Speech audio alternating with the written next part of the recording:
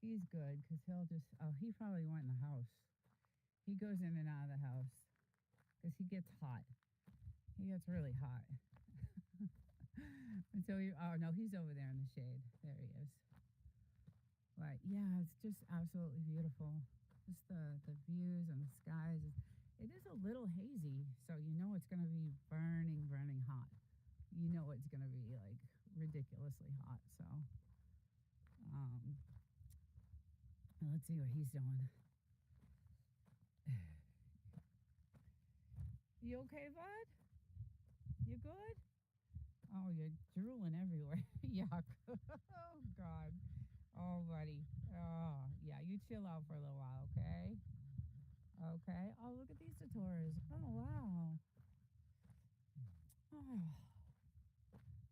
oh, pretty. These are coming back. There's definitely something eating it. Look at the leaves. And there's new ones growing. Wow, that's pretty. I didn't see that this morning out here. But she's on a hunt. She's definitely on a hunt. Good morning, Mike's Adventures. Good morning. Happy Sunday. Just out on my regular walk in the morning, looking at the skies, nice and clear. They've been clear for a long time. Nothing going on in the skies over here lately, so I'm happy about that. I think everybody's catching on to what's happening in the skies, and now it's like all of a sudden stopped, like just stopped. Very strange. Just really weird.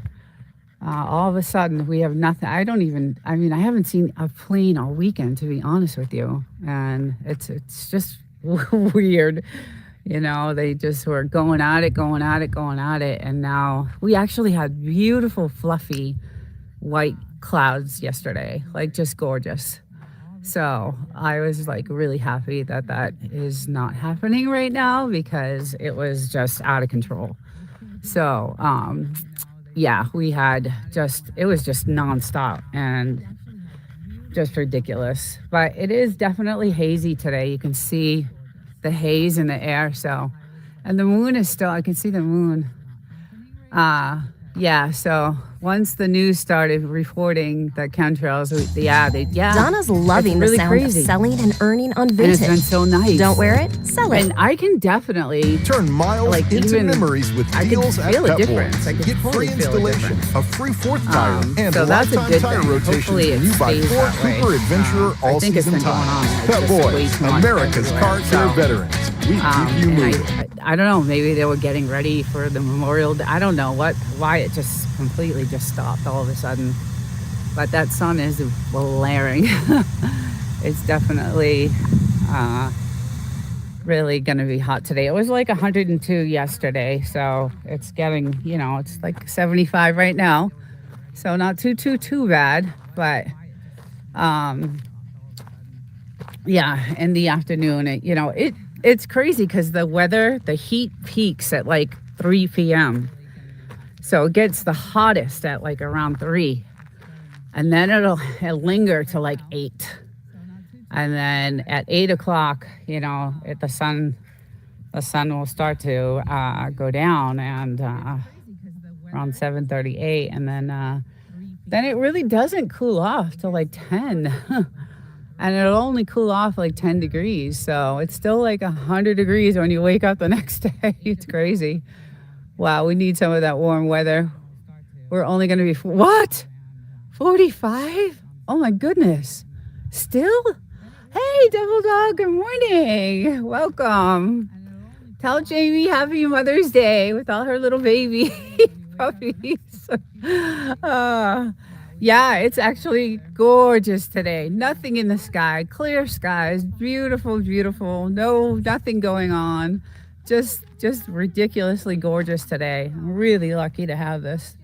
Really fortunate to see this. It's very hazy, so it's definitely going to be really hot. But gorgeous. It's still quiet over there at the military, so it's really, really, I want to go back to sleep. You should. It is early. I had to start this early today because I can't come out at 9 o'clock anymore because it's like 110 degrees. So I had to start really early this morning, but thank you for popping in. I appreciate that. You've been in my lives a lot, and I really appreciate that. Um, yeah, it's I can't do the 9 o'clock because it's too hot at that time. So now I got to get my ass up out of bed at 6:30 on Sunday mornings and get out here to do this. And today it's not going to be that long because it's Mother's Day, and I know the traffic going back to the city is going to be ridiculous. So I'm just going to do a little bit out here and spend some time with the dogs because they just like it when I'm out here with them. So, and they're chilling. Let's check them out. Let's check my little angels. She was out hunting. There's one. And he's been running around the fire. So, he's all pooped out. He's definitely tired. But they enjoy this so much. So, just as long as I'm out here with them. And I do my little walks around we have a good, I think it's like almost an acre. So I used to actually use this as a running track when I was running. I used to be a runner. I used to do a lot of running, a lot of marathons and things like that. So I used to run like 60 miles a week every day. I do, 7 to 10 miles every day. But the neck injury and the neck surgery stopped all that, so I don't do that anymore. But yeah, I used to use this as a whole running track, and I would do the whole entire 12 to 15 times around, maybe even more than that actually. So that was cool. It was nice. Out here in the morning I'd get up super early and do that, but now I just walk it because I'm getting older. And my neck is all messed up, but yeah, today's a good day to just chill. I wish I could jump in that hot tub because it's perfect temperature right now. It's nice and refreshing, but I know the traffic today again will be crazy, but I love the skies today. I love not seeing any crap in the air, and I just love it. It's just so pretty. And tonight's podcast is going to be so interesting. It's going to be so cool. We started going live with that, so it's really fun. It's called "What Would You Do" is the title, and it's all about living off grid. So we have some really crazy scenarios that we're going to bring up, and hopefully it'll be fun. I'm sure it will. The last one was super fun, so I love doing that. You need an ice tube, yeah, 14 times around. Yeah, I used to do 15, 16, maybe even more than that. So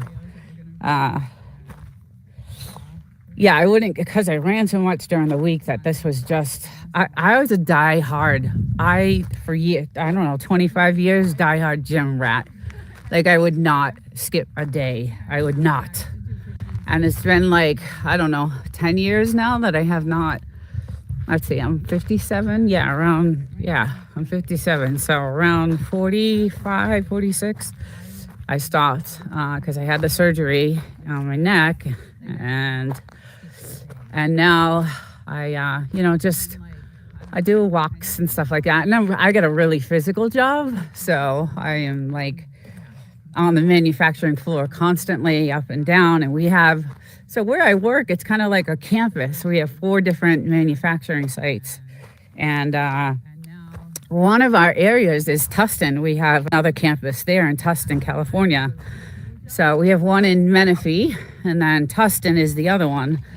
So I am like booking it around all day long, everywhere, back and forth to each building and up and down. So I do have a physical job. On Fridays, it's nice because they're loving it. Fridays is a chill day. It's kind of like I do a lot of, my coding and VBA coding and all my spreadsheet formulas and things like that. So I'm studying a lot on Fridays, but Monday, Tuesday, Wednesday is, whew. Yeah, look at him. He just loves it. I love to watch him. I just love it. The fire's going out. I'm going to throw. It's going out, buddy, even though there's a lot in there. Grab one of these. He'll go crazy. Oh, God. All right, there we go. Oh, she's over here. Right. Barking dogs. She's a good soccer player. I gotta get some videos. I gotta start editing. I'm so busy with work and doing lives that I have so much video of them, guys, that I want to do some editing and make some videos of them. Especially when they were puppies. So, and we haven't really done any practicing. We haven't done any, shooting or anything like that. So we've been chilling on that because ammo is so expensive right now. It's insanely expensive. So we have not been doing anything with that. But yeah, I check these. She loves this hole right here. She just loves this. She goes in here and it's nice and cool. She'll dig a deep spot. And this is from a storm that came in, like, I don't know, a few months ago. And she just loves it under there. I just am afraid of the snakes. So I check it out all the time. Was land dug down to hold water? Oh, you mean this area? No, we dug this. We had this dug out for some privacy. At the time when we bought this house, there was a lot of illegal activity going on that we weren't actually aware of. So there's a lot of houses that have been taken down and just completely, the feds came in. We watched it all happen. The feds came in and just took down all these houses, and they were trying to make this like the next Humboldt County. And we were just like, oh my God, what's going on? So we dug this out because I would go in the hot tub and then I'd lay out. But there's a road here in the back, and there was a lot of activity going on when we first got this place, and I needed some privacy, so we dug that down. But we're going to put up a fence and needed it squared. Yeah. That was, yeah. Well, we did do that too. We replaced the fence, but we do have a well. We have, we had this put in when we got the house. So, well, it's replaced. There was a nasty well tank here and stuff, and we had it all redone because the house had been sitting for many years before. Solid wood fence. Yeah. I still think I need it. But anyway, like there were houses down there, and they actually fixed one of them up. They left one of them, and that white house, I don't know. So this is pretty much the only house they kind of left and redid. And this was the main house that was, the activity going on over here, which surprises me because the military is right over there. And like everything was going up, like all these farms, these, weed farms. And we were like, oh my God, what's happening? Hello, good morning, Amy. Hello. So that's the only house that they actually, did anything with. But everything else, they like just tore it down and, we watched it all happen. We watched them cutting down all the marijuana trees, and just, it was insane. But we were happy because it was kind of a little dangerous. We didn't know, what was going on. So, and then we figured it out. And that's when we were like, okay, we need to do some surveillance and, get some protection, and you never know. And we didn't, the house was like wide open. We were building the house at the time, so we didn't even have walls. So we were like, yeah, no, we're gonna, take care of ourselves and make sure. Yeah, so it's thank God they did that because it's so much better and so quiet. And yeah, so they just, push the sand up to build, a wall. And it's fun too, because when we target practice, we line this whole entire area up with milk cartons and, Coke bottles. And let's see, I got some really cool stones today. This is a good one. That there. But yeah, I got some nice stones today. Let's see if you guys can see these. I got some really cool ones I picked out today. So I have it's funny because I have collections all over the place. Like I'll leave my little stash of stones everywhere. I got them everywhere. So plus my whole house is loaded with some nice crystals and things I find out here in the desert that I like. So yeah, I go sometimes, I'll take a few hours and I'll go off and I'll take a little shovel with me and a little pick and I'll go digging. And I'll look for rare stones and things like that. Only you don't find many, but I do find some gorgeous, gorgeous stones. So, Amy, I hope you're doing well. I don't know if you're a mom, but happy Mother's Day to any moms out there. I'm a mom, so my daughter's I get them. Oh, there's a plane up there. I've been getting these texts right now, and she's like, happy Mother's Day. So I'm probably going to call her too on the way home. I do see a plane. That's like the first one this weekend. It's been so quiet. It has been just so quiet, so nice. I love it. I love it. And I love to see the sky blue and clear. Just absolutely beautiful. Oh. Where is she? Where did she go? Where did she go? Where did she go? Is something biting you? Yes. Something's biting you. Oh my God. Whoa. Where are you? Let's see if we can find. Oh, she's over there. Look at how cute she is. Oh God. Oh God, she's so damn cute. She stepped on one of these thorn thingies and her foot is still not right. I was coming to see you. I was coming to see you. Oh, she is just so beautiful. I love her. So cute. Hi, little one. Look at how pretty you are. I got some good pictures of you this weekend. Yes, I did. Yeah, we got a ton of wood. It looks so huge, right? It's the same delivery. We got it from the same guy too.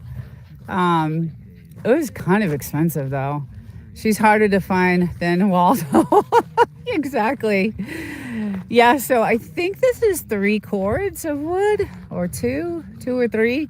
And it was like $1,500. So yeah, it should last though. It should last a while. It was kind of pricey. I was like, well, I think that's what we paid the last time, maybe a couple $100 cheaper.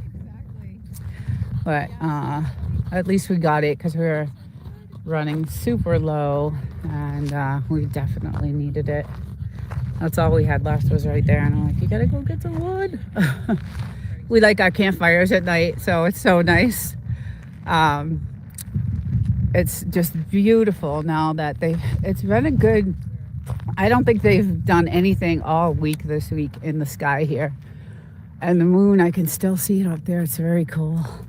So it's been nice and clear and the night skies are gorgeous. Just absolutely beautiful. So I know the Memorial Day weekend is a big weekend out here. So there's a lot of like Airbnbs out here. And we'll probably, there'll be some activity. Everybody 4 wheels and, does the trail. Because that's a trail road too. So everybody will be on their 4-wheelers. Yes, they have to haul it 200 miles. Oh, I didn't know that. Oh, 3 cords. Okay. I didn't know it was 200 miles. I thought he was close. I thought he was in Yucca or something. I didn't know he had to drive that far. Yeah, that's not good. That's why it costs so much. That's why he charges an extra $100. But anyway, it's you gotta have it. I think they stopped the spraying due to jet fuel shortage. Oh, that's why we don't see the planes. That makes sense. That makes a lot of sense. That is absolutely, you're so smart. You're just so smart. I didn't even think of that because they did. They're canceling flights everywhere, like everywhere. That is true. And I think maybe that would be unfortunate if they start up again. But I think that makes total sense. Like, absolutely. I know what's going on with the airlines. They're struggling. I mean, just it's awful. It comes from Big Bear. It's 100 miles to his property, and he's 100 miles from us. Okay. Oh, okay. Interesting. Yeah, for some reason, I don't know why I thought he was in like Yucca Valley or Joshua Tree. I don't know. I just thought he was close by, but that's a long way. I drive 175 miles back and forth, so. And it's clean burning, cured hardwood. Yeah, good. That's the other thing. It's not all smoky, and neither was this wood though. This wood, it was good. It was good quality. It was really good quality wood. So, but yeah, it's a little light breeze. You can see the trees. Our trees are doing actually really well.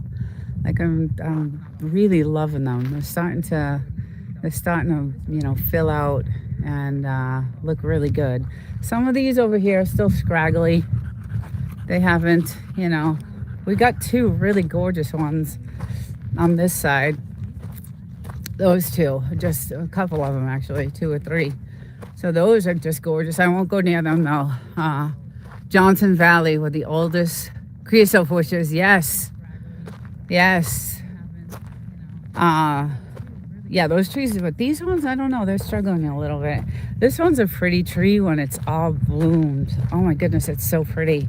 It has these purpley flowers, and I know Wolf and Snort knows the name of the tree, but when it starts to bloom, and it looks like there's a few coming up. Yeah, it's starting. So it's really pretty. It's all purple, and it looks pretty with the white behind it, all the white trees and the desert willow. Okay, yeah. So when you're driving so I come up this way and come up and I see this whole beautiful piece of property, and I'm like, oh my god, that's mine. It's just so nice it's just, I don't know, it makes me happy just to come here and enjoy this. And I don't know, I get some comments sometimes in the comment section. How can you live in the middle of nowhere with nothing? And it's definitely off grid for sure. I mean, we are connected to the electrical grid because we made that happen. But I'm like, I just love it. I love, I'm in the city all week long, and it's crazy. So, and even, I like solitude. I've always been kind of like a loner anyway. I've always, just been happy, I guess I'm my own company and I'm good with that. I have a couple of girlfriends back home in Boston and New York that I do keep in touch with, but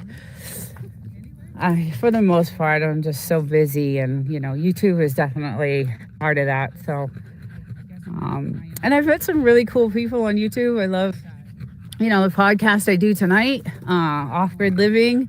We got a really creepy, crazy topic tonight, and it's called What Would You Do? And it's all about living off grid and different scenarios and different things that have happened out here in the desert, and it's going to be fun. So that's my, one of my favorite things to do is that podcast. So it's going to be fun. And I got some cool stories. I don't know how true they are, but I did find some Joshua Tree stories. So it'll be interesting. And I know the dome they built, they do these sky tours. Like, you can come out and look at the sky through these massive telescopes. And there's this big, white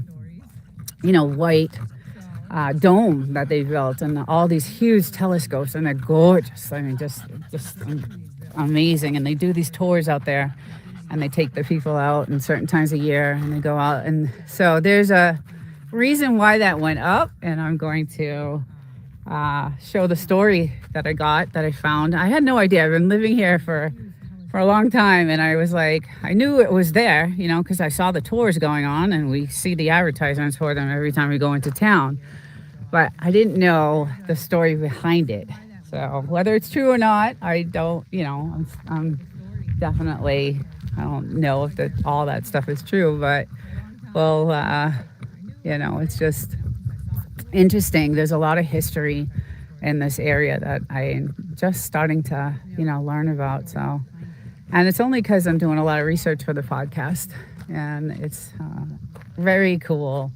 I know there's a lot of other stuff that's gone out here that isn't so good too. So, but it's interesting to read about the history of this area, and the gold mines over there, and just all the cool stuff that used to go on back in the day, 40, 50 years ago, and how people lived, and just we're on unmaintained roads, and we don't have any services out here. That's the only thing about living out here, is not having anything.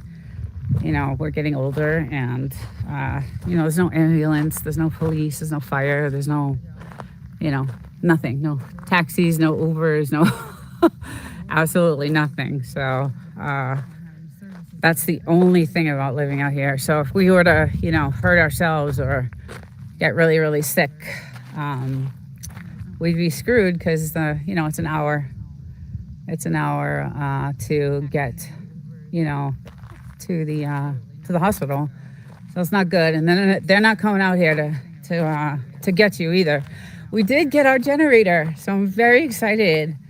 We actually got this massive generator, and I can't wait to get this going. It's really nice.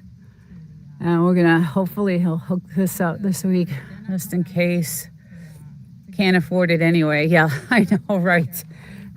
I've so-called health insurance, but it doesn't really cover anything. It's like $7,000 out of pocket for each of us. And then, then they'll start. We do have our physicals and stuff like that covered, but it's anything else is it's just a joke. But I guess it's better than nothing. So actually, I saw a video. Hey, Jasper, good morning. Happy Mother's Day. Thank you so much. Thank you. Thank you for stopping in. Gorgeous here. It's about 75 in the Mojave. It's $12,000 a year. Okay. Yeah, it's definitely not a good health plan, but yeah, it's absolutely beautiful. The skies are blue, just gorgeous and blue, and just nothing in the clear skies. And I got my two little ones out today, and they're chilling. She's like, I'm done. I walked around this place 70 times already. There's no lizards right now. Yeah, she's chilling. But I hope everyone has a great Sunday and a good Mother's Day. And it's absolutely gorgeous. I know Mike said that it was cold there. I can't believe that still in May. That's insane. That's just 45 is so. Yeah, it'll reach, yesterday it was 102, by 1 o'clock, and it stayed that way. So it stayed around, 100, 102, 105. And then it cooled off at night. It cooled off so nice. It went down to 70s, and it doesn't usually do that. It usually holds. So it was really, really nice to have that nice night cool air. We were out here last night with these guys, and they just love it. But he's this guy has been running around the fire for hours, so he's looking for. What you looking for? He's buried 1,000 bones. Let's see how many bones we got over here now. So he loves to. He'll sneak out the back door after we'll barbecue some steaks on the grill. And we'll get, the steaks with the bones in them so that they can have a little treat. And he'll sneak out he'll sneak out the back door with the bone in his mouth. So there's one. I think this is one. That's another one. There's two. Oh, here's another one. There's three. Oh, God. Here they all are. Oh, 4, 5, So, oh, there's more. Oh my goodness, there's a lot of them. So this is where he dumps them all. He's so funny. I just love it. I always know where to get him. I gotta pick those up because he'll come back in the house with them. So we'll clean those up and get those out of there because he's got new ones from yesterday. So yeah, we'll barbecue on the grill on Saturdays and give them little treats. And they love it. And then, oh, did you follow me? Oh, you followed me. I did not know. Hi, Plains Camper. Good morning. Happy Sunday.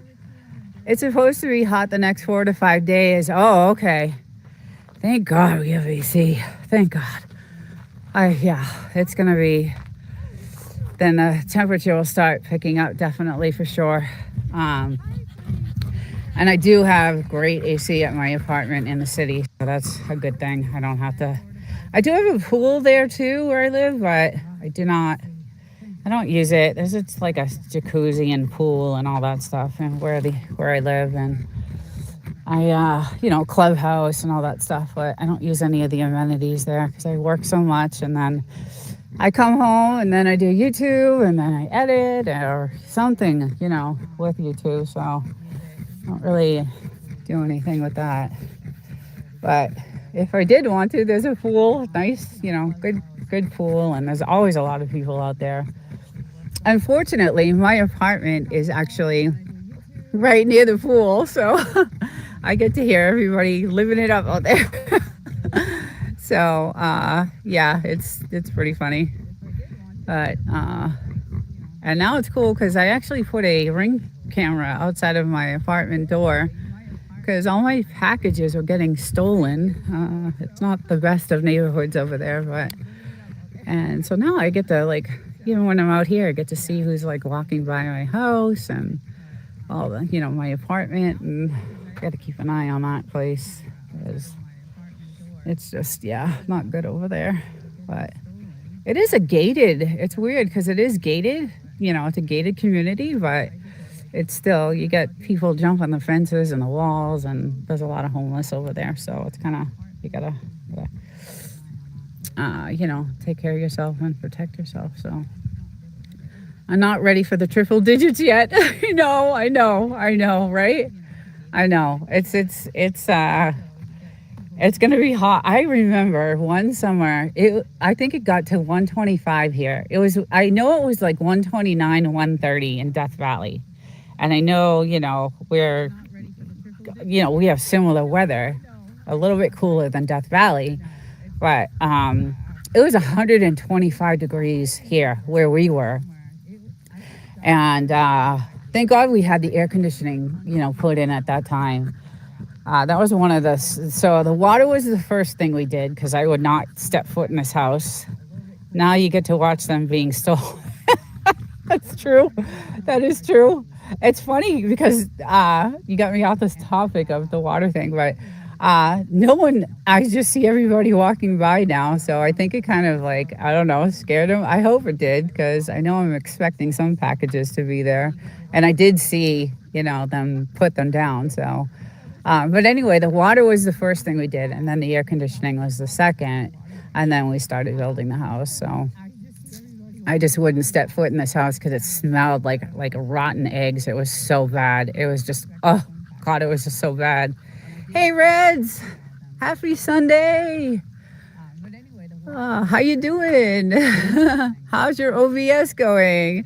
I will send you that file. I've been so busy. I have just so much going on, but I will definitely send you the file because it's really cool to be able to use both. Because now you can, and I know you figured out I got your email and I'm dying to look at it. I just haven't had time, but I will definitely check it out. But thank you for that. Thank you for sending that. I'm excited to find out how you did it. I was able to get it started. I just never, went any further than that. So, but I'm glad you did. That's really cool. You got it going. And it looks like you're doing really good because I do actually see you. I see you a lot on live too, so that's good. But Yeah, so tonight I'm going to stream through OBS with Evie Mox on my podcast. So I was able to get everything to work. The chat on Evie Mox, and I figured it all out. I was on Gemini for hours, just like.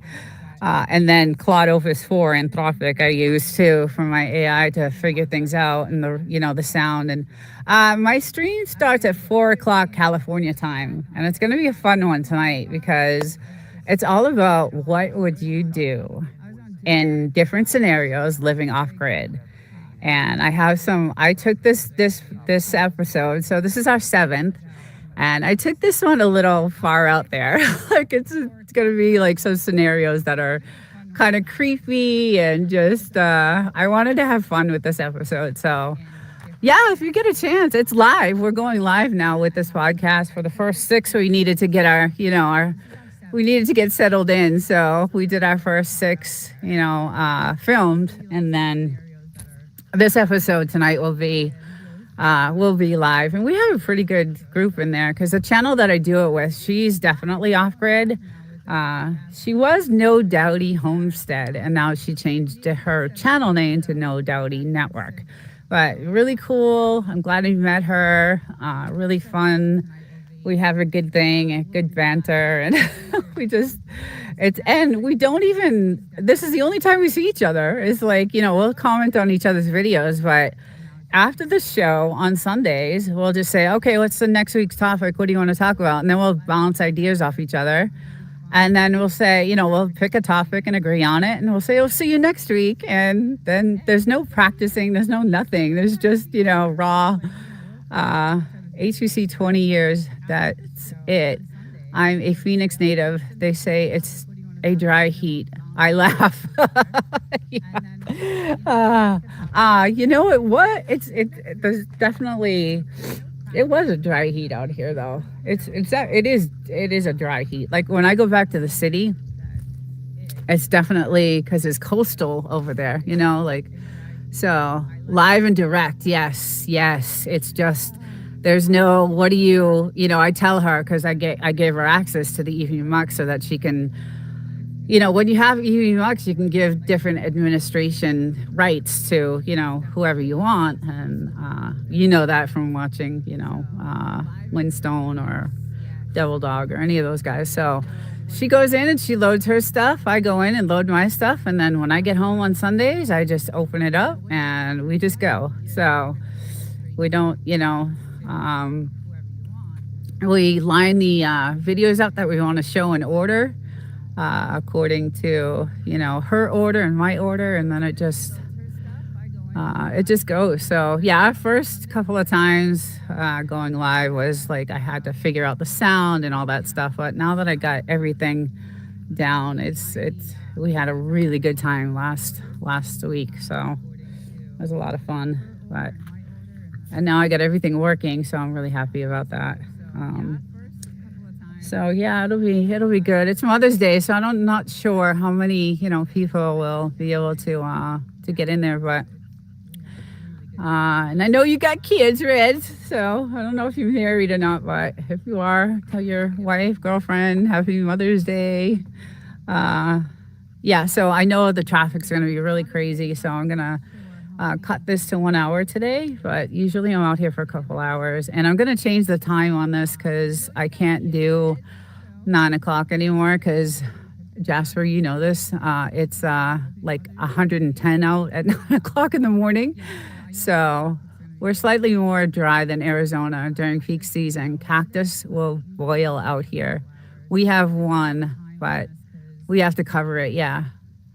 I'm out now waiting for it to. Oh, cool. Awesome. Enjoy. Yum. That sounds good. Crazy lineup. Oh, I'm sure.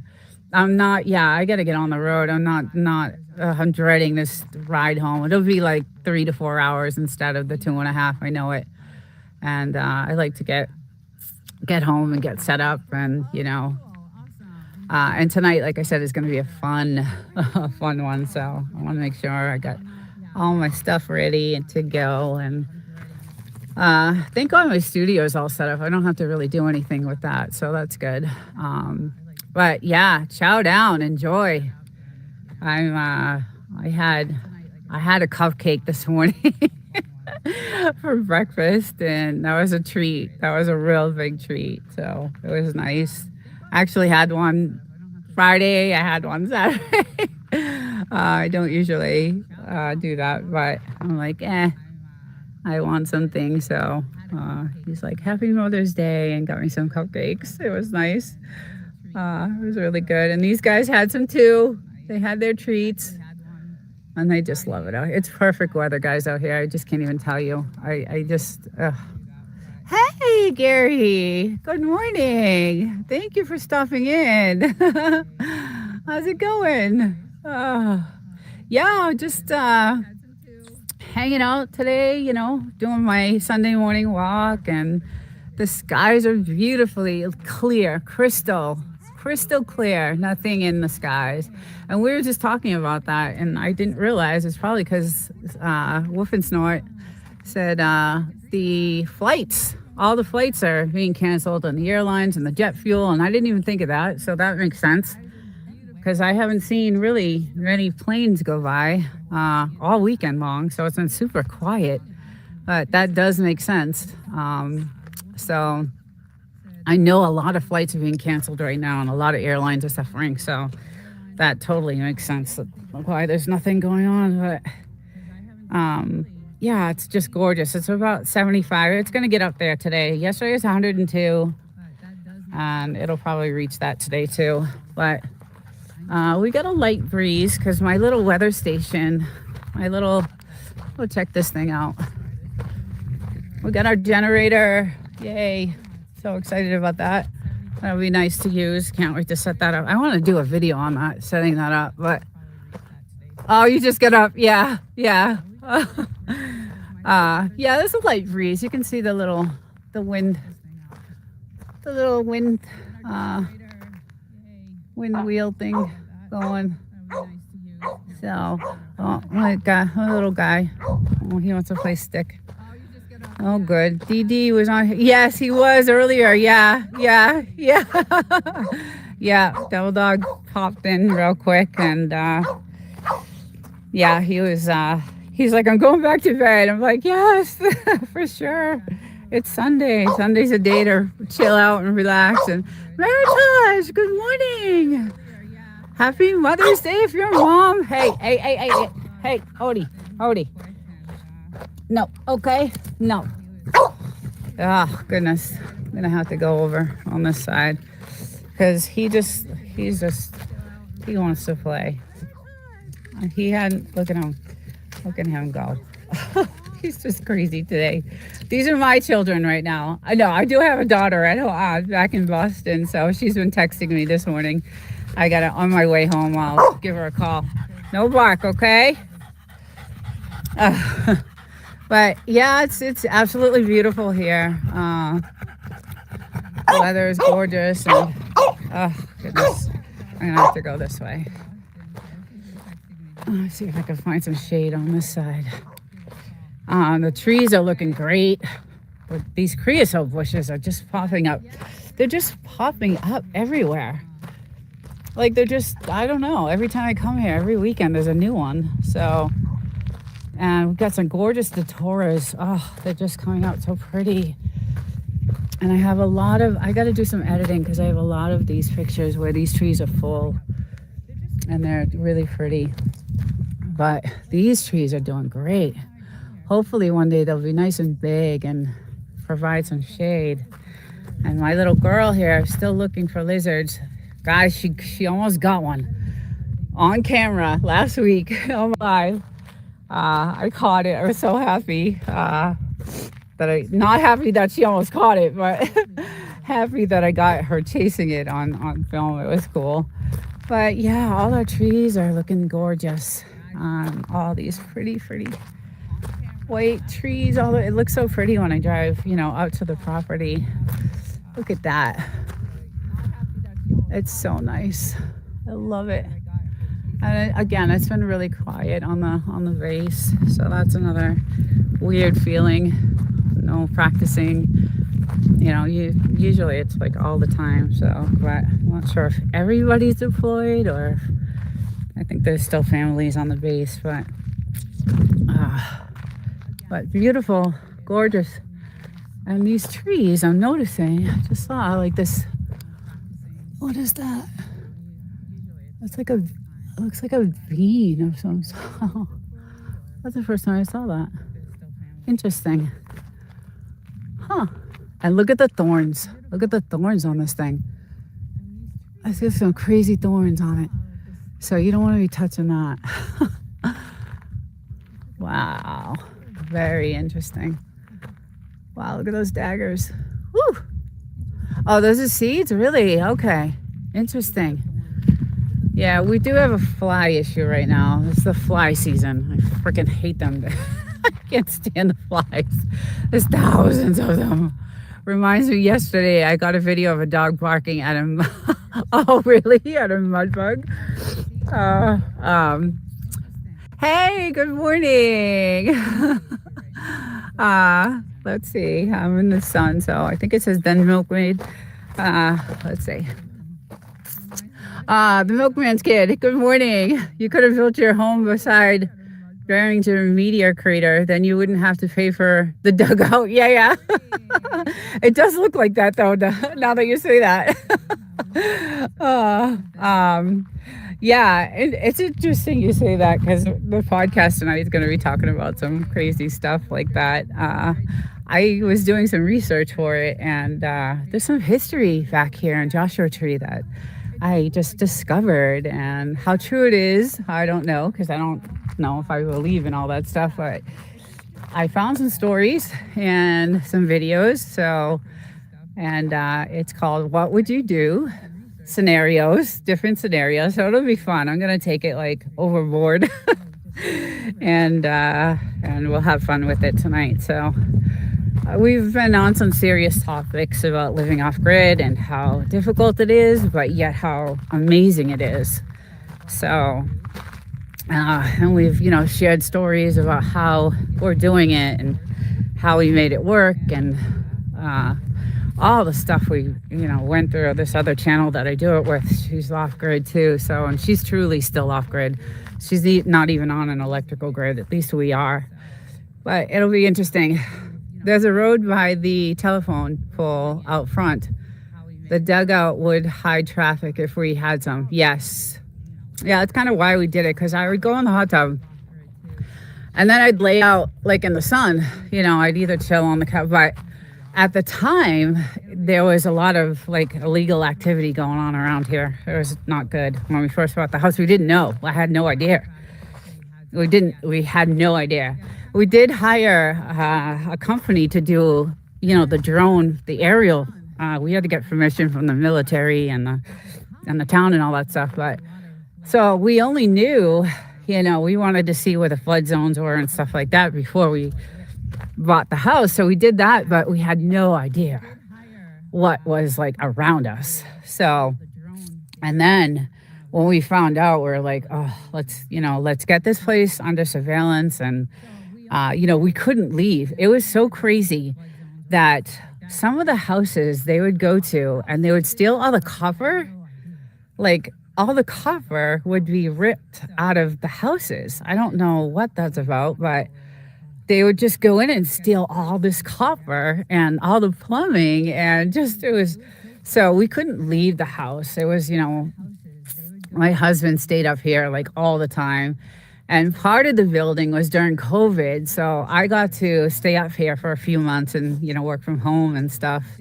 But it was crazy. It was the illegal activity that was going on here. Yeah, they try to kind of make this the next Humboldt County. So, but then we watched it happen a few years ago. About 4 years ago, the feds came in and just wiped everything out. Tore the houses down, tore everything down, cut everything down. And there's only one house standing, and that's that white house over there. That's the only house they left and redid. So whoever owned that must have, I don't know, rented it out to illegal activity person. And they kept it, and that was the only house that the feds kept. I'm not sure what the deal was on that, but the county didn't seem to find to mine until the farms were, stealing electricity. Yeah, there was a lot of illegal stuff going on out here. So, but that house they actually, so when we still look at property here, right? Because this property here in front of us is hasn't been lived in, and it's, still going to be, we're hoping it comes up for sale because it's 5 acres. And we would grab it. We would definitely grab that piece so that we would have that land. But that's the only land. Hold on. Stop.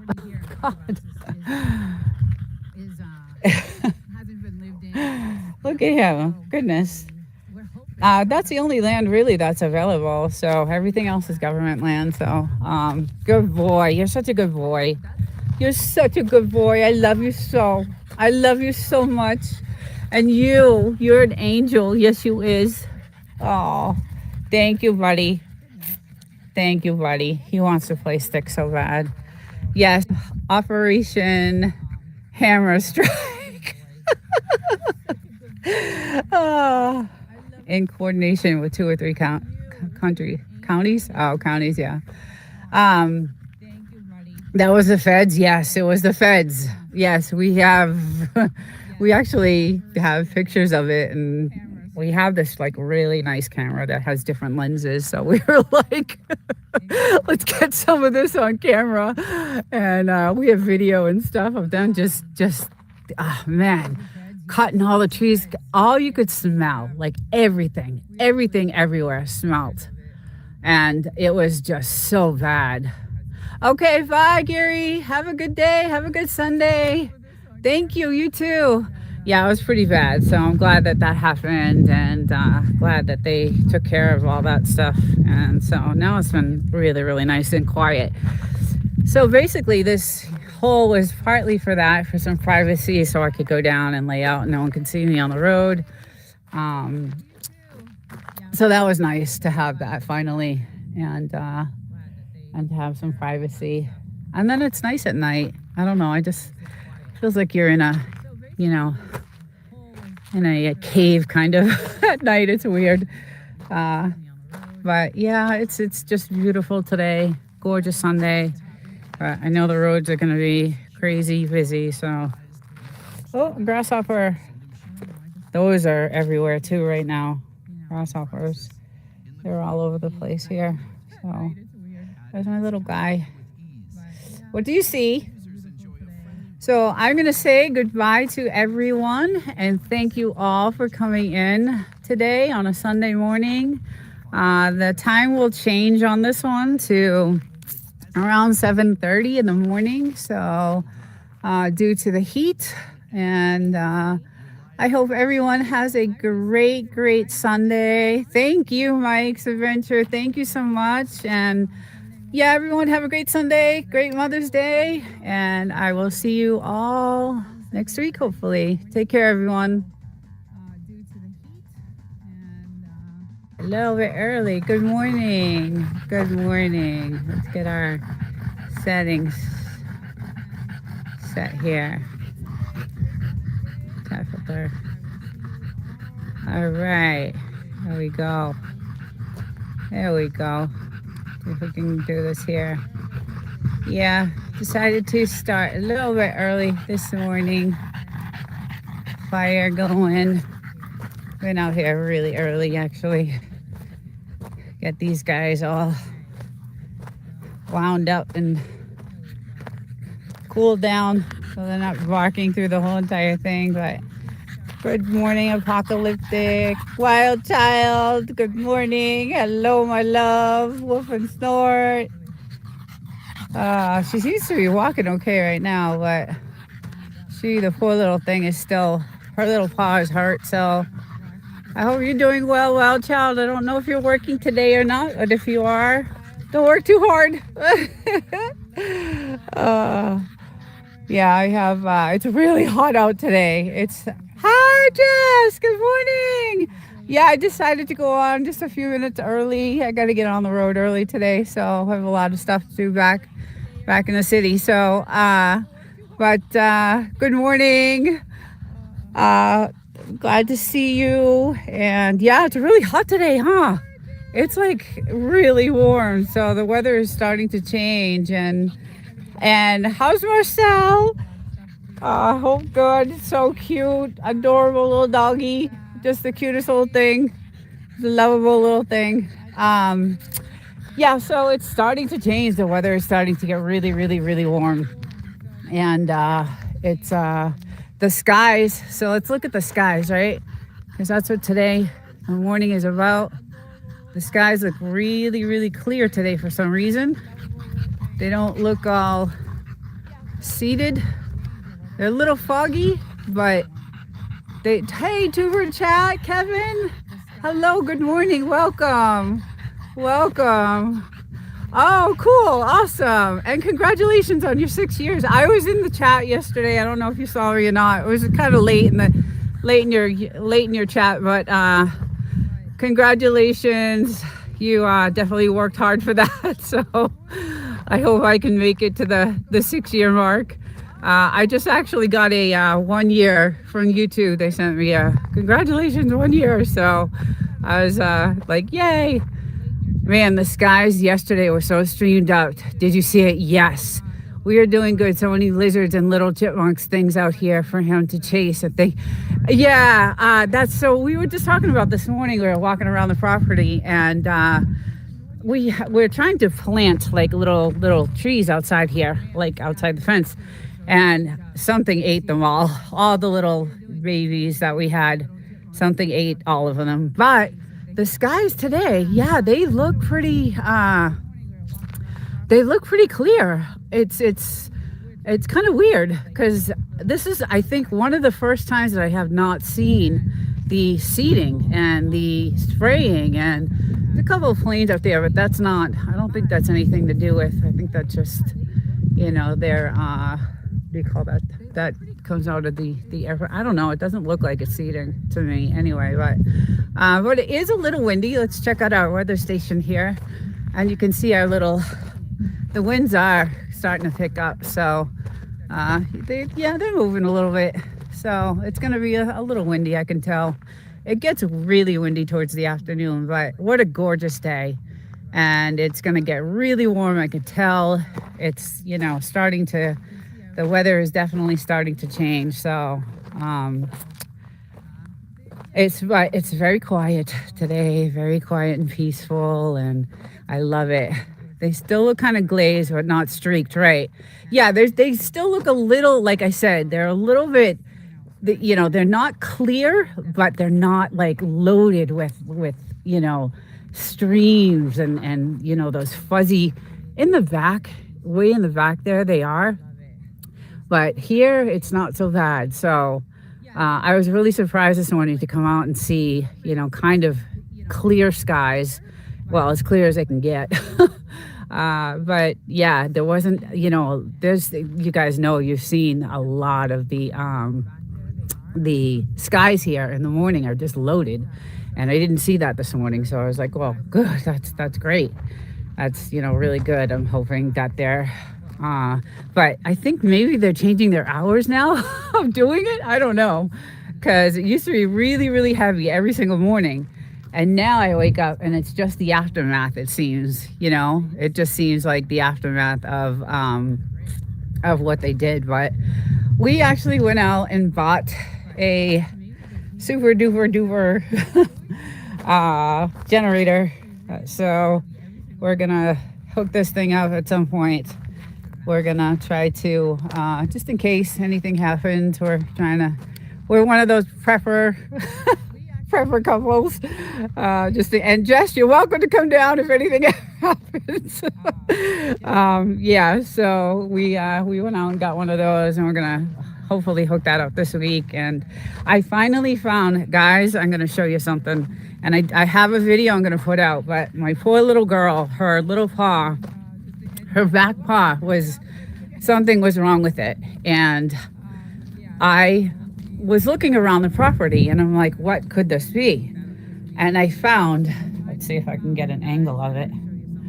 I found these little prickly plants growing, and she's stepping on them. And then they grow into these tree-like things. And so I'm going around the property and trying to find, they're really hard to find. I'm going around the property and I am, trying to dig up anything because she's really still hurt. And it's been weeks, guys. It's been weeks. I don't know, what to do. We have antibiotic for her, so that's a good thing. But I just don't know what else to do. Still blue everywhere for you. Yeah. You're in Canada. Canada's, yeah. I love Canada, actually. I was a big Montreal girl. Back when I lived in New Hampshire, I would go over the border and go shopping all the time in Montreal. Me and a bunch of girls would do a weekend when I owned my spa, and a bunch of us spa girls would go over the border into Montreal, do all our shopping, and stay for the weekend and have some good food and just have a good old time. So I do love Montreal. I haven't been beyond Montreal though, so. Oh, those, I hate those, right? What are they? I haven't looked them up yet. Hey, the real David. That's where I've seen you. Wow. That sounds like yeah, it was a blast. We had a really, really good time. Yeah, I don't know what those are. That desert looks so beautiful. The Milkman's Kid. Hey, good morning. Thank you. Yeah, it is gorgeous. Kevin is near Niagara Falls. Yes, right. Yes. Okay, we did go to, that's right. When we came to California, we did go to Niagara Falls. We did the upper part when we drove here. Or was that Texas when we drove? We did a couple of road trips anyway, and we did go over to Niagara Falls. So that was just, a drive-through thing. But I did actually get to see it. It was gorgeous. It was just amazing. Just beautiful. But other than that, Montreal was my hot spot for us girls back in the day, in my early 30s. I had a spa, and a bunch of my other girlfriends owned, their spas. So we would get together and, go to Montreal and shop. Just got back from Moab, Utah. I'd love to live in that area. Thank you. Hey, Pirate Milk. Yeah, so it's gorgeous here. This is the Mojave. This is the, part of the Mojave Desert. It is outside of 29 Palms. Well, actually, we're considered part of 29 Palms. And this behind me, all this mountain area behind there is the military base. So the Marines, 29 Palms military base. And it has been super quiet. Very, very, hey, Mac Movement. Good morning. Welcome in.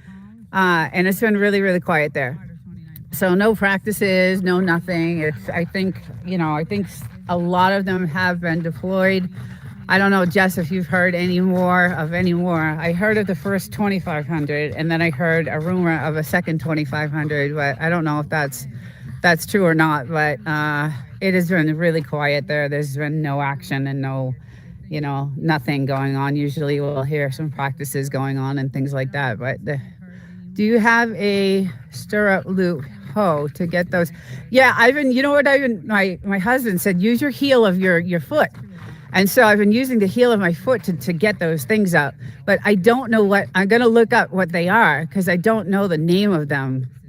And she will not let me go near her, right? They're very, these Frenchies you can't even, she'll bite. She'll definitely bite. I have bite marks. So I was able to get a wet washcloth because I was hoping to kind of clean it a little bit, but the heel takes out the root. Right, exactly. And that's what I just showed you guys was the root of that. And then they grow into these little plants so I think that's and what's weird is that, we've been here a long time and I have not, those could have been here for a while and I have not seen them, but I think that's what it is. I'm going outside to do Google Lens on one right now. Oh, cool. Yeah. I need to know. Yeah. I was going to, look it up and see it because I know, hey, Wild Child, good morning, honey. Welcome in. We're just doing a little, give you a shot of the skies, and it's gorgeous. It's hot. It's really hot. The weather is starting to change. It's just really, really warm today. So, but gorgeous. I just love it here. I love the peace and the quiet, and just I don't want to leave today. So it's always a killer when you have to leave. But good morning, Brian. Good morning. Hi, welcome in. You are in the Mojave Desert in California. A lot of work in the yard, a lot of potential. Yes. So these are all new trees. Obviously, we did all this last year, so they're still new. And speaking of trees, we were just out here talking, my husband and I just learned something about these creosote bushes. I called them trees, and he's like, no, they're bushes. So the oldest one, and Jess, I don't know if you know this, he just told me, is 16,500 years old. So, and it's about 40 miles away from us. But so it is a bush, not a tree. And I guess there's one major root. So I guess this guy is rooting. Is rooting all these. So that's something. A little a little lesson. So I didn't know that. That was really interesting too. Unbelievable. I know they get super old. Yes, yeah, they're I just learned. My husband was like, yeah, he found out that the oldest one is 16,500 years old, and it's around us, 40 miles from us. So I'm thinking Yucca Valley, Joshua Tree, somewhere around there. So but we're gonna get some beautiful flowers. These look like they're coming in here. So these are gonna start to bloom. But we do have something eating away at our leaves. And I know there's these little rodents everywhere. And usually, and I have some videos I'm gonna put together of these flowers because they're gorgeous. They're, Datoras.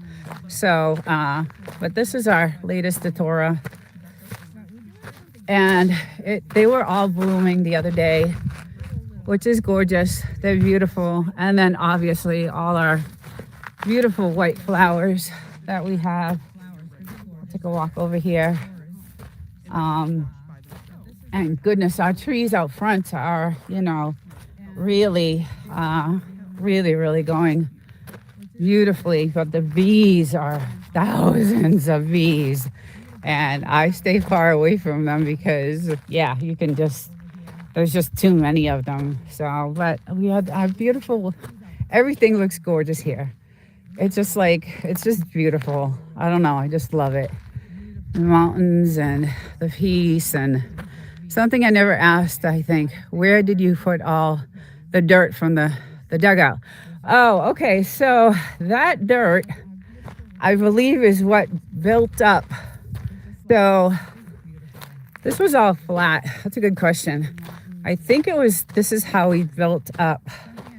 It was just like kind of pushed up to make this, like the dirt was pushed up, and just, everything was just pushed up to kind of make this kind of like, I don't know, area here, like this wall kind of. And I think those pokers might be devil's spine flowers. Okay. Yeah, so I think the guys, the contractors just came in and just bulldozed everything and kind of made this wall for us. So, because this is all flat land, this is completely flat. So they came in and kind of, pushed everything. It's in Johnson Valley, California, where we get out firewood from. Okay, I missed a conversation. But yeah, so I think they just kind of just pushed the dirt out to make this wall for us, like this little, wall. But yeah, we definitely have to, do some things. I've been trying to get those damn things, now that I know what they are, devil's spine flowers. Yeah, and they grow, these damn things. There's a million of them. I have gotten as many as I could today.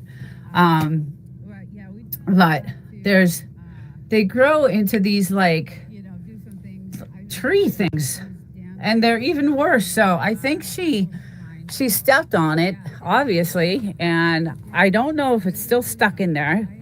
I don't know what to do, because it's been weeks. she seems fine. She wants to play. That's the sad thing, is she wants to play, but she's so sore that she can't. So I'm actually going to go towards the sun over here. So Memorial Day weekend's coming up soon, and I am thinking that we're probably going to have a lot of,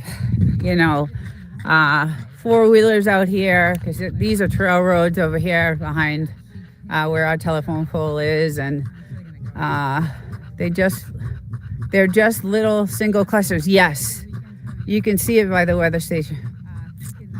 They're just single. Yes, it's so annoying. I know. Oh, that's okay. No worries. Yeah, they are these, and they're everywhere. But let me tell you, I got a lot of them, and I threw them in the fire this morning. So I definitely, the thing is I think they have some sort of, I don't know. I have to really do some research, because they might have some sort of poison on them. So here I am handling them with my hands. And my husband's like, they might have some sort of toxin or something on them. I don't know. I have to do some investigating. So, but by the name of them, the poison, the devil's spine, that sounds like that's pretty poisonous to me. So it could be, and that's why she's still not doing well. But she was okay yesterday. So some days it's worse than others. But today I felt bad, because she wanted to play with her ball, and she was just like not. I hate seeing her run on three legs. It just kills, it breaks my heart. I just love my dog so much. I was walking around some poison ivy in Grand Staff Canyon. I was a kid when I was 12. I was actually hospitalized and in a wheelchair for like 2 weeks. I got so infected, both my legs. I could not walk at all. I was just a mess, and I was hospitalized for 2 days. And then it was serious stuff. My grandfather owned some land in Massachusetts, because that's where I'm originally from. And we had some blueberry patches out there. And one time we got stung by bees. The next time I got this poison ivy thing. I had all kinds. Guys, I've been through it all. So, but yeah, poison ivy is definitely not a good thing to get. So I had a severe case of it, and it was just awful. And it was in the heat of the summer. So it was so uncomfortable. And we didn't have air conditioning.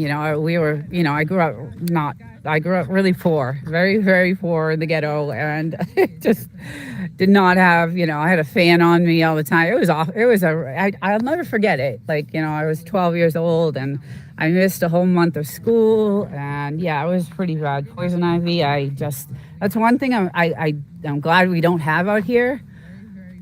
Lucky all I have is poison ivy. Yikes. The spines have a long taproot. Yes, they do. The poison ivy incident sounds really rough. Yeah, it was. It was not a good thing. It was just not a good thing. But it's crazy, because I was with like my sister, my mom, my whole family, and I guess who got it? Me. But there was an incident with the bees where my sister got stung so bad she got stung over, I don't know, a couple of 100 times.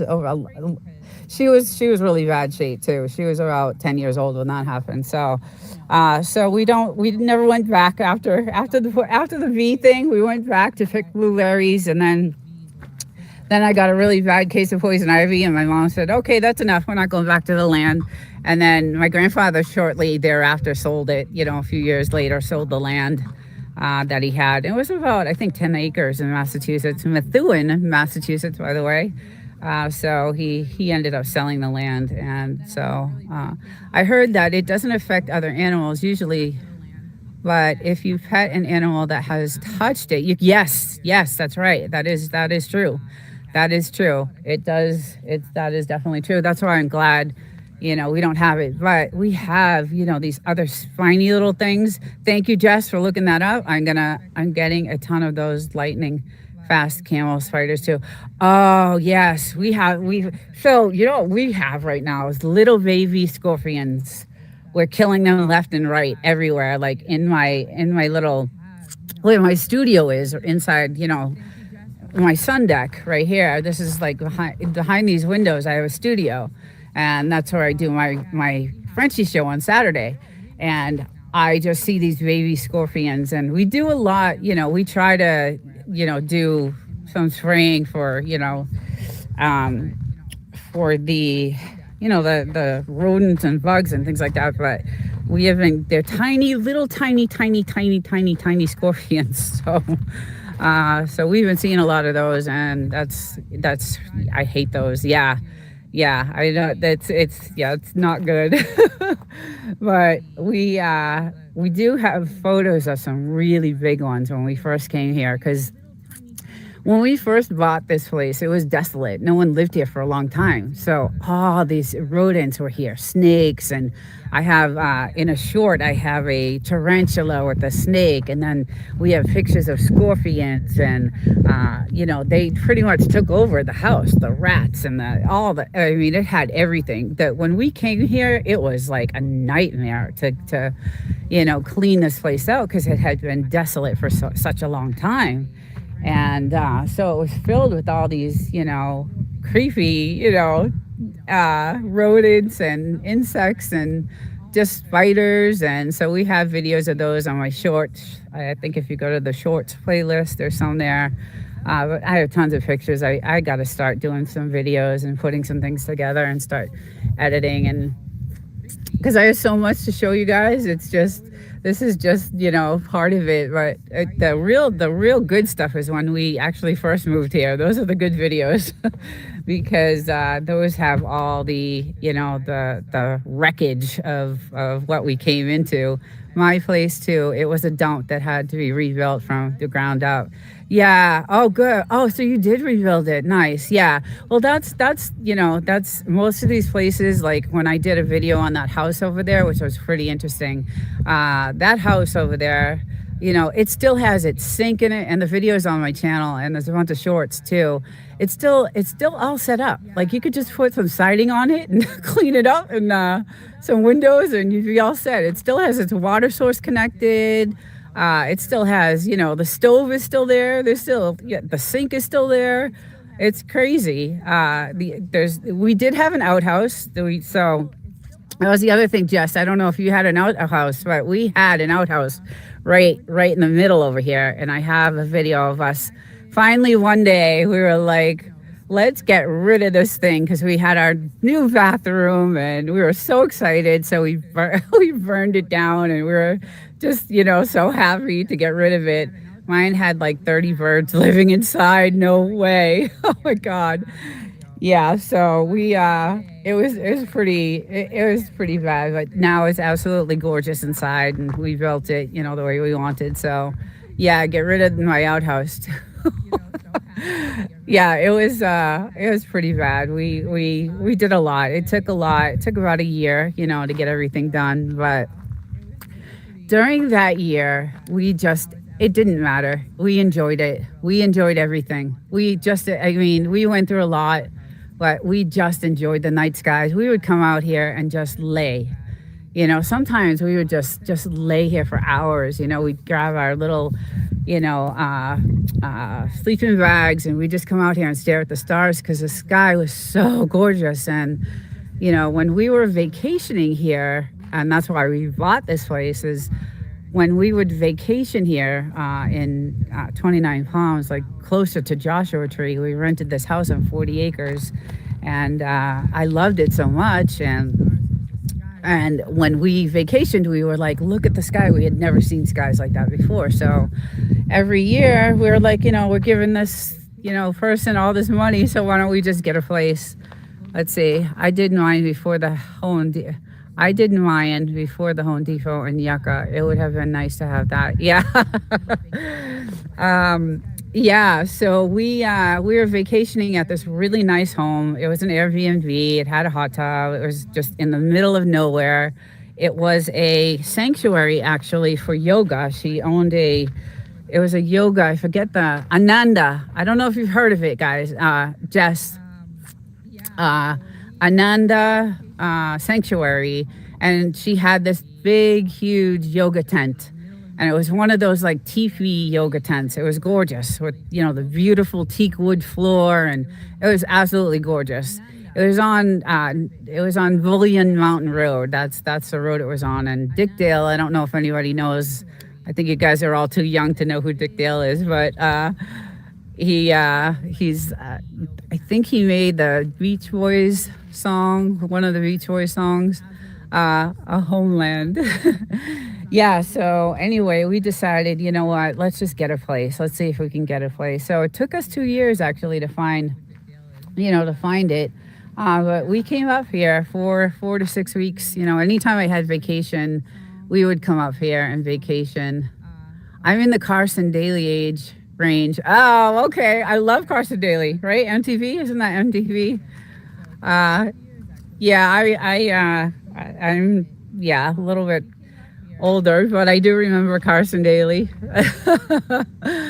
But yeah, it's just we just loved it, and so we're like, let's just look, and we found this spot, and we were lucky because it had everything. My husband did a lot of research and knew what he wanted. He invented surfer music. You'd know it if you heard it. Was in Pulp Fiction. Oh, right. Yes, exactly. He invented, Dick Dale. He had a huge place. He actually had a plane, a plane strip, because there was so much land out there.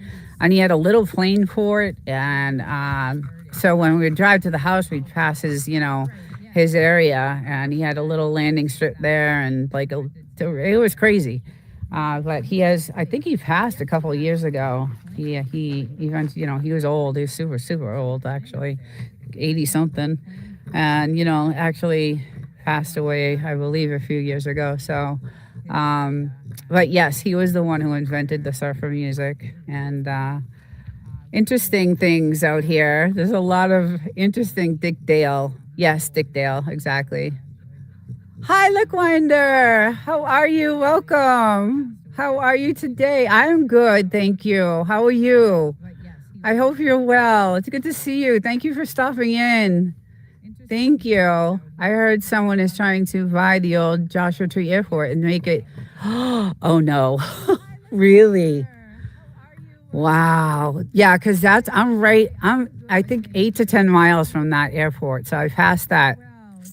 I go down Godwin. Godwin is how I get to, I do the 62 all the way to Godwin, and then I take Godwin down to Amboy, right? I think it's Amboy, and then Amboy to Barbara. So, yeah. Nice to meet you again. And yes, welcome in, hon. I'm glad you're here. You're always welcome. You're a sweetheart.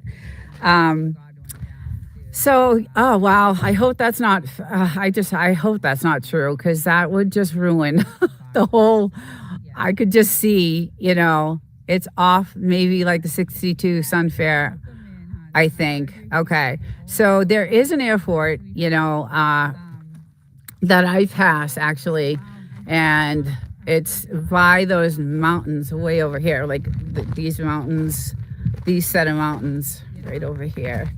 So right near those mountains is an airport. Let's see, it's over here. And if they do that, all these Airbnbs are going to be, it'll be a nightmare. I hope that's not true. I'll have to look that up, Jess. Thank you for telling me about that. But there's an airport over on that side over there. So I'm wondering if it's that one. And it's a pretty good sized, it's only for small planes, but it's still not good. It's your house. Yes, this is my house. This is my home. This is my little home on the weekends for me. But my husband, he's here full time. So, and we got some really, really pretty birds now. I'm really excited about that. And they're little babies, and they live in our house, in our garage, actually.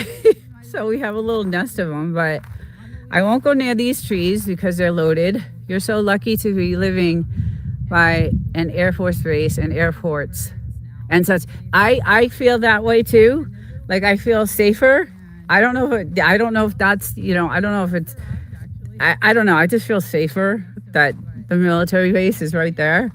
It could be a bad thing. It could be a good thing. I don't know. But I know that they have, they have drones everywhere, and, so they're always looking out. And I'm just going to get close enough. I don't know. I just feel safer that the military base is right there. It could be a bad thing. I don't know if you guys can hear that, but that's the bees, and they have, a different color. They're not the same. Oh, there she goes. There she goes. There she goes. There she goes. Oh, Bluesy. No, oh, you leave him alone. Leave him alone. Bluesy. No. You leave him alone, okay? Oh my God. Goodness gracious. You leave him alone, Bluesy. Come on. Oh, see what I mean? She goes after this. That's what she does. She goes after the lizards, and then she will not give up. And hey,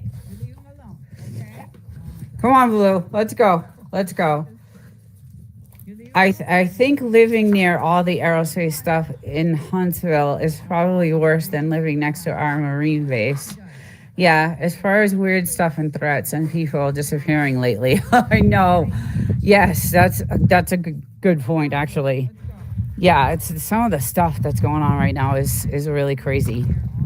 My AI channel, I just put out some content on that channel. That's Desert Living 2.0, and I keep that channel. It's kind of a a channel that has topics that are controversial, I would say. So this channel here is, all about fun and the desert and my dogs. And I have another channel that I, like to do investigating stuff on something. Those places are known for people disappearing. Very strange. Yeah, like the drones we see out here are really crazy. They're some of the military drones are just, kind of weird looking, UFO type of looking drones. So we're like, what the heck is that? And the thing that freaks me out, Jess, I don't know if you got, or any of you guys see this, but how they hover, right? They'll like hover over. If we're outside, they'll hover for a little while. And I'm just like, oh goodness.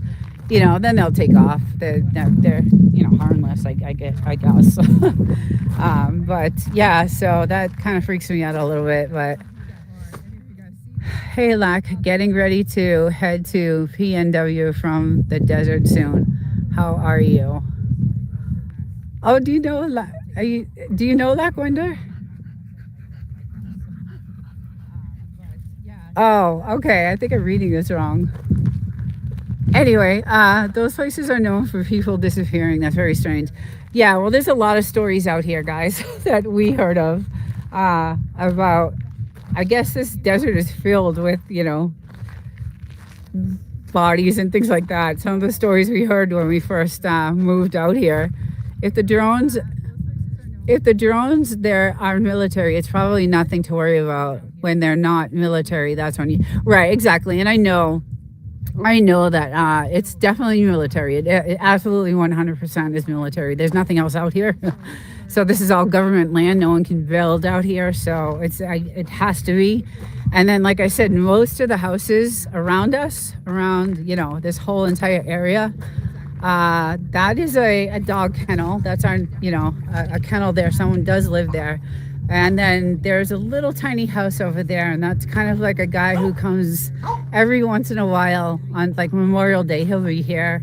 So, and then those are empty houses or Airbnbs, and yeah, and then there's nothing really, absolutely nothing else around here. So, and I hear helicopters, so I'm not sure, but yeah.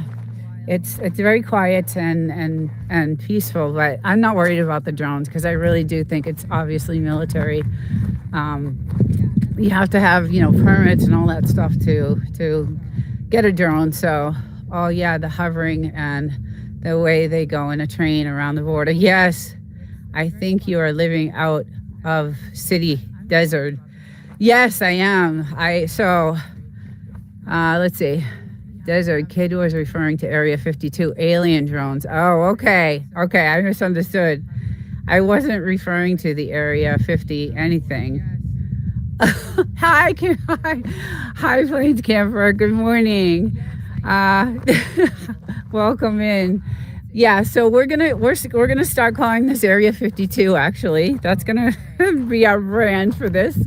Because every time I do this live, it's like, someone pops in and like, have you seen a UFO? And, what have you seen? And it's so funny. You do have a great channel. Thank you so much. Thank you. Thank you. I appreciate that. I love doing this. I'm not monetized. I'm, still a long ways from that. So I don't, do it for that. It'd be nice when that happens. I just started a podcast, so Sunday nights I have a podcast that I started with another homesteader. So she has a homestead 600 miles north of here. So we started a homesteading podcast, and this week is our 6th episode, and it's going to be interesting. It's going to be one of the topics I like to talk about. So. But it's going to be live. I'm going to try to co-stream with her tonight. It's usually on her channel, which is No Doubty Network. That's where the podcast has been streaming from. So our first 5 episodes or 4 episodes we did recorded, and then last week we went live for the first time. And I did have some like sound and echo issues. So that episode was like kind of a disaster. We did get into a little bit, but I was, too busy trying to figure out how to fix the echo and the lag between us talking, on YouTube. So you were so productive. It's very impressive. Thank you. Thank you. I'm just curious about everything. Kid, most ask us about UFOs. We don't believe them. Oh, we don't believe in that. Yeah. No. That I just get questioned a lot about it. There's a lot of people that do believe in it, but yeah, no, we're not. We're not a UFO type of. I mean, I don't know whether or not, but I'm not a. I don't go researching UFOs or anything like that, but everybody does, ask me about it because it kind of looks like it's the same desert, right? Desert, you're really such a nice person. Oh, thank you. Thank you, Luckwinder. The only UFO I believe in is anything that you can't identify, but I don't believe it's from aliens, right? Right. Hi, Plains. Yeah, so, but it is, part of the same desert. It's, 5 hours from here, Area 51, in Nevada. So it's, part of the same desert, and it looks kind of similar. So I've never been, actually. I wanted to go and do all the museum stuff and, check out all the stuff, but we never did. My husband's parents went on a road trip one time and went there. So I saw pictures of, of their museums and things like that. So it was pretty funny, actually. Kind of cheesy. But, yeah. Yes, opposite end of Area 51. I got to find my little girl because she's the one I don't trust. Let's see if she's over here. Still trying to get the lizard. I'm so tired of the dead lizards. That was Roswell, New Mexico. That was it's crazy how different the desert looks even just every couple of miles. Totally different plant. And weather. That's right. It wasn't Area 51 that gets all the attention. Somebody would think of some place else to glorify.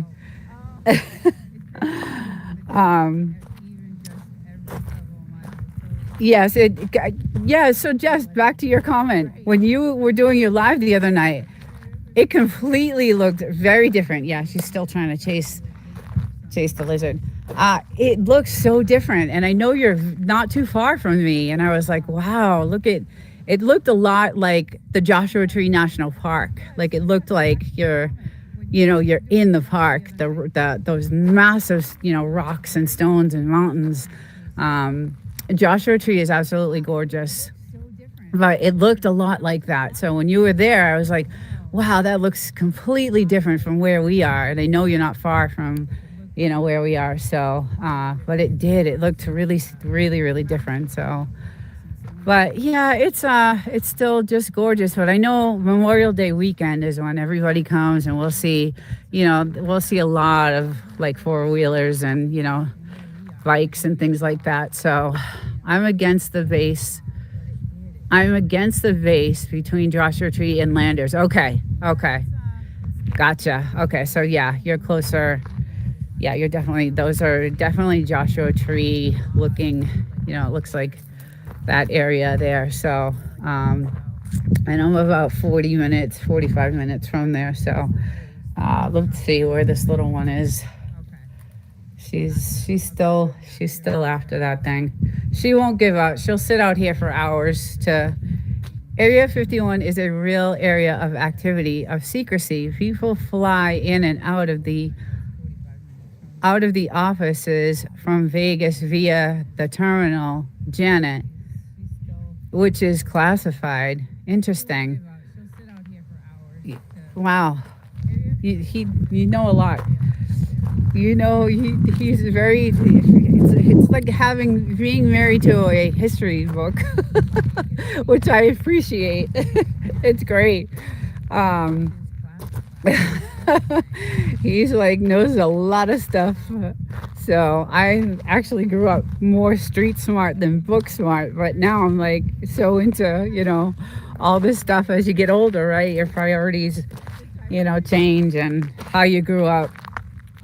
Definitely, I was on the street a lot. Like I said, I grew up in a really poor area of Massachusetts, not in a good neighborhood, and so I'm more probably street smart than I am book smart. But all the research I do, for my channels, for my other channel, my AI channel, I really get into it. Like I do a deep dive, and it takes me weeks to do a video because I want to get all the facts, and I try to get everything right. And obviously I go to my encyclopedia husband for is this true, and then I use Gemini sometimes to ask it.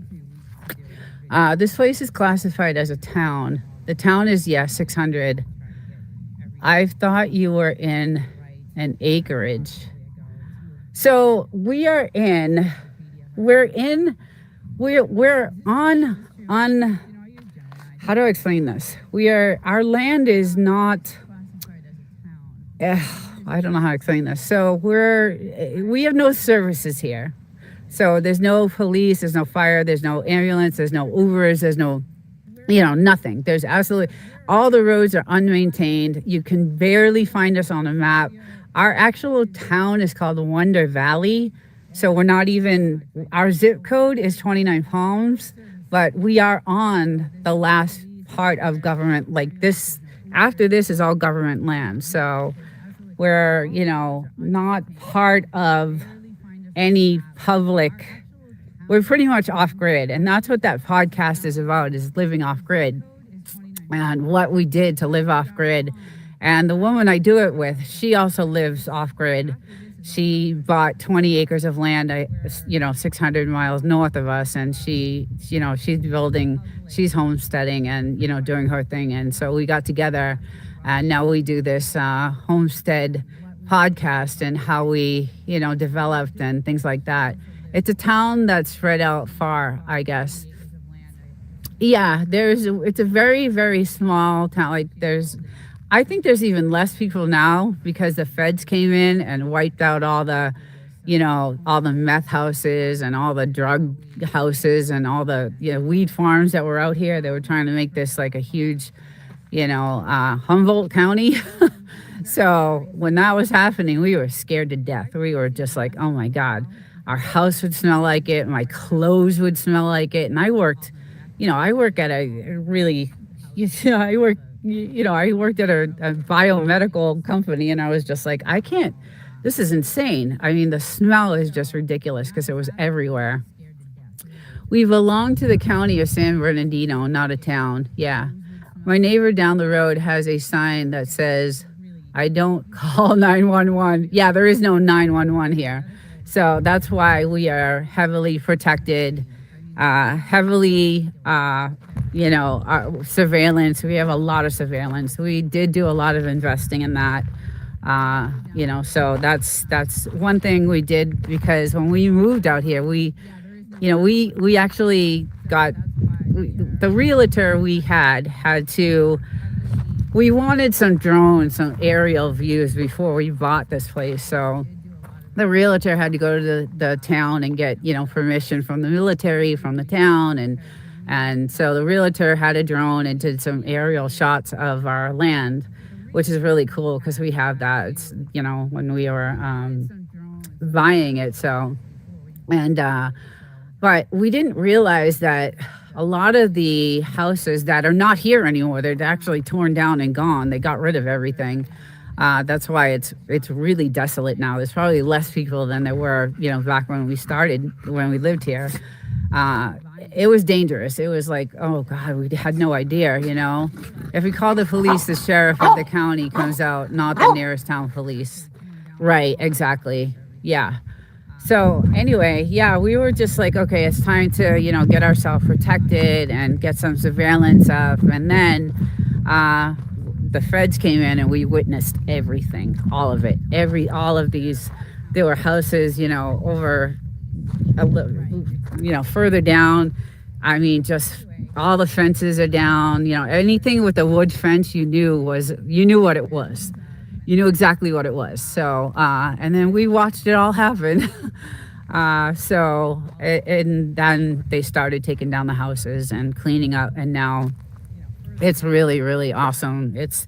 I don't feel as threatened, which is, really odd because the military's right there. I just couldn't believe that, everybody's putting up these weed farms and, meth houses. And it was crazy. It was just crazy. And it went on further down that way. It was really heavy. So, but it was really weird to me. It's wild how many places were being used for those activities. The weed farms are awful. They just left all the junk. That's the other thing. We had garbage everywhere. It would flow into it was really bad when we first bought this place. Even though we loved the land and it has its own water source, so we knew we bought it for the views, the water source, and the 5 acres. And we bought it because we knew no one else could build around us. We wouldn't have any. Good morning. Can't see the name. Corner House. Hey, good morning. How are you? Corner Clubhouse. Good morning. Welcome in. Welcome to the Mojave Desert, California. It's really nice out today. A little windy. It's about, I'd say 80, and it's getting warm though. It is getting really warm out today. It's gonna get up there. I have a feeling it'll hit the 90s today at some point. But yeah, so we watched it all happen and we were so happy. And that was like three or 4 years ago that happened. So, but it always shocked us that they were just, people had no regard for the military, and they have on the top of the mountains, they have their, lookout towers and things. You can see the lights at night and the drones overhead. So it really didn't take that long for the feds to come in and do their thing, to be honest. Like, the farms went up and maybe, a year later, they were all gone. The feds came in and just did their thing. So for 1 year, it was pretty dangerous and pretty bad. So we decided to, get some protection and do heavy surveillance on the house and things like that. So I'm gonna walk away from my barking dog. He'll bark forever. But yeah, so there was a lot of excitement happening here. The fine for a 5-acre weed farm was the same as over 30 speeding ticket. Oh, no kidding. I didn't know that. Have you ever been on the base? Yes. it cracks me up that their food halls come up on Google Maps. Really? I have been on base because I applied for a job there. So I used to work for the military. I used to work on in San Diego for the Navy. I worked on the naval base there on 32nd, and so I worked there for a couple of years as a civilian. And so when I moved here, I tried to get a job, on base, just as like, it was like a cook or like a service, in the service industry. But I didn't have, experience. So, I was working at the time at the biomedical company, doing quality control for chemistry. And so when I went on base and applied for that job, I mean, it literally was just to get some health insurance and, just make a little bit of money. It was like, I don't know, the $15 an hour was really nothing, but it did have benefits. So I did go on base for that. I bet there are tourists that go. So what is the Glass Outhouse Art Gallery like? Oh yeah, so I have not seen. Those are the things we haven't gone to. Like, we really don't leave this. We don't leave this property, to be honest. My husband never leaves. We have the dogs, and he does not leave. I think he leaves once a week to go shopping, or maybe once every 2 weeks, or something like that. But the only touristy thing we've done, to be honest with you, is when we were vacationing at that house in 29 Palms. And then we would do the Joshua Tree, and we would do downtown Joshua Tree and all those little gift shops and things like that. I like stones and gems and things like that. So I, like all those rock shops they have. And I would skip it. Kid, we don't know, never been. Yeah, we don't, we haven't stopped in there. It kind of looks kind of creepy when you drive by it, to be honest. I don't know. Jess, have you ever been to any of those galleries? It's funny because my dad's an artist and he owns a gallery in Connecticut. So it's funny that I don't go to those. But yeah, I don't know. It just looks kind of freaky, and it kind of looks, I don't know, just weird. So no interest in that. But we have been to the gold mines, though, up there in the mountains, which are really cool. I love that. That was really cool to do. Some of those gold mines are ridiculous, like insane. And obviously, I'm out there with my little shovel and trying to dig. We were out there for hours a couple of times, and I just seen if I could find anything. But obviously, there's nothing left there. But yeah, on that side is all the gold mines. So we did do that, and we used to we had a razor, so we used to do all the trails and things like that. So that was our thing. We didn't go into. We didn't really do any touristy stuff. So at the time we had a nice razor, and we would just do all these trails on these mountains, and then we'd do the trails up to the gold mines, and which was really a lot of fun. So I heard they do 100 year house. I've been to Gold Field just outside Mesa, Arizona. Very cool place to visit. Oh, Arizona is, I love Arizona, to be honest. I really do. Someone needs to make a elopement, please, with the view out there. And we call it the gold mines, but there is more silver there than anything. Oh, yeah, see, I only know it as the gold mines because so Joshua Tree does a tour. They do a tour for, tourists, and they'll drive them up there. And that looks like a little gold mine town. And, you can still see some of the gold mine equipment, the pulleys and, all the stuff they did.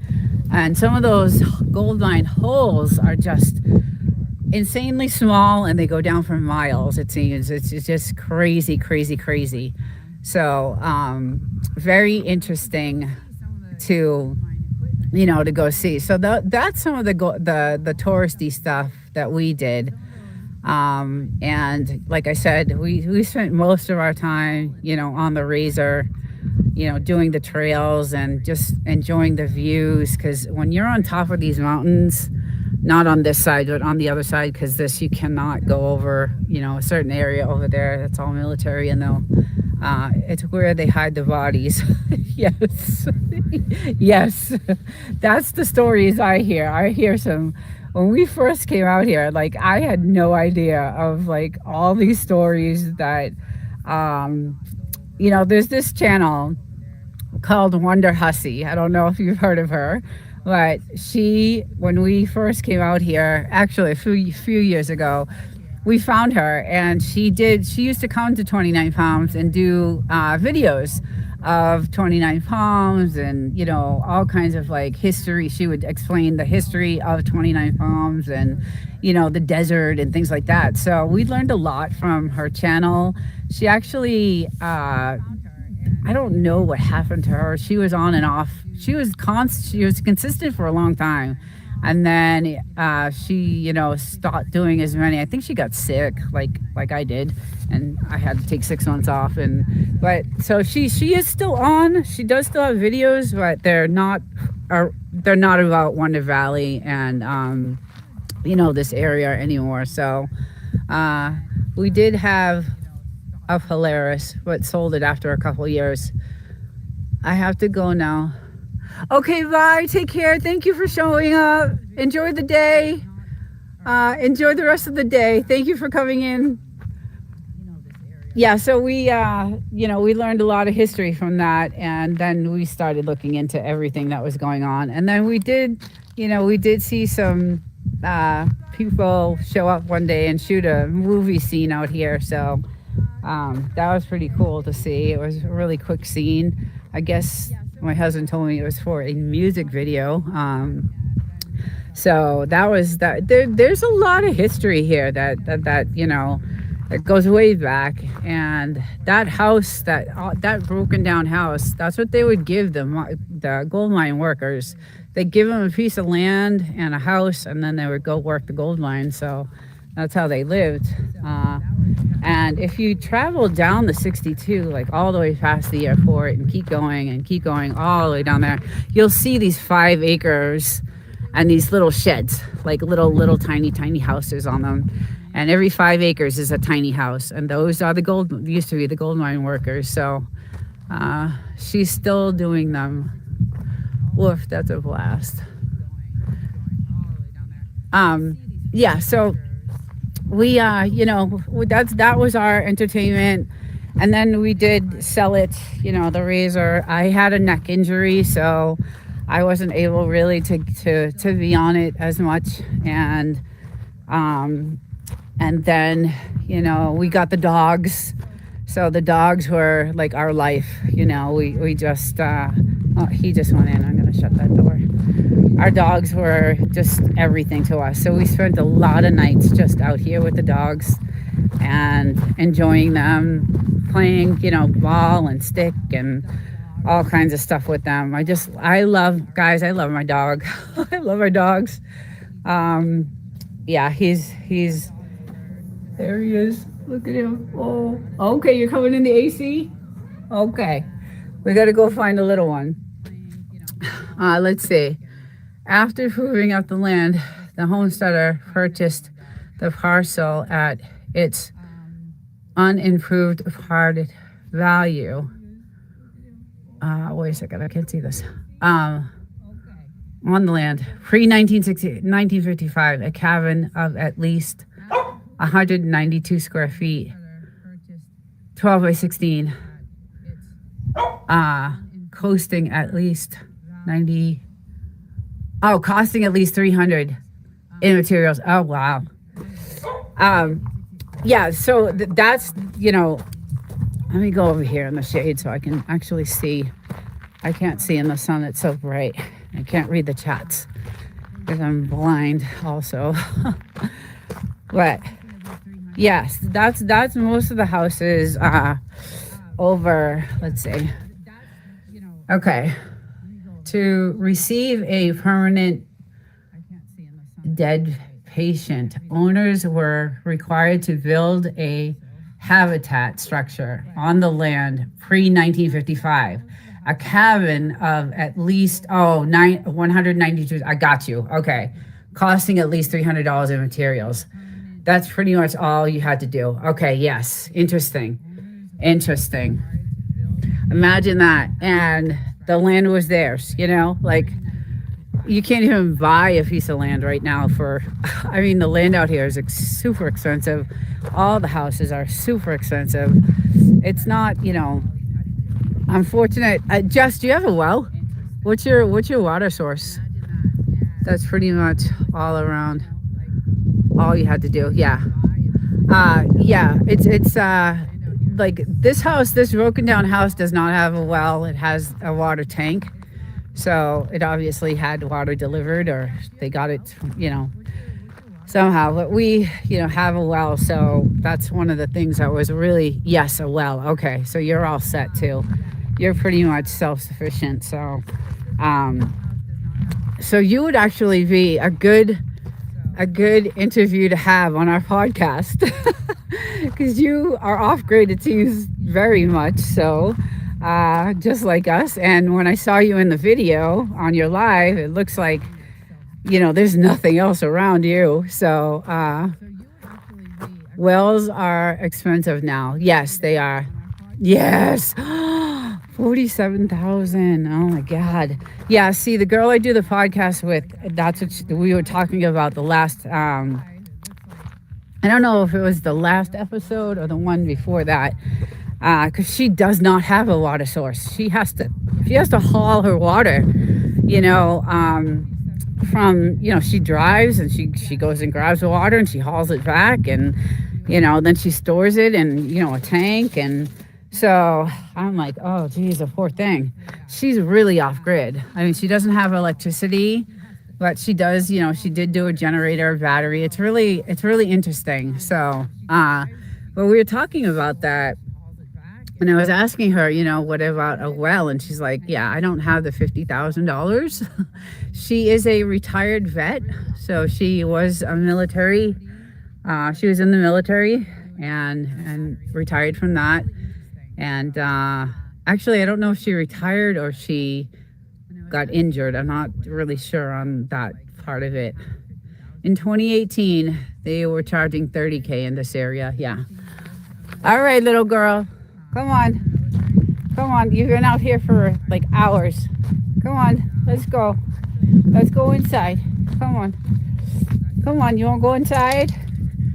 Come on. You've been out for hours. Go ahead. Okay. All right. Yeah, she's had enough. We've been out here since, I think we woke up at like 5:36 a.m. So, but yeah, so she has it.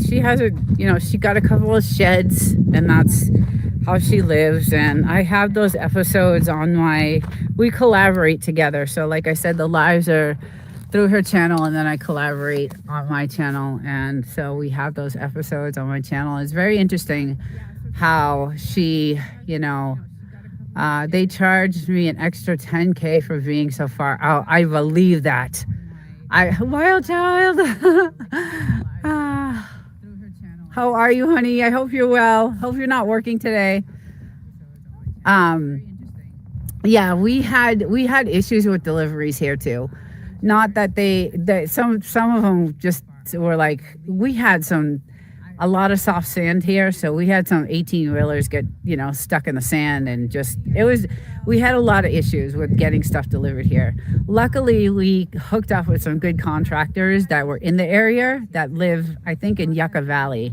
They live down in Yucca, and they're really good contractors, and they knew, they grew up here, so they knew a lot about the area, and they're really good guys, and they really kind of hooked us up. So that it was nice to get someone you trusted, and that wouldn't you know, because Yucca Valley is an hour from here, so they had to travel an hour all the way here and through the unmaintained roads and through the dirt and dust and all that stuff. So I drove by Bailey's tow. That's who towed us when we got stuck out in the desert one day. I drove by Bailey's Towing the other day and thought of your story. Oh, yes. Oh my God, Jess. It was that's another experience I will never. I have a lot of memories here. Just a lot. There's just a lot of memories here. So yeah, we definitely, this is a special place for us. I don't think, we don't intend on, this is it for us. This is where we're gonna, we're getting older. I'm actually a little bit older than my husband, so I'm 4 years older than my husband. So but we're both in our 50s. I'm in my late 50s, so, and he's in his early 50s. And this is where we want to be. Like I said, when we were vacationing, we could have gone anywhere, but every time I came here, I was just like, I just love it. My sister would be like, "What are you, crazy? Like, there's nothing. There's just nothing out there. And I would just enjoy the sun. I loved back in the days, and I still like the sun. I would just lay out in the sun and have the sprinklers on and just enjoy the quiet peace. And then at night, the hot tub. And yeah, those guys were lifesavers. They didn't want to come out, Jess. We called, I don't even know how many people. There's not very many, first of all, out here that would that would come out. But we called a few and they were like, no, we're not doing it. And we paid a fortune for Bailey's to come out and get us. And they were like, what the hell are you guys doing out here? I have changed so many LA guys tires out here. No. Oh my God. That is hilarious. That is hilarious. I believe it too. That is a great story. Oh my God. Well, that's really nice of you. Because some of those stories I hear of the abandoned cars are the people that they find, buried in the desert. So there was a few stories back a couple of years ago that this girl went missing and her car was found on the 62, I think it was. And I think they found her somewhere. I'm not sure whereabouts in the desert, but anyway, that's really nice of you. Just be careful. Just really be careful, because the world is crazy, and that right now. There's a lot of craziness going on right now. So, and I'm in the city, and I'm not in a good spot, and it's I'm protected there too. But I grew up that way. That's how I grew up. I grew up in that neighborhood. I grew up in that same type of environment. Not saying that it's I like it, but I'm, like I said, I'm probably more street smart than, so I'm very careful. It's, it is in a 55 and over, so that's not it's not too bad, but the area itself has a lot of, homeless. So it's crazy. It's amazing how many people don't know how to change a tire. It's funny you say that, because I think it was last weekend, I was leaving, and all of a sudden I'm driving down and my tire starts, my light comes on and the air starts slowly draining out. So I ran over this sharp rock and it blew a hole in my tire. So I had to drive back here and we had to change the tire. And I don't know if you know anything about a Ford Ranger, but the way they have the spare and where it's placed, it was really difficult. And the jack that they give you is so chintzy. Guys who can't change a tire, instant ick. Right. That's too funny, because we actually were like, this is insane. Like, it was just ridiculous, the chintziness of this jack and the crank that they gave you to change the tire. And where you're supposed to put the jack on the Ford Ranger to get the tire off, it was just, I couldn't believe the design. It was just the worst design ever to change a tire. And it was not easy. It's not like just jacking up your, because back in the day, I used to change, if I got a flat, I would change a tire. And I used to do an oil change back in the day. My grandfather, did mechanics on the side. He worked in a foundry, and then he did, a little mechanical, little place he had. And so, he taught me how to do an oil change, but that was way back in the 70s, 70s, 80s, and things are different now. But we were changing the tire on my truck, on my Ford Ranger, and what a shitty design. We were just like, I don't know who thought of this and how they it was just awful. So, yeah, it was just really, really bad. So, hey, Work and Play. Hello, welcome in. How you doing? Yeah, placing the jack is annoying. I've seen people trying to do it and cracking the turn. Yes. So, anyway, really bad design. So I ended up, getting some new tires for the truck. And what's crazy about it is that tire was only 1 year old. So I was really kind of pissed. I had just gotten those tires. I changed because I travel. So it's about 170 miles from my house in the city to here. So I think I told you guys I'm in Marietta. So it's about 170 miles. So I do that back and forth, right? Every Friday and Sunday. So that's a lot of traction. Desert used to feed her car. Huh. Desert used to what? Feed her car?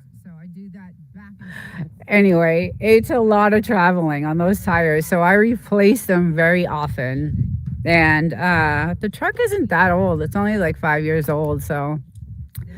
But because I travel so much and, the roads are really rugged in Marietta and Hemet. And I have a conspiracy theory that the tire shops in town throws nails on the road.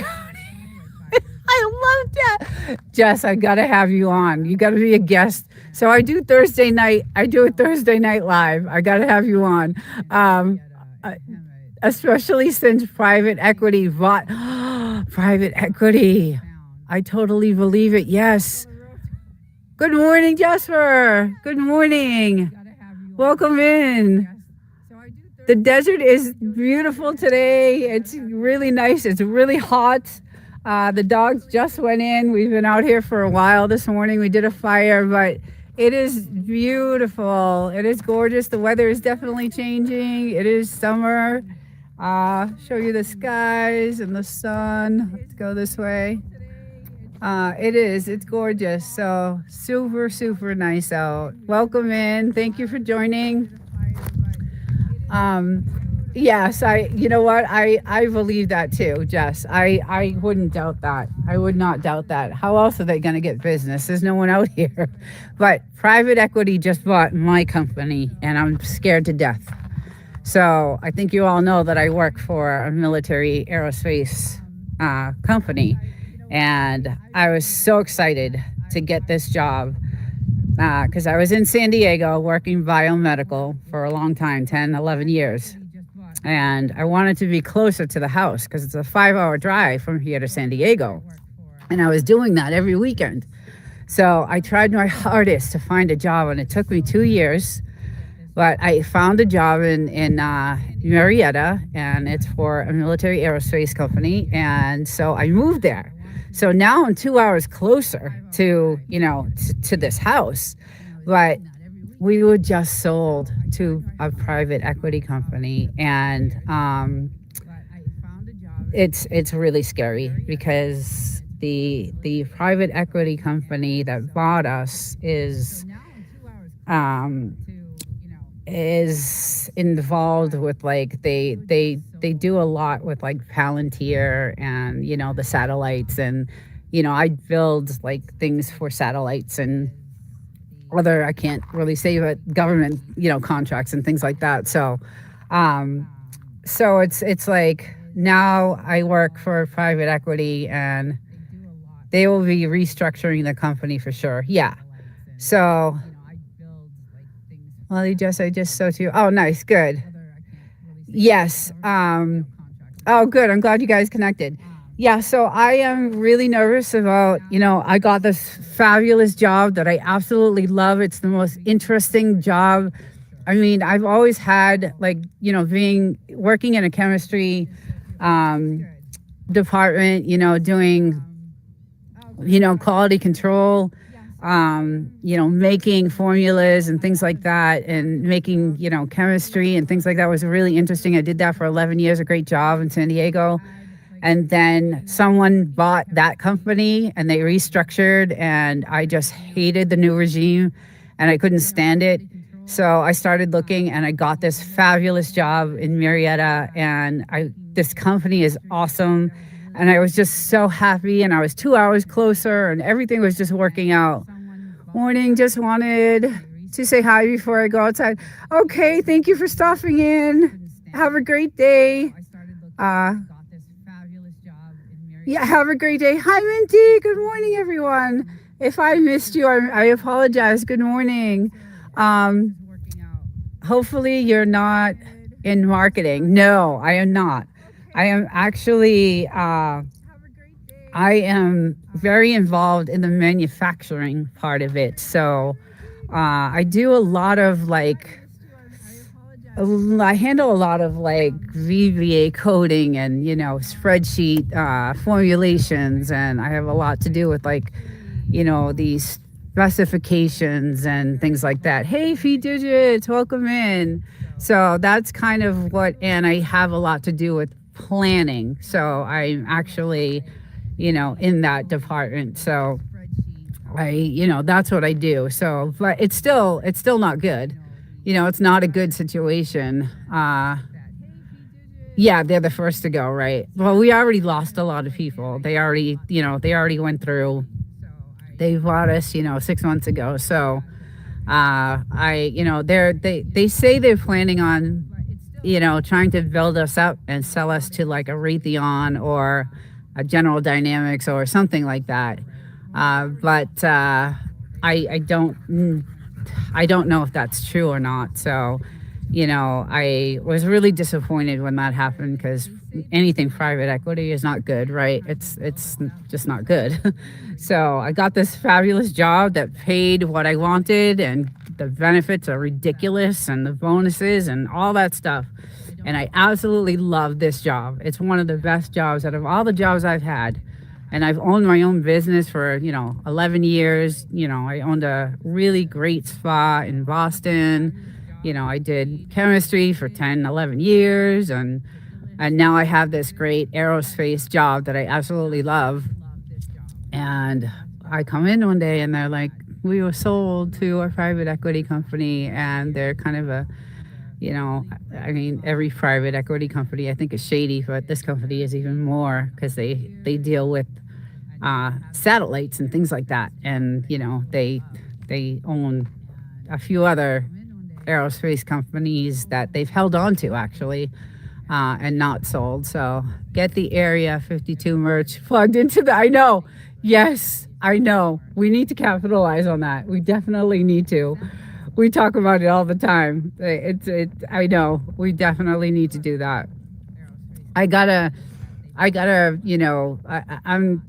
It's awful because I'm probably not going to be able to get another job, right? There's no jobs out there now. So it's going to be really rough if something happens, if I get laid off. And, my husband's retired, so he's got his, fixing income for him. So, but for me, it's going to be really rough. Like I'm older, so they're not really, besides not having any jobs available, I'm an older, person, so they're not really looking for that in the workforce right now. So it's kind of, stressful. I'm nervous about the future. And not only that, I mean, there's so much going on in the world today, so I'm, worried about that too. So I would work, and the print shops will design it for you if you need. I would work in, yeah. So I'm I'm very artistic. So I could do the designs. Like I could absolutely do that. Like my dad's an artist full time. I mean, he is an artist. He owns a gallery in Connecticut, and he teaches art. So I mean, he's not anymore. He's in his 70s. That's he's retired now, but he still paints here and there. But I do have a very artistic side to me. So, I could probably do the designing and stuff like that. I have really good, and my husband's really good too at that stuff. Desert should start an Area 52 podcast. Hey, that's a great idea. You have lots of good ideas, Jess. I know. I'm going to team up with you. We should. That would be a really good one. Have a great Sunday, everyone. Take care. Thank you for joining. Enjoy the Sunday. Have a great day. Thank you for stopping in. No shortage of ideas if you ever want to brainstorm. Okay, I am going to pick you up. I definitely will take you up on that. Broke but bountiful. Welcome. Hello. Welcome in. Oh, my little babies just came out again. They just came out. They've had enough of the air conditioning, I guess. So, aw, you guys okay? Huh? What are you guys doing? They came out to see me. I don't get to spend a lot of time with them, so I get the weekends, and that's about it with them. So it's kind of like sad. I hate it. I hate going, home. So, yeah. So no shortage. Okay, I'm totally gonna. My email is on my. Is your email on your page? Because I will definitely. I would love to talk to you about that. That would be an interesting, fun podcast, actually. Because I have some really good ideas too, and my husband does too. So. But yeah, Jess, that's a super good idea. And I love the podcast world. Like that's what I really, really wanted to do when I started. And that's how my AI channel is. It's like a podcast channel. That's pretty much how I had that set up. So my studio is kind of set up like a podcast studio. So, and that studio is at my apartment in the city. I'm not sure if it is, but I can hit you up. Okay, yeah. Because I have my email is on my channel, so definitely, I would love to do that. I absolutely love podcasting. Like I said, I really wanted to start that originally, and that's how I had my channel, my other channel, Desert Living 2.0, set up as kind of like a podcast channel. So. And so I started Homestead Junkies podcast, and I do it, like I said, every Sunday at 4:00. So I probably have to end this stream because I have to fly back down to town and get set up for my podcast in a little bit. So it was so awesome today to talk to all you guys, and I'm so glad you all joined. And I had a great time with everyone. I'm not sure if it is. Okay, yeah. Okay. So everyone have a really great day. Enjoy the Sunday. Thank you so much for joining. And I do this every Sunday, so I hope to see you all again. And again, have a great Sunday. Enjoy the day. Jess, I'll be talking to you, and I'll see you guys all soon. Take care, everyone. Oh. All right. Good morning. The channel is on. Open snort. It's a little windy today. Started a little early. I'm gonna go just down by the fire right now. Skies look actually apocalyptic insanity. Hello. Good morning. The skies actually look like they're fluffy, natural, but I can't really. They down way down look really, really, really dirty and stormy. And then way over there, you know that storms are coming. There's you know, and then these are obviously very dirty clouds, all wispy. You can tell by the clouds how wispy they are. But some of these clouds look like they're fluffy, although they do have a wisp to them. So Coca, good morning. How are you, my love? Welcome to the chat. I'm just doing some weather information on the skies above. Look at that sun.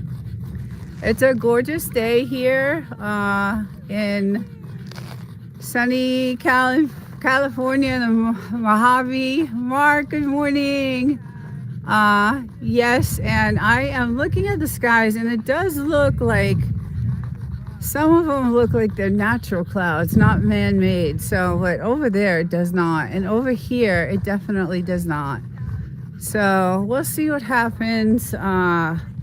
We had some stormy, like it looks like it's raining really bad over there. The sun is gorgeous right now. It feels wonderful. It was freezing this morning.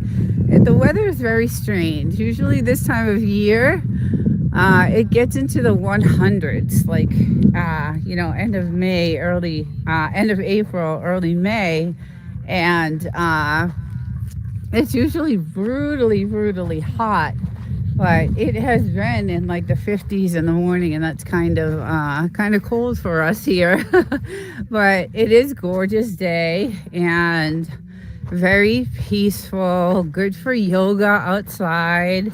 Take your mat right down here and chill out by the fire and do your stretches, and nice, you know, peace and quiet. And there's a nice light wind, so you don't sweat your ass off as you're doing it. But we have the little fire going for the guy, little boy, my son, my beautiful Frenchie. So let's see if I can get this. I have a gimbal, and I'm gonna turn it this way. I'm gonna try to use this toggle instead. There we go. That's Mr. Hodor Goga. He's 6 years old. And then I have a little girl.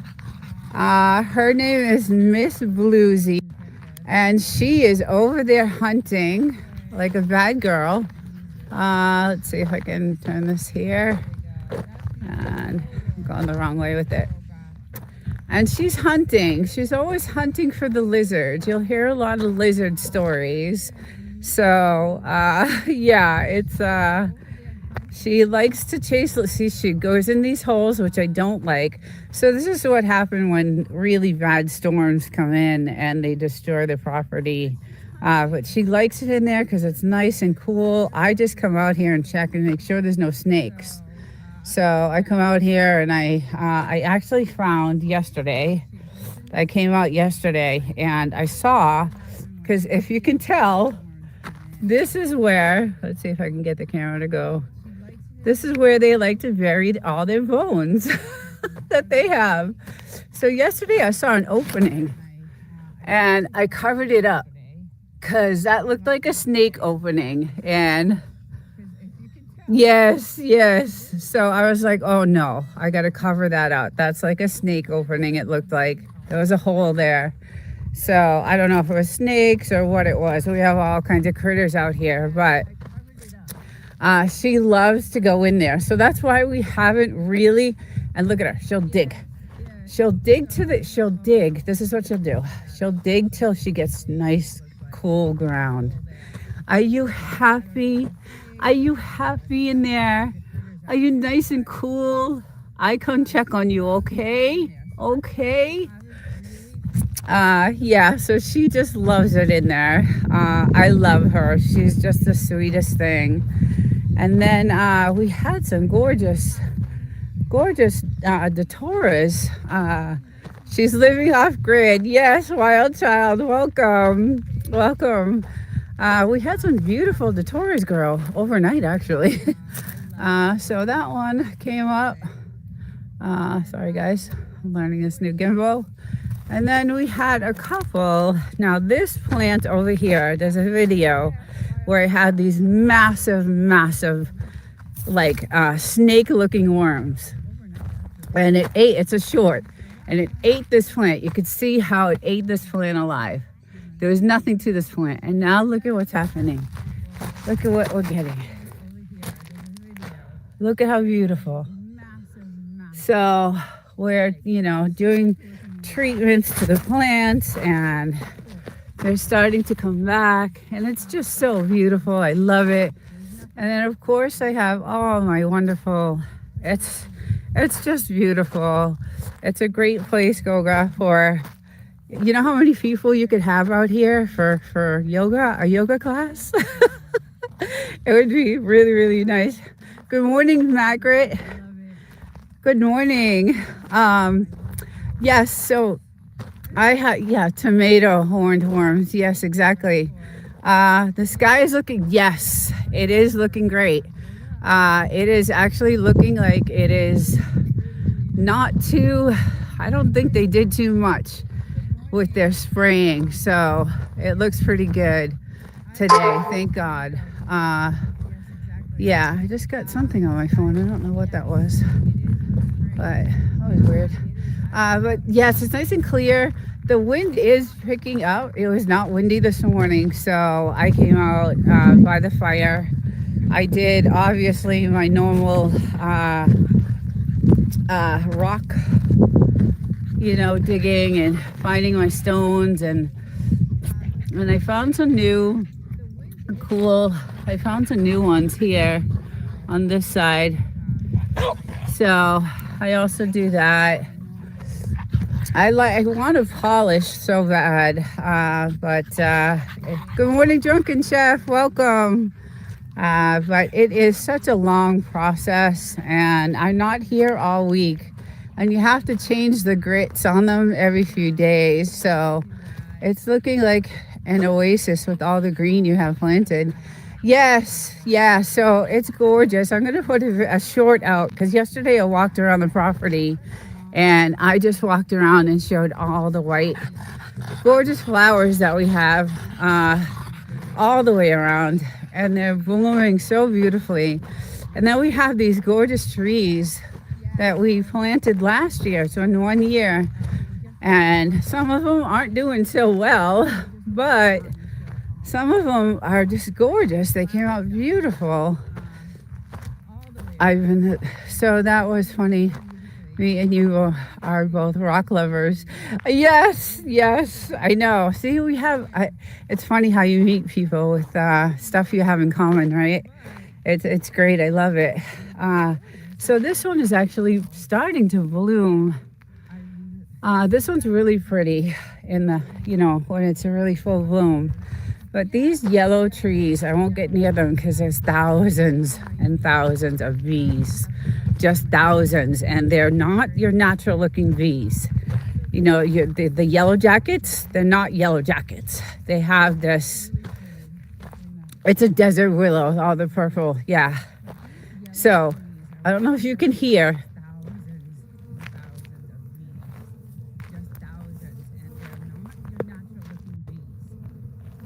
You can hear the thousands of bees, but they're different colors. They're like not yellow jackets. They're like a tan color. It's weird.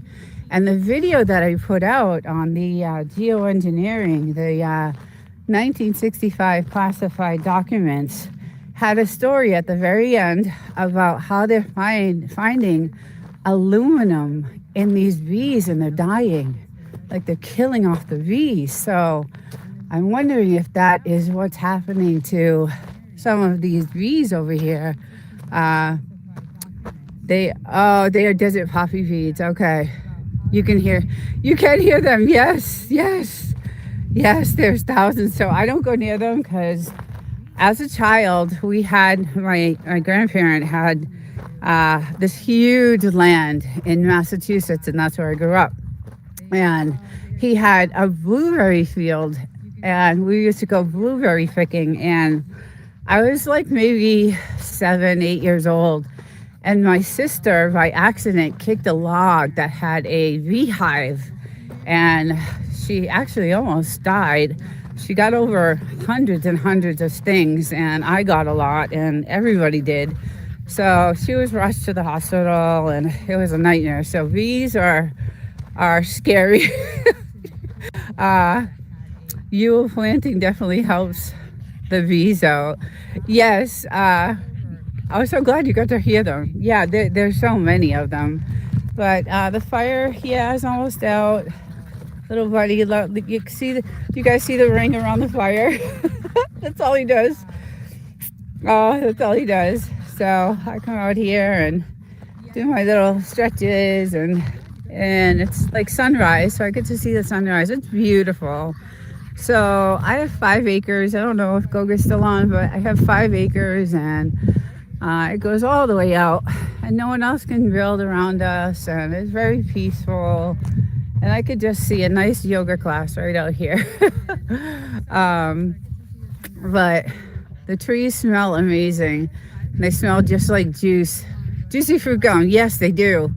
They do. They smell just like juicy fruit gum. They smell so good. She's. So I found, okay, my little girl's been limping around not feeling good. She's just not feeling good. She hasn't been herself, and she can't walk on one of her feet. One of her paws are broken, like hurt. And so she won't let us get near it. But I went around the property today, and I found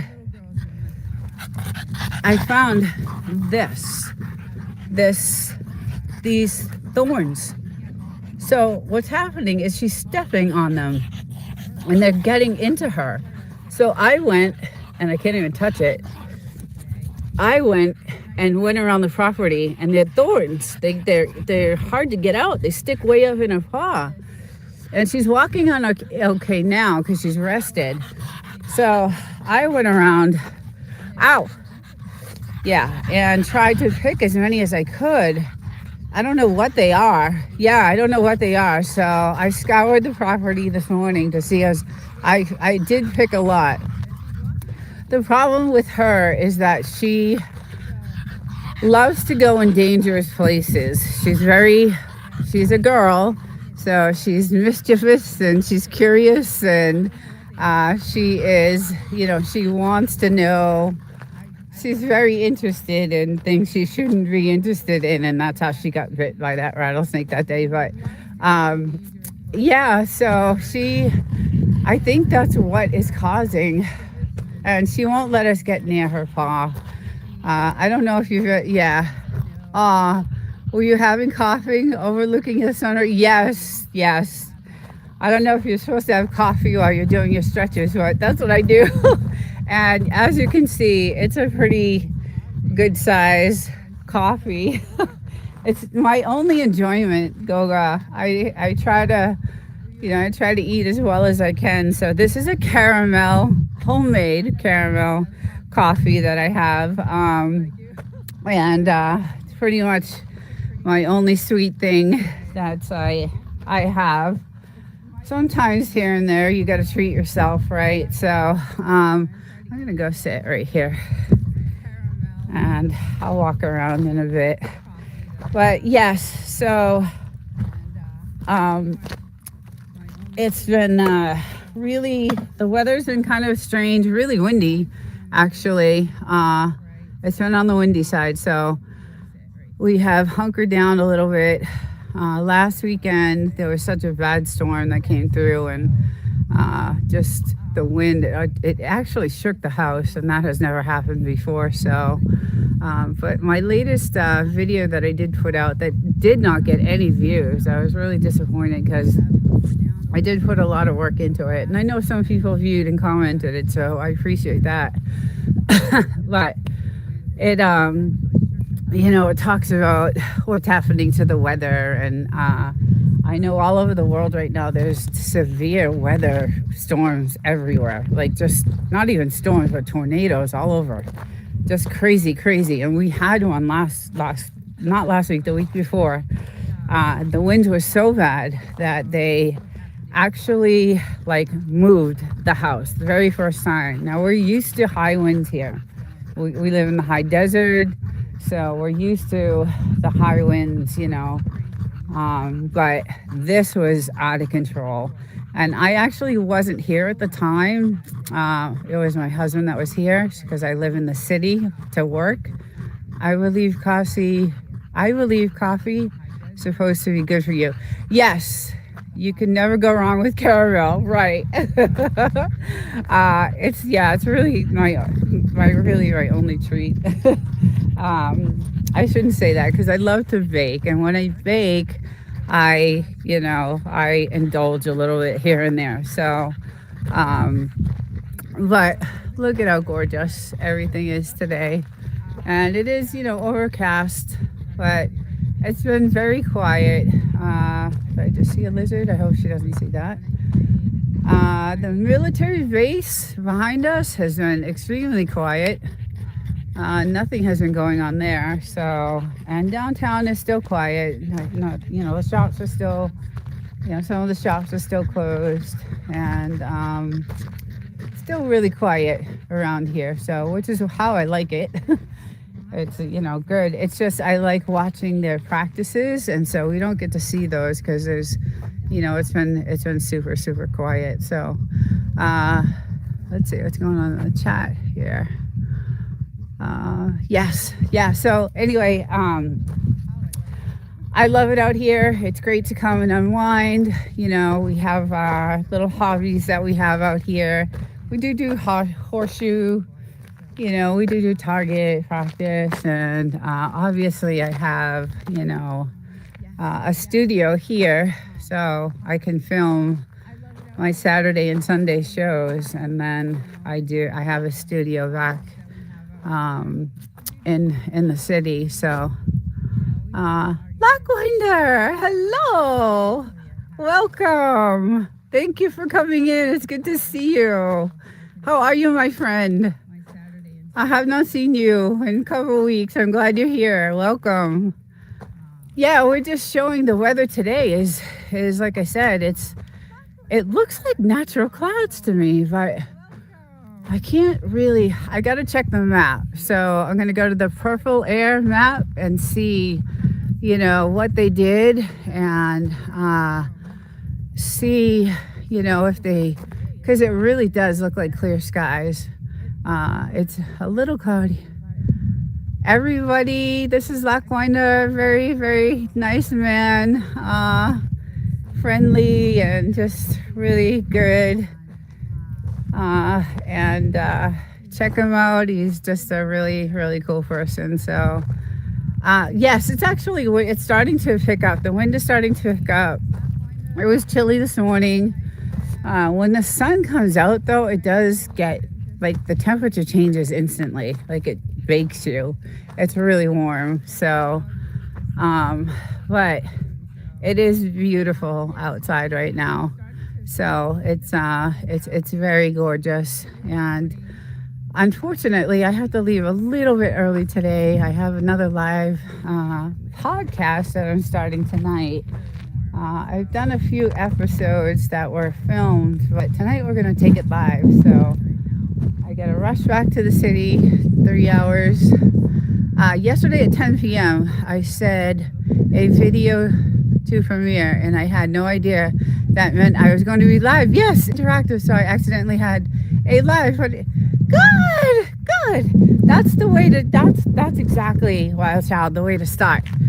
To do a premiere is great because you can be in the chat with them and talk with them, and without being physically, on the screen. I know a lot of people are petrified, and I told you I was scared to death, when I had to go on screen. But oh yes, yoga.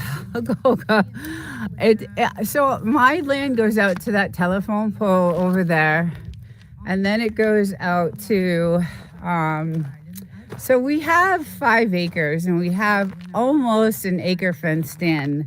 Not quite an acre, but almost, for the dogs. And then it goes most of it is on this side. So most of my land goes on this side, and then most of it is on this other side of the house.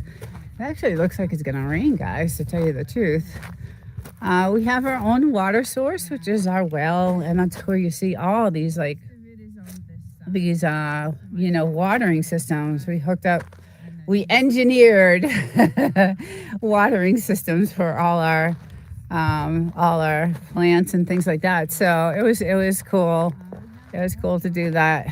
But yeah, and this is our weather station. So you can see our little wind tunnels are, going. They're definitely going. So you got to have a weather station when you're out here so you know exactly what's coming.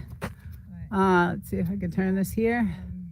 And you can see those things turning. So, and yeah, you can see the arrow where it's coming from. And yeah, the wind is definitely going to pick up. And I can see it's stormy. So I'm headed that way. So I get on the highway and I had 2.5 hours on this side. So I'm going back to check out your channel. Okay. I learn things on accident all the time. I'm glad you tried that. That was really good. That was brave of you.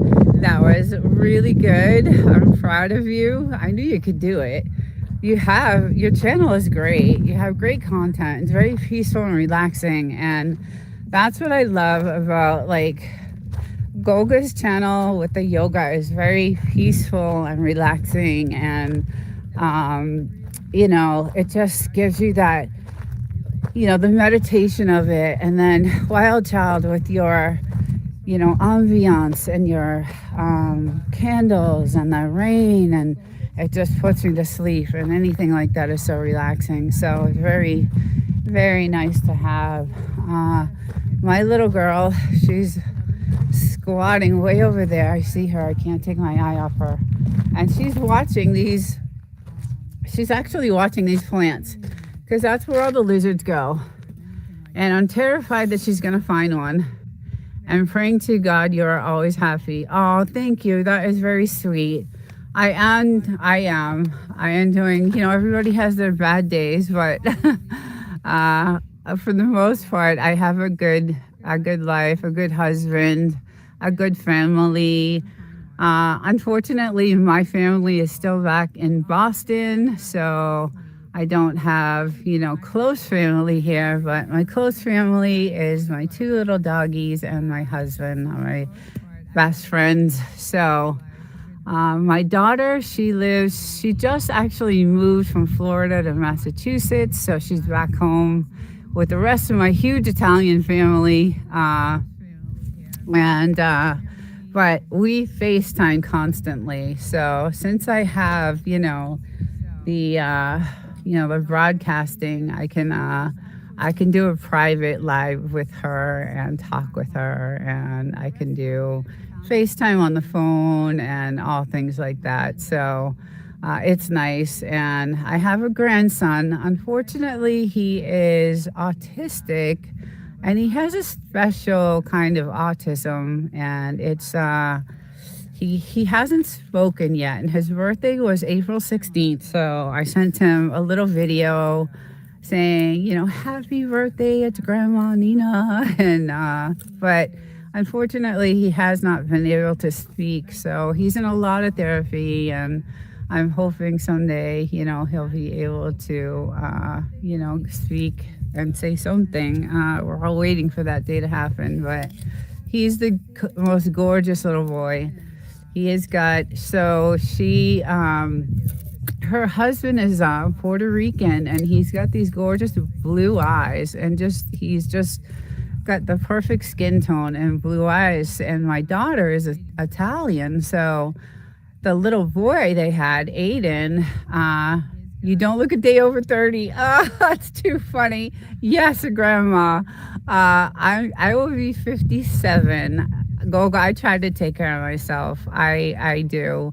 But anyway, he's got this gorgeous blonde hair and these blue, ocean blue, green eyes, and just he's gorgeous. He's just absolutely gorgeous. And I know all of us talk about our grandchildren as gorgeous, but I'll post some pictures. He's just absolutely beautiful. But yes, I'll be 57. One thing that did help, I will tell you a little, so people don't think.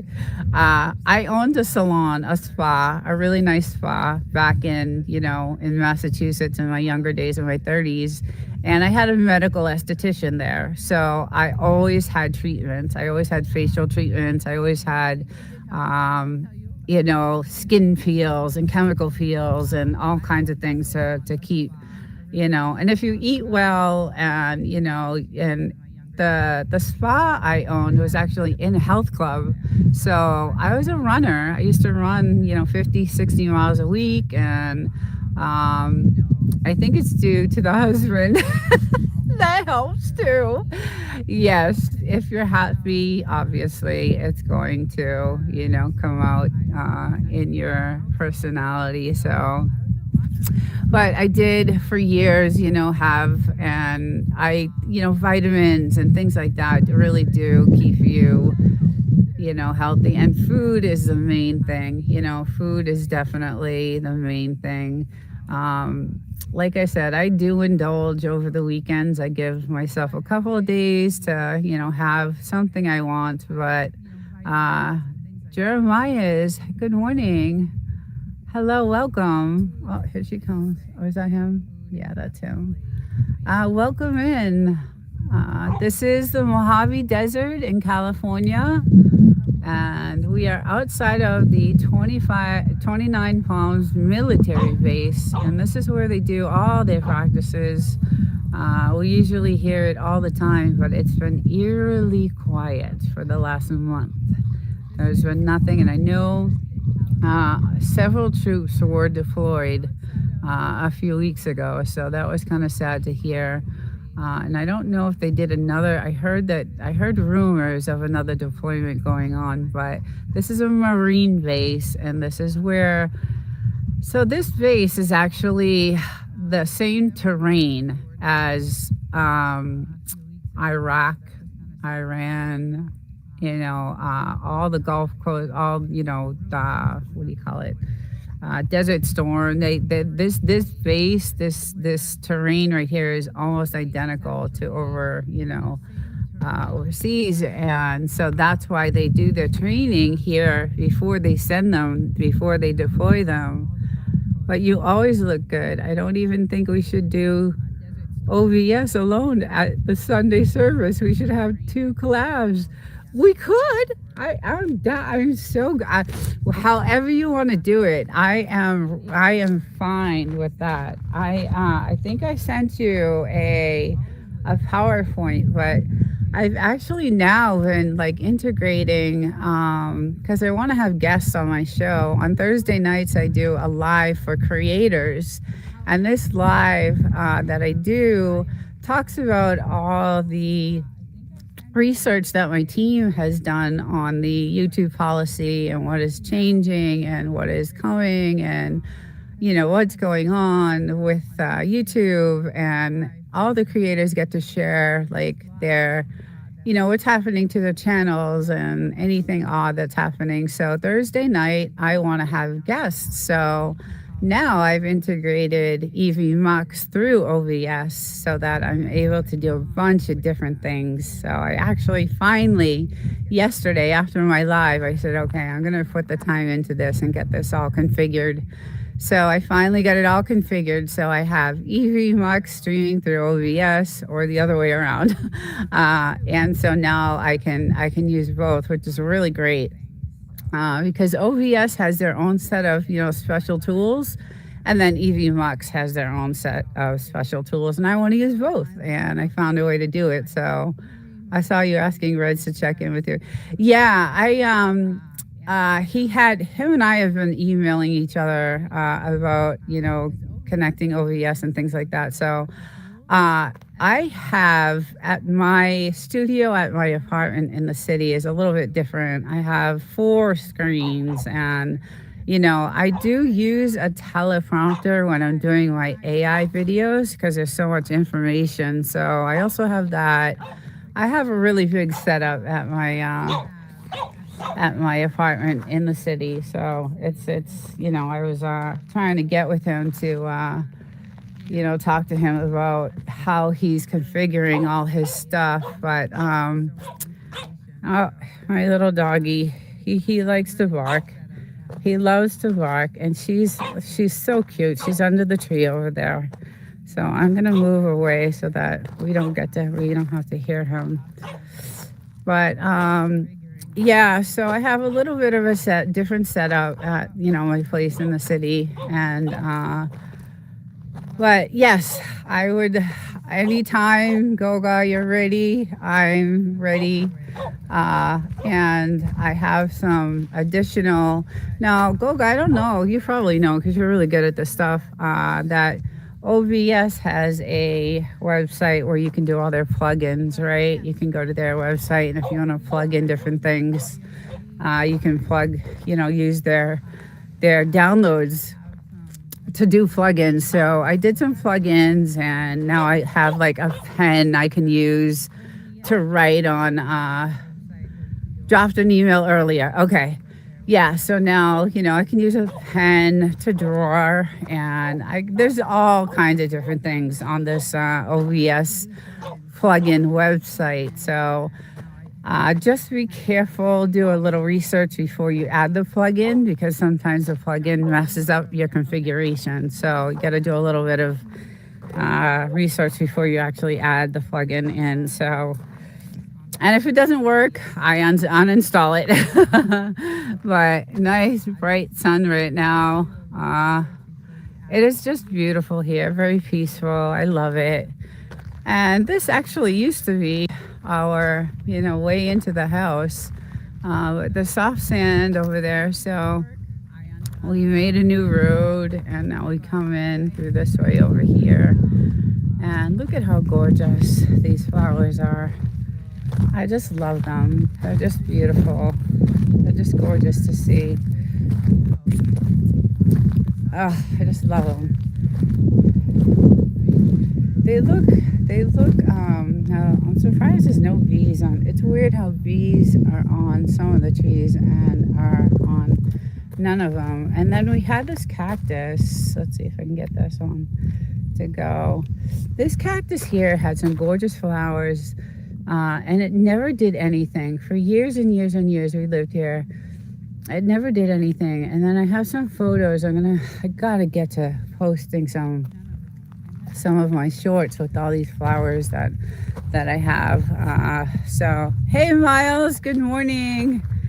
How's it going? How's the weather over there? It's pretty cloudy and it looks like stormy. I mean, it looks really stormy over there on that side, but yeah, it's hopefully it won't be too bad. Those gold mines up there look like they're super stormy. Like it looks like it's pouring. So those are the gold mines up beyond those mountains over there. It looks really stormy over there, but it looks like I might have a decent ride home if that cloud right there would go away. I might have a decent ride home, not a 5-hour ride like I had, a couple of weeks ago. So thankfully not windy anymore. Yesterday, yes, it was crazy. It was really crazy. We had severe winds, like out of the blue. They just sparked up, and we were like, okay, let's go hunker down everything outside. So yeah, but today you can see the wind starting to pick up a little bit, not too much, but I feel like it's going to by the afternoon. So my little girl went on to this side. Let me see what she's doing over here. There she is. Yeah, she's limping, and I know she has one of those thorns stuck in her little toe, and I wish she would let us. I don't know if you guys have seen videos of So Frenchies don't like you touching their toes. Frenchies are very stubborn, as you all know. If you don't, well, I'm telling you right now. So there's this contraption that you can buy where you can hang them in this little coat, and you can hang them on like this bar where you can clip their nails and they can't bite you, right? So we bought it. We bought the contraption, but somehow she just figures a way to get at us.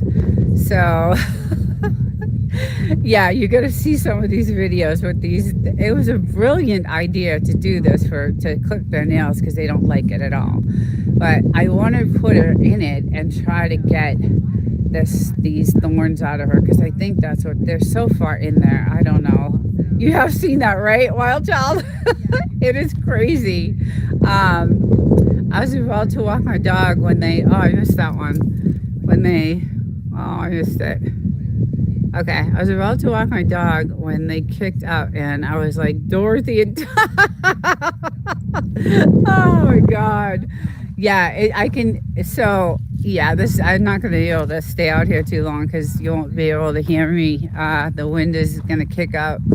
I believe that's what groomers use sometimes. Yes, I've seen that at like Petco, and they use those type of contraptions to clip the nails because dogs don't like it. And there's there's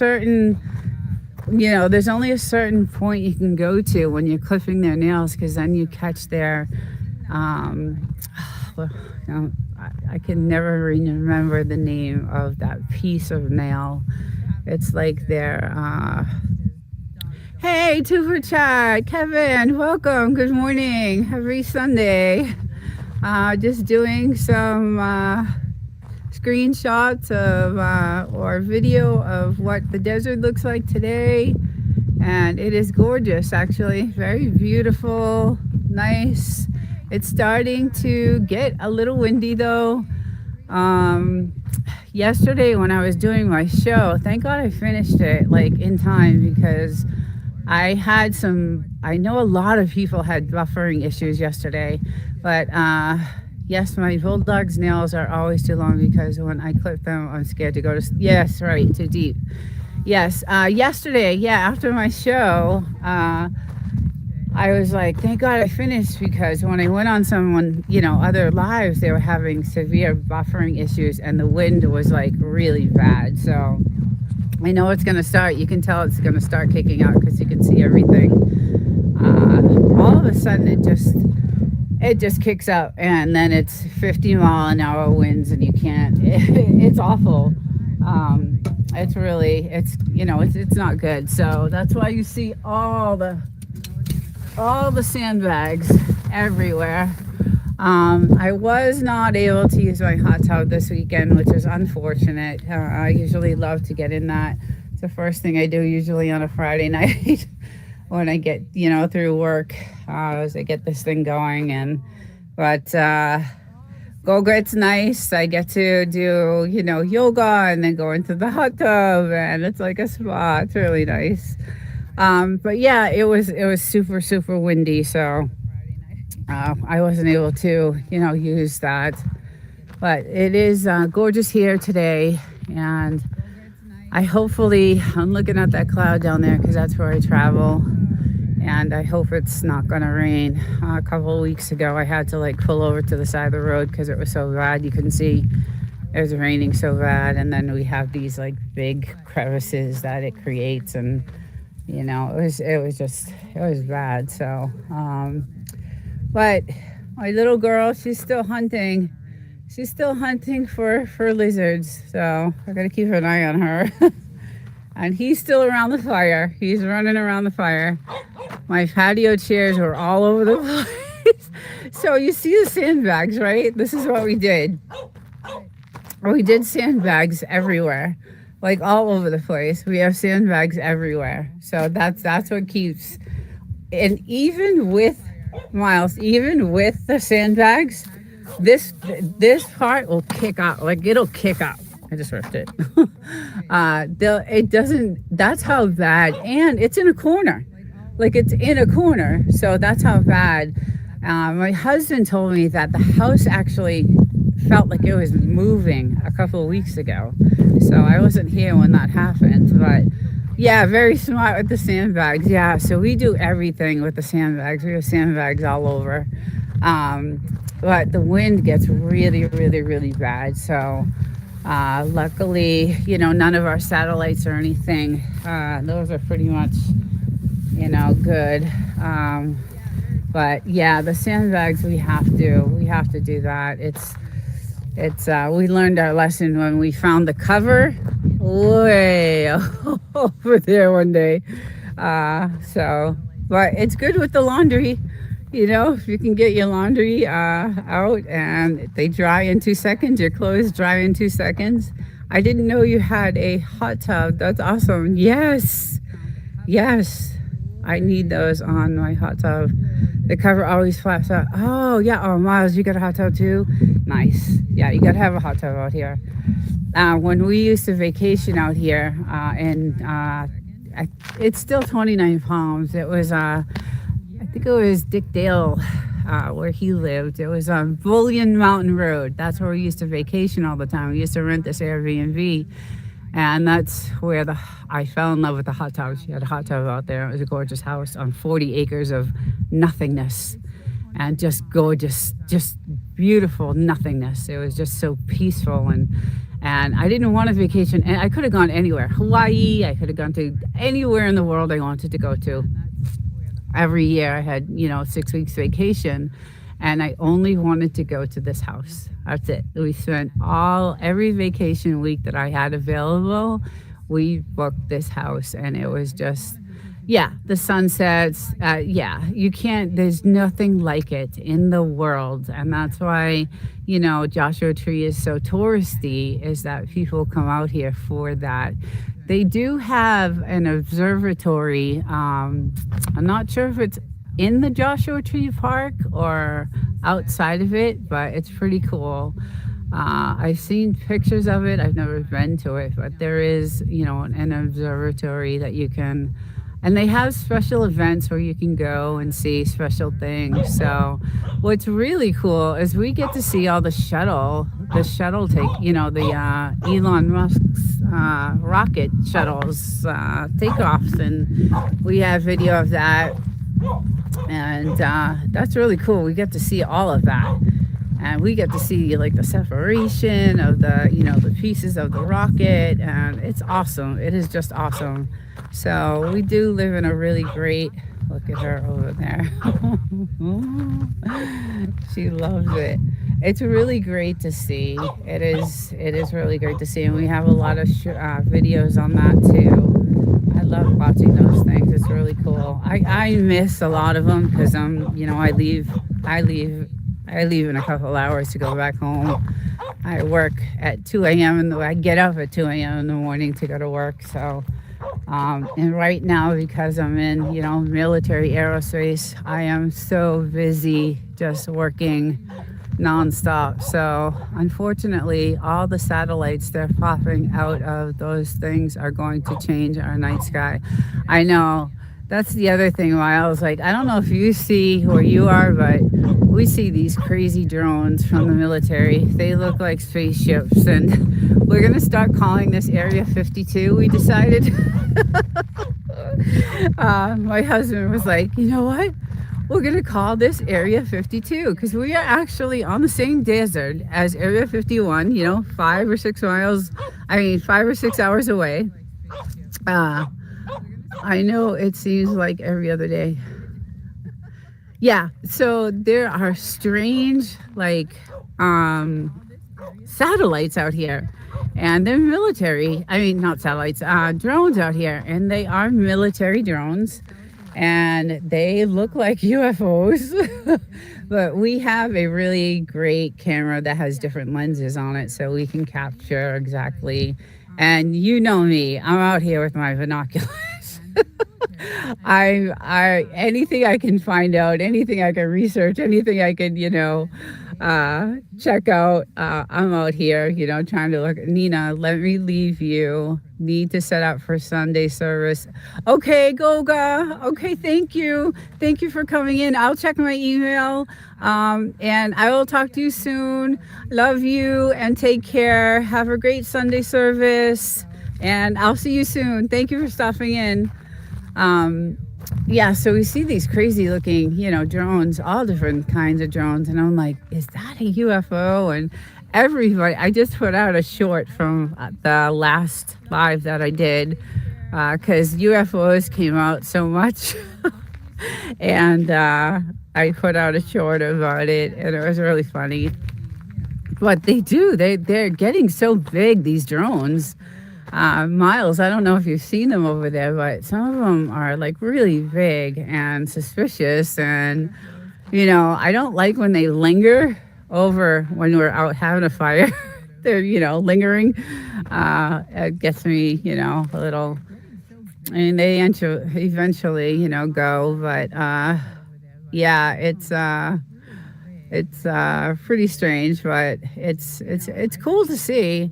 They're having a UFO convention in Landers, I think at the end of May. I saw something about that. Actually, I don't know if it was you that told me, but I did see something. I actually did see something about it. So yeah, we're calling this Area 52. I'm going to start putting up signs, Area 52. People can test experimental aircraft out here. Yeah, and that's what I think it is. That's exactly what I think it is. It's all their experimental. The world is changing, guys. We all know that, right?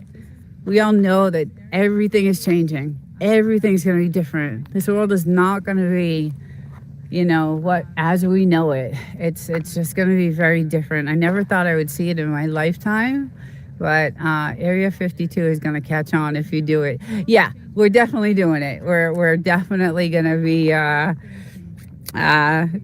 doing some signs, and we're definitely gonna call it Area 52 because if I can capture some, I'm so paranoid about taking pictures of these drones because I know they're military, and I just don't want to mess with the military. It's private things, and I don't want to give away our secrets. So make shorts and sell them in town, right? 3.5 million. Yes, right, exactly. Yes. That's a great idea. That is a great idea.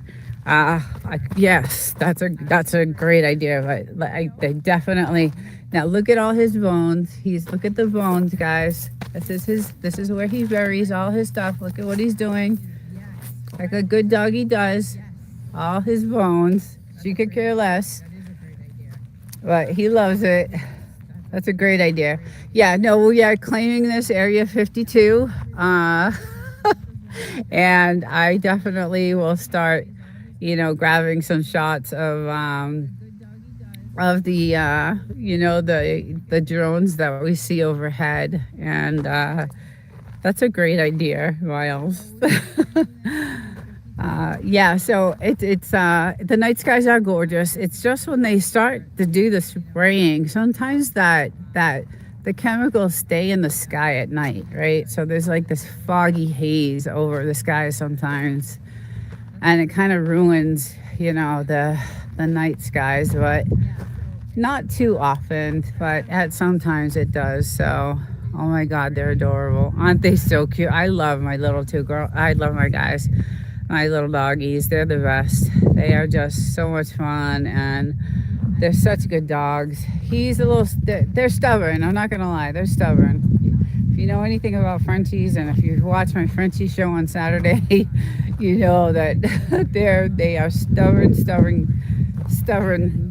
little doggies, but they're the most cutest little things, and I love them so much. But that's his spot. And you can see the bones. You can see he left a few. He left a few behind. So he'll come back out. And this is his spot. This is his spot to dig. So I don't know where she went. How are you doing, bud? Are you tired? You did a lot this morning, huh? You ran around the fire for hours. Oh, you have a chihuahua? Oh, I do a show on Saturdays, and I like to put other channels' pets on my show. If you have any shorts, I would love to like put your pet. I have this little segment on the show where I like give a shout out to the channel and their pets, and I do it for Wild Child. I've done it for several actually channels. So if you don't mind, I would love to put, if you have any shorts. I usually do, a couple of shorts of each of the channel's pets, and I do a little shout out to the channel. I have one short. I'll put more. That's so fun that you do that. Yeah, it's one of my favorite lives to do. I have a lot of fun in that live because I show funny Frenchies doing funny, crazy things, and then I show funny animals, and now I also do news stories. So I start off the show. It has a little structure. So I start off with some news stories about Frenchies and what's going on with people stealing them and ransoming them, and some really crazy news stories. And then I do a Frenchie of the week, and then I show some channels that have really cute animals, and then I end it with a bunch of videos of my animals, and it's a fun live. I sometimes go off topic when I'm in the chat because we all start talking about different things, but it's a really good, fun show. So if you do have, some shorts, I would love to put them on.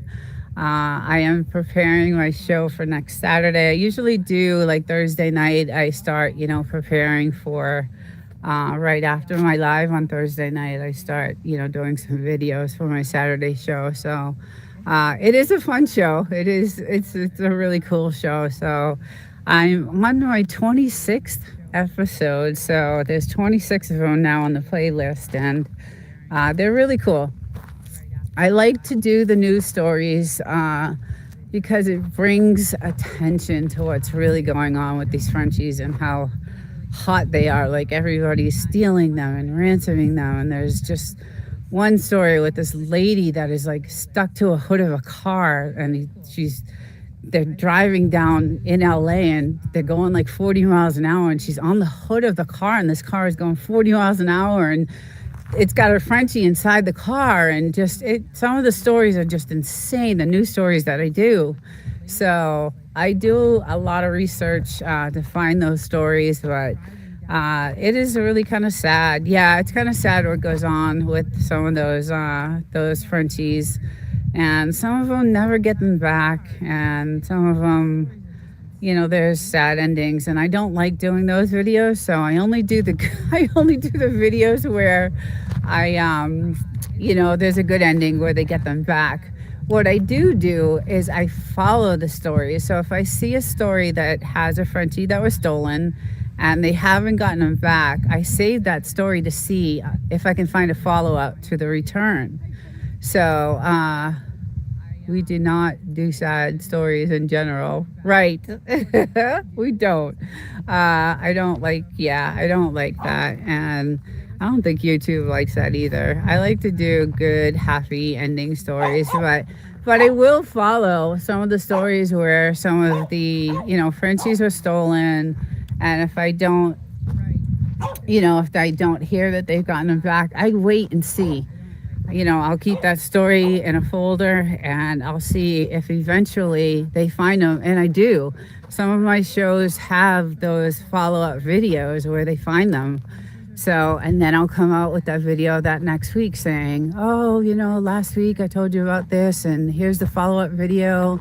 We got some good news. And so it's one of my, my fun lives. And then Thursday night is the creator content live, and it's for creators, and it's just all about the YouTube policy and what's going on with everything in YouTube, and creators get to express what is happening to their channels and things like that. So When I lived in Venice Beach, there was a girl who had a Frenchie stolen from her car while she wasn't at the post office.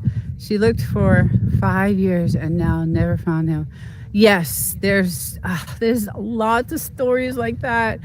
I actually had a story of a chop shop where in Florida they were stealing these dogs and they were bringing them to this.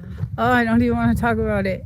But it's on one of my. It's on one of my. I think it's either number 18 or 19, where they were stealing these Frenchies and they were taking the chips. They were performing surgeries, and not good surgeries. They were chopping these dogs out, like just, and taking the chips out and replacing them so that they couldn't be found. And they finally arrested. They arrested the guy. They found him. They found the whole entire operation. And they arrested everyone involved, which is really good. So that's on there. That is beyond heartbreaking. Yes, it was. It was just disgusting. I just had to tell that story, because I was so horrified. And my message to everyone is hold on to your animal. It doesn't matter. They had other dogs there too. It wasn't just Frenchies. They had other pets. There were other animals there. There were Shih Tzus, there were Chihuahuas, there were all kinds of but mostly Frenchies because they're, the most expensive and they're the number one dog breed in the world. So they're very expensive. So we need an animal abuse registry, just like, yes, I agree. And it's funny you say that because I was listening to Joe Rogan the other day, driving up here, and he had Spencer Pratt. I don't know if you know who that is, but Spencer Pratt is running for mayor for California, and he was talking about Skid Row and California and the streets of California, and he was talking about how the homeless are just brutally abusing their animals, and he wants to do something about it because it was just so. The next mayor of LA, I know, I couldn't believe it. So you know who Spencer Pratt is, right? The Hills and Laguna Beach, and yes, so he's running, and he's actually doing really well. The thoughts make the penalties harsher for stealing someone's pet, make it not worth their while. I know. Yeah, so he is running for mayor, and he's actually doing really well. I'm surprised.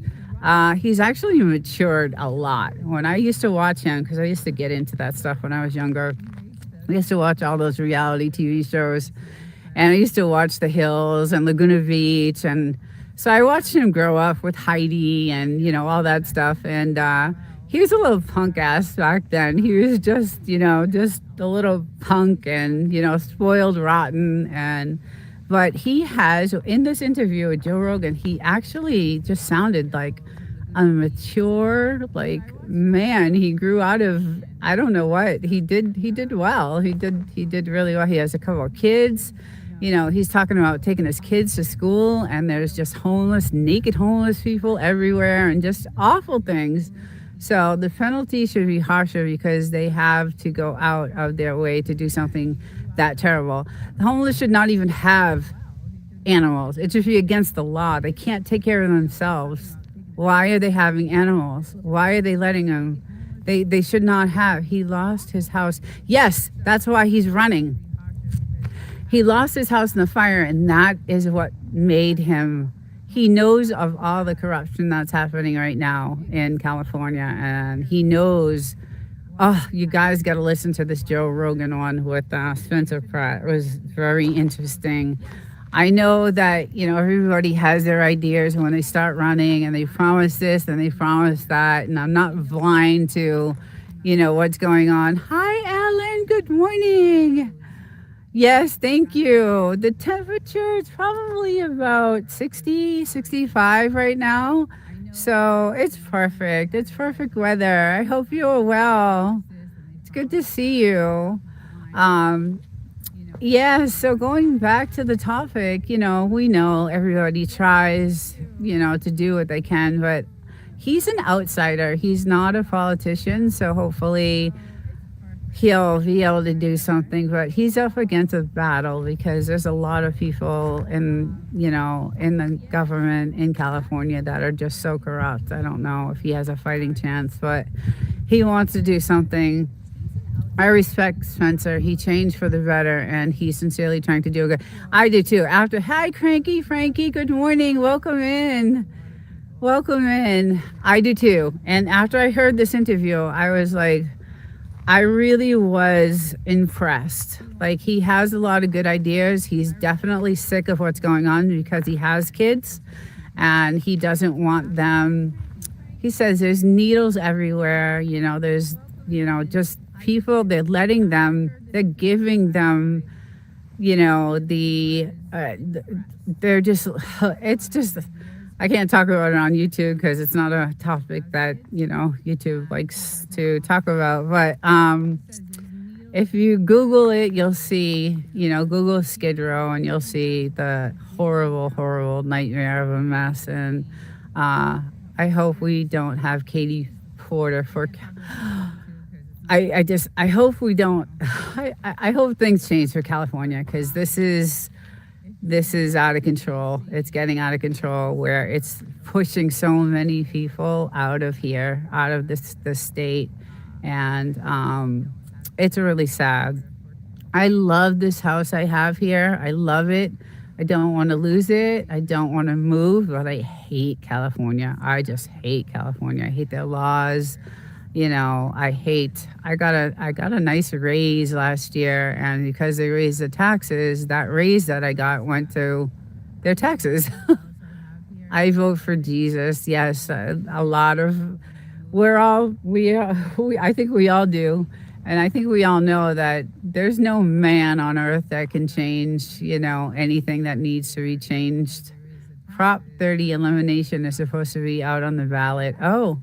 There's so many beautiful places to live in the United States. Yes, wild child, there are. I don't know if they're like this, with this. The good thing is no one can build around us. Like, no one. It's all government-owned land. No one can even step on that land. So that's what I like about it. I really just love the fact that we are at the very end of... If you go to Google Maps, you can just find us right at the very end of the mountains, and we're the last house. No one can build after us, around us, near us, before us, because we own a lot of this land in front of us. So part of our 5 acres is, out this way too. So most of it's on the side, and then a lot of it is out here. And then part of it is just a little bit is on that side. But most of it is on, this area covering over here. And then the back side, like to the telephone pole out there. So it's really nice and quiet. And, we're self-sufficient out here. So it's yes, your views is secured. Yeah. And, we do have, we're very protected. I feel protected here. We have we did, do a lot of investing, on different types of cameras and, all kinds of surveillance. Because when we first came out here, it was dangerous. There was a lot of meth houses and, drug dealers and all kinds of things going on. So we were like, oh my God, what do we do? We had no idea that there was, stuff like this going on. And it was really bad. There was a lot of traffic. That's why we dug this hole. It's because I would go in the hot tub and I'd want to lay out in the sun. And we had all this traffic driving by, and all you'd hear is toot, toot, toot, toot, toot. So I'm like, I need a little bit of privacy. So how far away is your mill? 4 miles. So we drive 4 miles. Oh, 3 miles? Okay, 3 miles. We drive 3 miles all the way down to Adobe. And then there's all the mailboxes. Casual. Yes, yeah. So we drive all the way down there, and then there's everyone's mailboxes down there to to pick up their mail. So it's and it's unmaintained roads. These roads are not maintained. They're you know, they're rough. They're they're not maintained at all. They're really rocky, and when the storms come in, they're flooded sometimes, and just it's a gorgeous place, and it's worth it. That's all I can say. I live in the city, like I said, during the week, and I don't live in a great neighborhood, so I also, have protection there for myself. It's great because we get to practice out here. So I am, skilled with protecting myself, obviously. But the roads, I can kind of show you what they kind of look like. I don't know, Miles, are your roads maintained? I love Cactus Cafe on Adobe. I've never been there. Great breakfast, really. So the Palms in Wonder Valley, you can't even get in for breakfast there. It's like insane. Like you have to wait hours to get in. And it's a little dumpy place. It's not, anything great, but it's really good. But I'll have to check that place out. I never even heard of it. But yeah, so the roads are kind of like really rough. Listen to the bees, guys.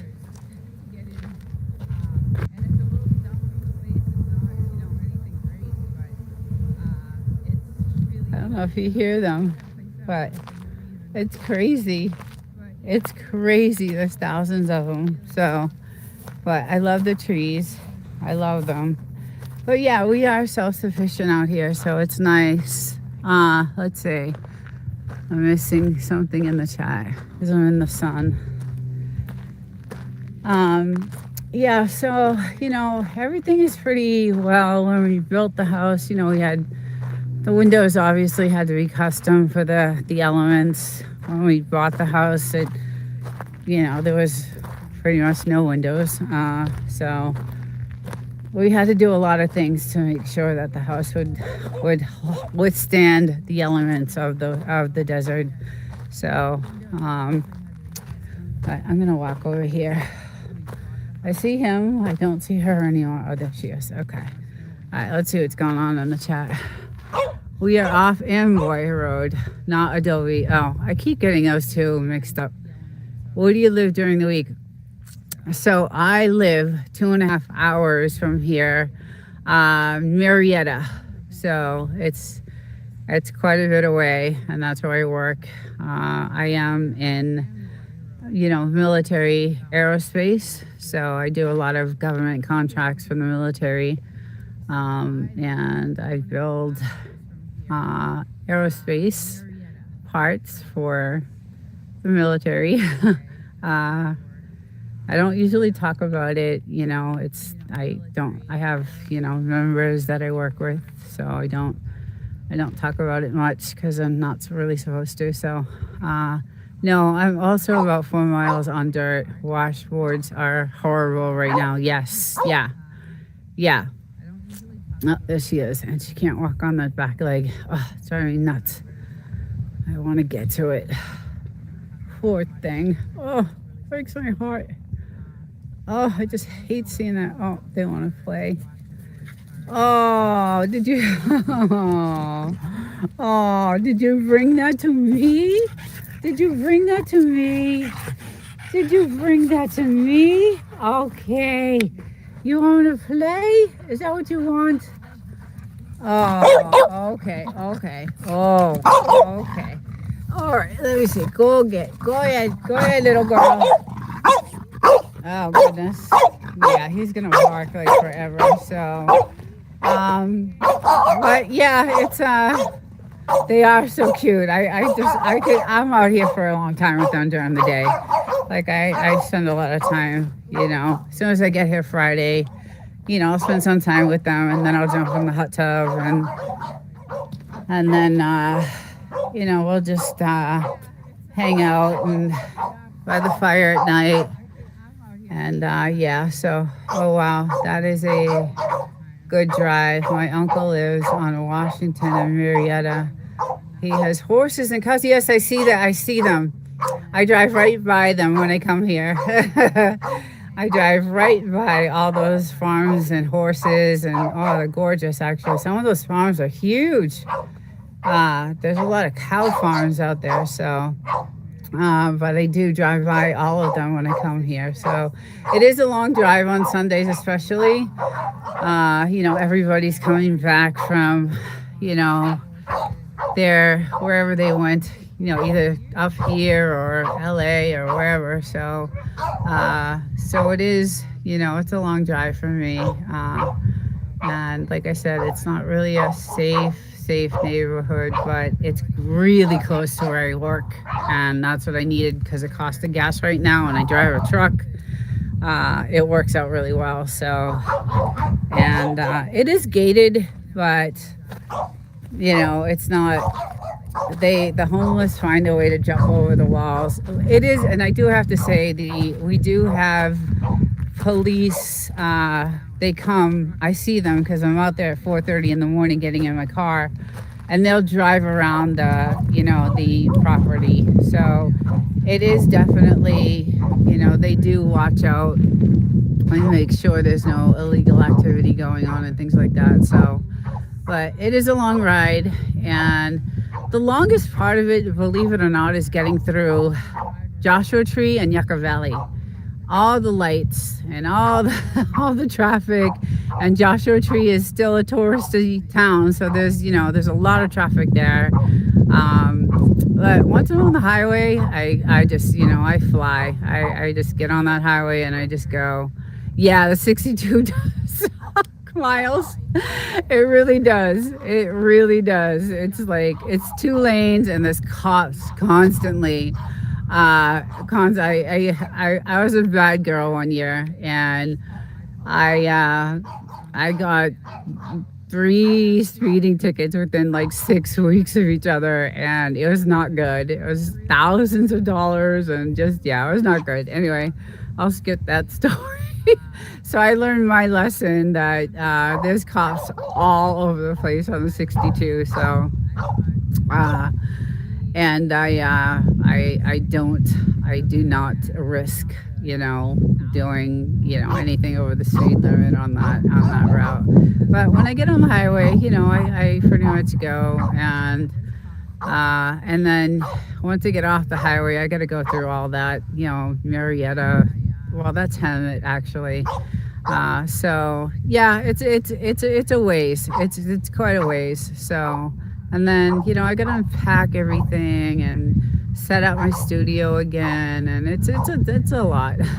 It always feels good to get past Morongo and, yes, through the grade. Then it feels like you're on your way. Exactly. As soon as you get over that mountain, like you're coming down the mountain through those, through the mountain, I'm like, yeah. So it's a good hour and 15 minutes from here to there. From where I am to that Morongo mountain, it's like an hour and 15 minutes. And then from there, it's another hour, an hour and 15 minutes. So it's, 2.5 hours. So it is quite a ways. And the price of gas right now is just like ridiculous. So, it's, that's why when I come here, I do not leave. Like, I don't leave. I stay here. I don't go off. What I do, and I just go, I do my hobbies. We do target practicing. I go look for stones. I'd love to go research some of these other broken down houses. But my Wi-Fi, I would have to record everything and then, do a video on it. But there's so many broken down houses that I'd love to just go. I did a video on that one over there a while ago. So, but it's pretty interesting, some of the things you see, and I just love it here. It's very peaceful, and we have a nice place, and when we built it, we built it the way we wanted it. So it's nice. So Miles, do you have is it a one family that you have? Do you have your own home? Do you have a lot of neighbors? That's the other thing that I love, is not having,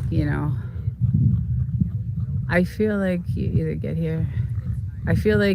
get it hear and vibe with it, or you just don't. Some people will never understand how fulfilling it. Right, exactly. Yeah, and that's why when we started vacationing in 29 Palms, like I said, we could have gone anywhere we wanted. I have family that has houses in Sicily. We could have gone anywhere, but we rented this one house in 29 Palms on Morongo. I think it was, no, Bullion Mountain Road. And all the way down, like 3 miles down, was this one gorgeous house in the middle of 40 acres. And bye, wild child. I love you. I will see you soon. I'm so proud of you. I want to see your premiere. I'm going to go watch it. Yeah, I have my own place on 5 acres too. Oh, I have to clean them all out.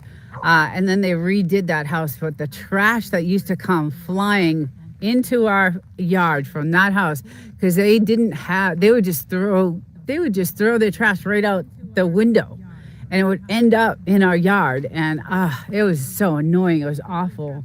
And that's when we started saying, okay, we're gonna put in all these, cameras. We're gonna put out, get some pews and protect ourselves. And and then finally, a couple of years ago, I think it was like 4 or 5 years ago, the feds came in and just cleaned house, which is, thank God, because it was getting out of hand. It was getting out of hand. So I was glad that happened. And now it's nice and safe, as safe as it can be. Those neighbors, we never hear anything, a word, nothing. These are all Airbnbs, or they don't. So this house down here is a kennel. So we do hear barking dogs. They raise Shih Tzus, I believe. So that greenhouse down there.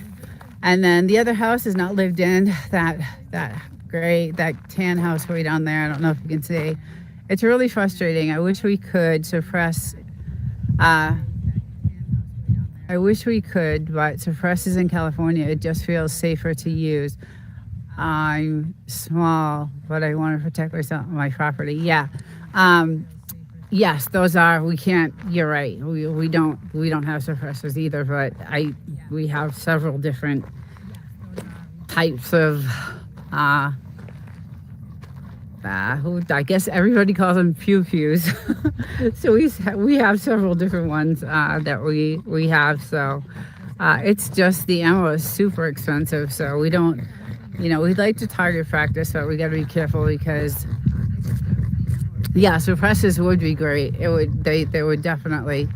But so we don't do a lot of it. We do it, when we can, because I want to stay skilled. I want to be able to, stay skilled at it. So we do, our practices here and there. That is why we mainly practice with the 22. Yes, right. I do so much more control using one. Yeah. So we have a few different types. I like the 9 personally. 22 is, heavy. The AR-15 is awesome.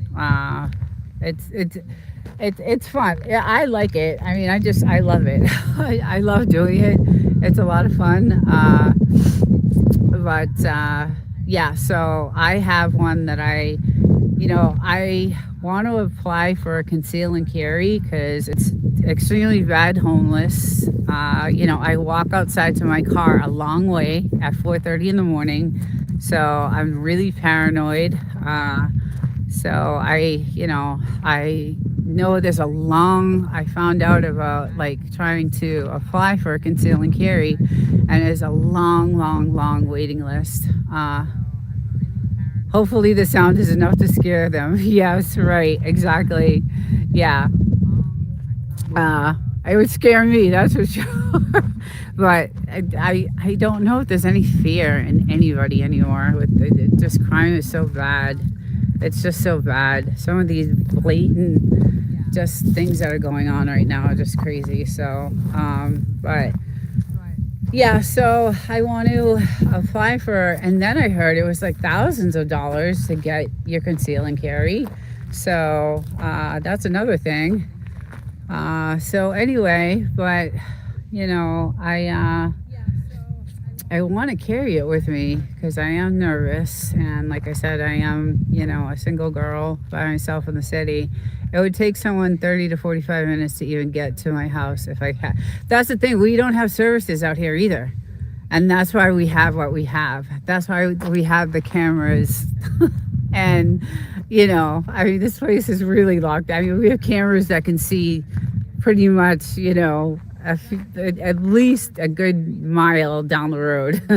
And we can hear people coming in. So but yeah, there is no services out here, and that's the other reason why we have people watch movies. They think they'd dodge them. Yes. People watch movies, they think they dodge them. Right, that's how it shows in the movie, right? But it's not that way. So there are no services here. So you're on your own. It's pretty much martial law here. And let me tell you, I do hear shots being fired during the day. So there's a lot of people out here that, live way, way, way down there. And, they're also doing the same thing. They're practicing, and then we do see the military out here on this side of the mountains. They have barracks over here, and they do their practices. And I stand over here with my binoculars and watch them. It's pretty cool. But yeah, no fire, no ambulance, no police, no Uber, no nothing out here. No, absolutely nothing. No services at all whatsoever. So you have to protect yourself. So I kind of feel like I'm safe because I'm near the military, but I don't know if that's a bad thing or a good thing. Like, I don't know what to think, but I know that on top of the mountains at night, I can see their lookout towers. Like, I can see the red lights and their towers. So, Catherine, hello from Africa. Hello, long time. It's been so long. How are you? I see those red flashers too. Do you? Yeah. So hopefully, Catherine, how are you, honey? I hope you're well. Yeah, so hopefully they're watching out, and I know they're spying. I know they're listening. So, we're all being obviously spied, and there's just satellites everywhere. It's the new world, right? It's the new world order, guys. It's the new world order.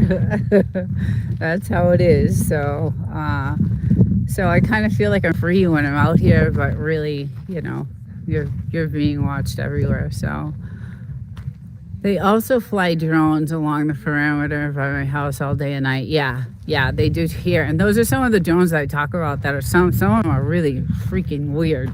Like, they're just weird looking drones. like I'm waiting. So I swear to God, I think this is going to be first contact here. Area 52 will be where they're going to come. I'm going to be the first human to be in contact with one of them. Hopefully I live through it, but I feel like someday over that mountain is going to be, it's hilarious. It's just hilarious, the things I think of. But I do, I feel like, I don't know, maybe this is a spot where they'll come. I know, like World War Z and that Tom Cruise movie, they come out from under the ground in the middle of the city. I don't even see that happening, but I don't know. Anyway, make up for UFO UAP airport, Area 52. Love the ideas. I love it. Oh my God, it's so funny. Okay, guys, I gotta run. I just got a text from my co-host from the podcast, so I gotta get on the road and get back to the city to set up for my 5 o'clock podcast that is going live. So you'll read the Uncle Eddie in Independence Day. Thank you, Miles. Thank you, everyone, for joining. Catherine, yes, I do. Yes, Catherine, I've done really good. So I miss you. I'm glad you joined. I hate to cut this off, but I do have to get on the road.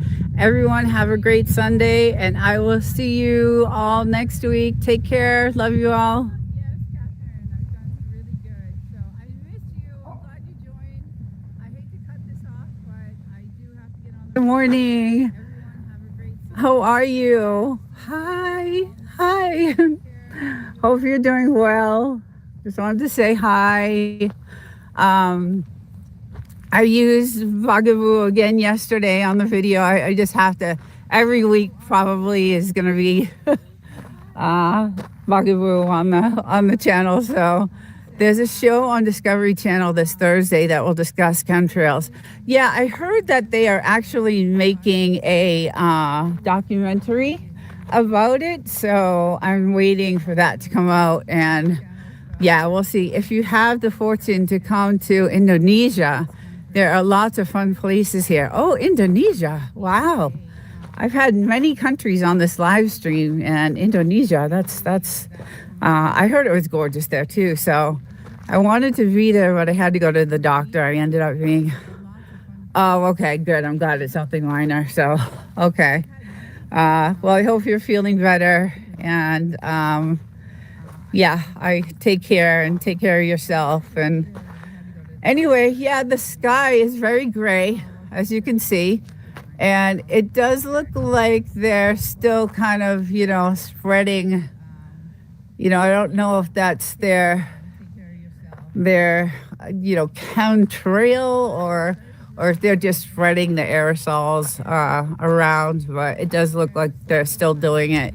But you can tell that they have been at it for a while. And yeah, it looks like it was done really early this morning, and you can hear I'm really sniffly and not, I have a little bit of a cold. So the milkmaids, hey, good morning. Good morning. How are you? Welcome.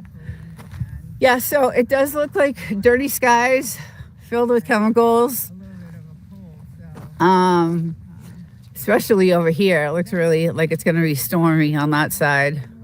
And yeah, not good. So, and it looks like they're starting earlier and earlier. And I guess this is like coming from the Pacific. So this isn't even done. Like when the clouds are like this, it's coming from a different area. So, yeah, even though I can't speak your language, but I really enjoy your content. Good night, miss. Thank you for joining. Thank you for coming in. I hope my sister shows up. She was on my other, I'm so mad. She was on my other live, and I wasn't able to get her. Let's see. Hey, drunken chef. Good morning. How's it going? And Angela, all the chemtrails. Yeah. So it looks, like I said, this looks like it's coming from, like the West is, blowing these clouds to this side. So, but you can see that there are some planes like dragging the trails. So, yeah, and it's been stormy. It's been, cloudy, and we had a really bad storm the other night. I wasn't here for it, but happy Sunday, definitely. Zucra, where is this? This is United States, California, the Mojave Desert. And yeah, my sister, is she here?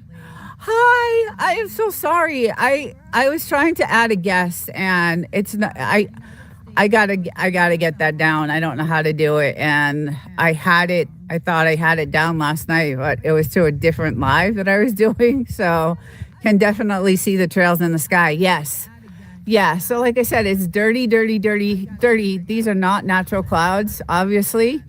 You can see, and you can see that they're being like spread the planes are coming through and they're, just taking that aerosols and all the chemicals, through. So this side isn't so bad, but I can tell that they're doing it earlier in the morning. Because usually when I come out at this time, they're just like starting, like none of this is here. So I know this is blowing in from another part, from the west. So, but welcome. It's good to have you here. I figured it out. Got it. Thank you. I'm sorry. I feel so bad because the person I wanted to have on as a guest is the girl that I did the podcast with, and she's probably like so irritated. Your Finn girl, Shelf Mom, will argue with this, but the truth is anxiety comes from a bunch of Sharpie T markers and birds jumping like a hobo jack. Interesting. Let's see.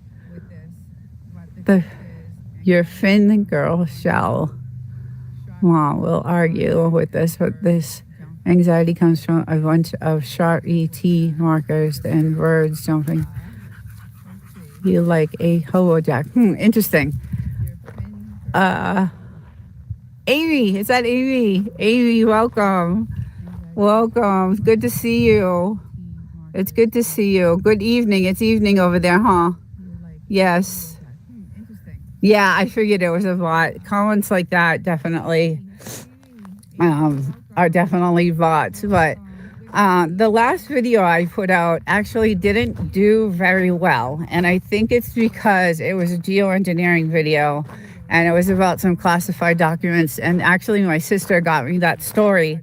But I think I know why, obviously, because this topic is not a topic that YouTube wants to talk about. And I know I got some advice from my team, and it didn't have enough B-roll in it. It didn't have enough, because YouTube is entertainment, and they want to see entertainment. So I'm gonna revise the video and add some more information that my sister actually just sent me, which is really interesting. So I will definitely do that, and I'm gonna add some pictures from Alan that sent me, and some other subscribers sent me some pictures. So good morning if I missed you. Let's see. The East, I can't even to read right now. They're all David. I got it. I can't see very well. Welcome. Good morning. So yes, this is what the gray skies look like here. And it's looks like they did a really heavy spraying, really heavy. And on that side is a little clearer, but still I think it's like gonna be stormy. And like I said the other night, I wasn't here. It was, I think, Thursday night. My husband told me that the winds were so bad that it shook the house. Like it actually almost lifted the house. Check Discovery and HBO for times. Okay. Shout out 29 Palms. Yes, shout out 29 Palms. But in that video that I just put out that just didn't do that well, it talks about how aluminum is found in a lot of the V's now. Like V's are getting poisoned. Hello from Kentucky. Good morning. Hey, Bondi. I had Hatchet on yesterday on my show. It was a really cool show, and I showed some videos. But I'm gonna step out off the property, and I'm not gonna get too close to these bees right here, because these bees, I don't know if I can get close enough. They're a different color. I don't want to get stung, but I don't know if I can get close enough to. They're like a strange color. If I can get close enough to, and you can hear them, sounds like an airport. But it's weird because they are a different color. I'm not going to be able to get close enough because I don't want to get stung. But so they're even poisoning, our bees and our wildlife, and it's just really sad. I can see the color. They're like this. They're not the yellow and black, right? The yellow and black bees. They're like a tannish color. It's very strange, very weird. I didn't get have a great. I didn't have great service yesterday. Oh yeah. It's spotty everywhere, right? It's really spotty. You guys stay there. I'm gonna take a walk around the property, but I did want to show you guys how gorgeous our other plants are doing. They do have a weird. They're not as white as they usually are, but they are beautiful driving up to the property. Let's see. Who else do we have in here? I never thought the desert would have such greenery. So it never did, Pam. We never had a blade of grass in years. And that's why I'm saying something is going on. They're spraying so much that something is happening. We've never had grass ever. Ever. None of this. See this stuff on the ground? Let's see if I can get the camera to. There we go. Yeah. And I'm sniffling like crazy. None of this. We have never had this ever. This is the hottest place on earth, and we have never had greenery in the desert. And that's what makes me so nervous about what's going on. Pamela, I love the desert. It looks so clean. It used to be really clean. Like we used to have fluffy white clouds, real fluffy clouds, beautiful skies. And now we have this gray, yucky, they're just weird clouds. And I have a photo that I use sometimes as a thumbnail of the clouds that we used to have.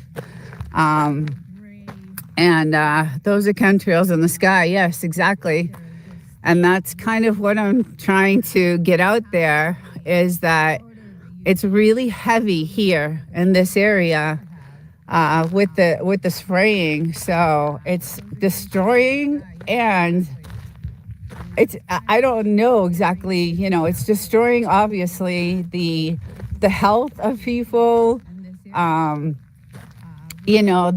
wildlife. It's making things grow that don't usually grow here. But and then these flowers, like, they're not as white as they usually are, as they usually get.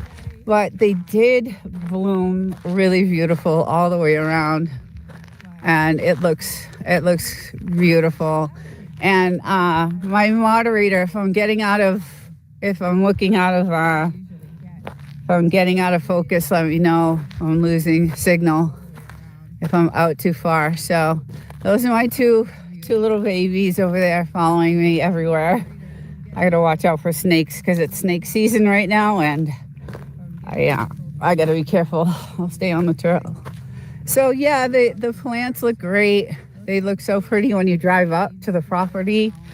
They're gorgeous. They're all the way around.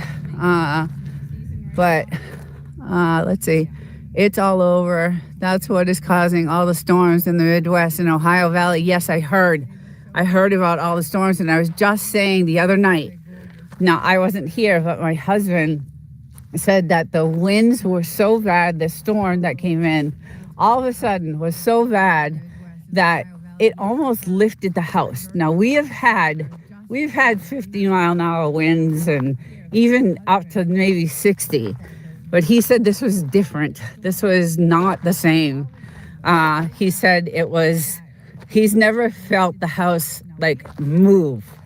So it freaked him out, and I was like, oh my God, like, I'm used to the really windy weather, but to have like the house almost. Oh, thank you, girl, dad cooking out deliciousness. I love it. Yeah. So, it's scary to know that the way they're manipulating the weather, And that video I just put out, like I said, I'm going to revise it. I'm going to add the documents actually from 1965 in the video. I was able to locate those, and those are online. All the links that were in the video were in the description. But I'm going to add some actual footage in the video and revise it because it really didn't do that well. And the information was so good and so true. And I had no idea that they had used this type of weaponization of the weather, in the Vietnam War. So it was really interesting. But I'm going to revise it and add a little bit more information.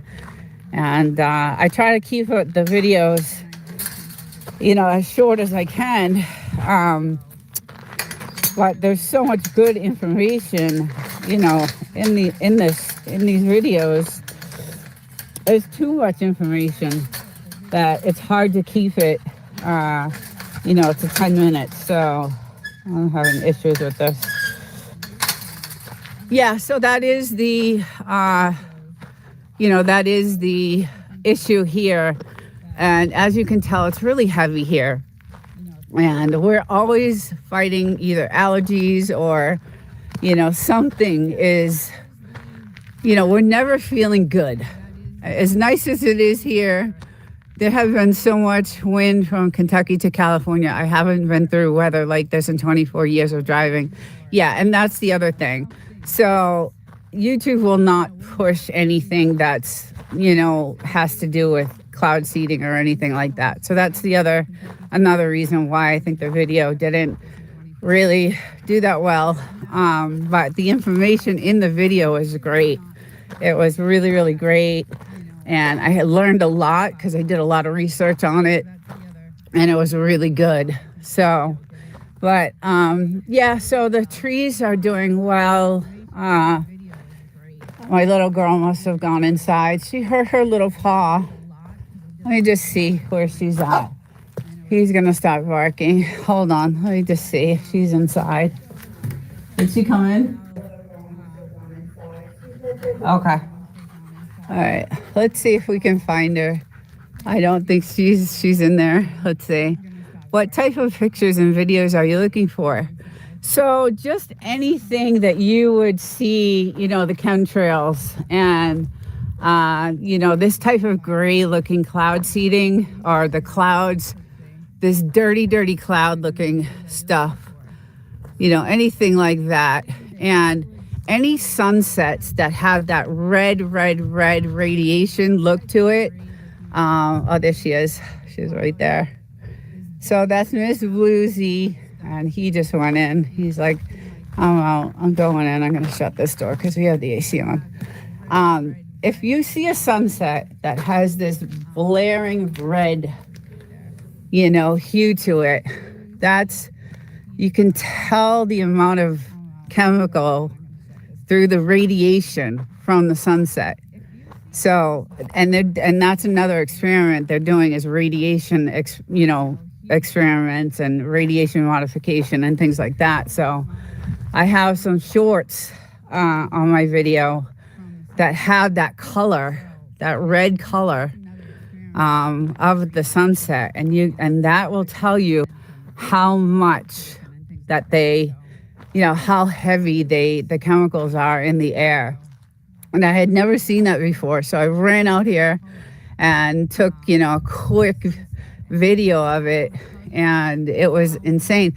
It was actually a couple of weeks ago that happened. So YT is suppressing chemicals but pushing UFOs. I know it's strange.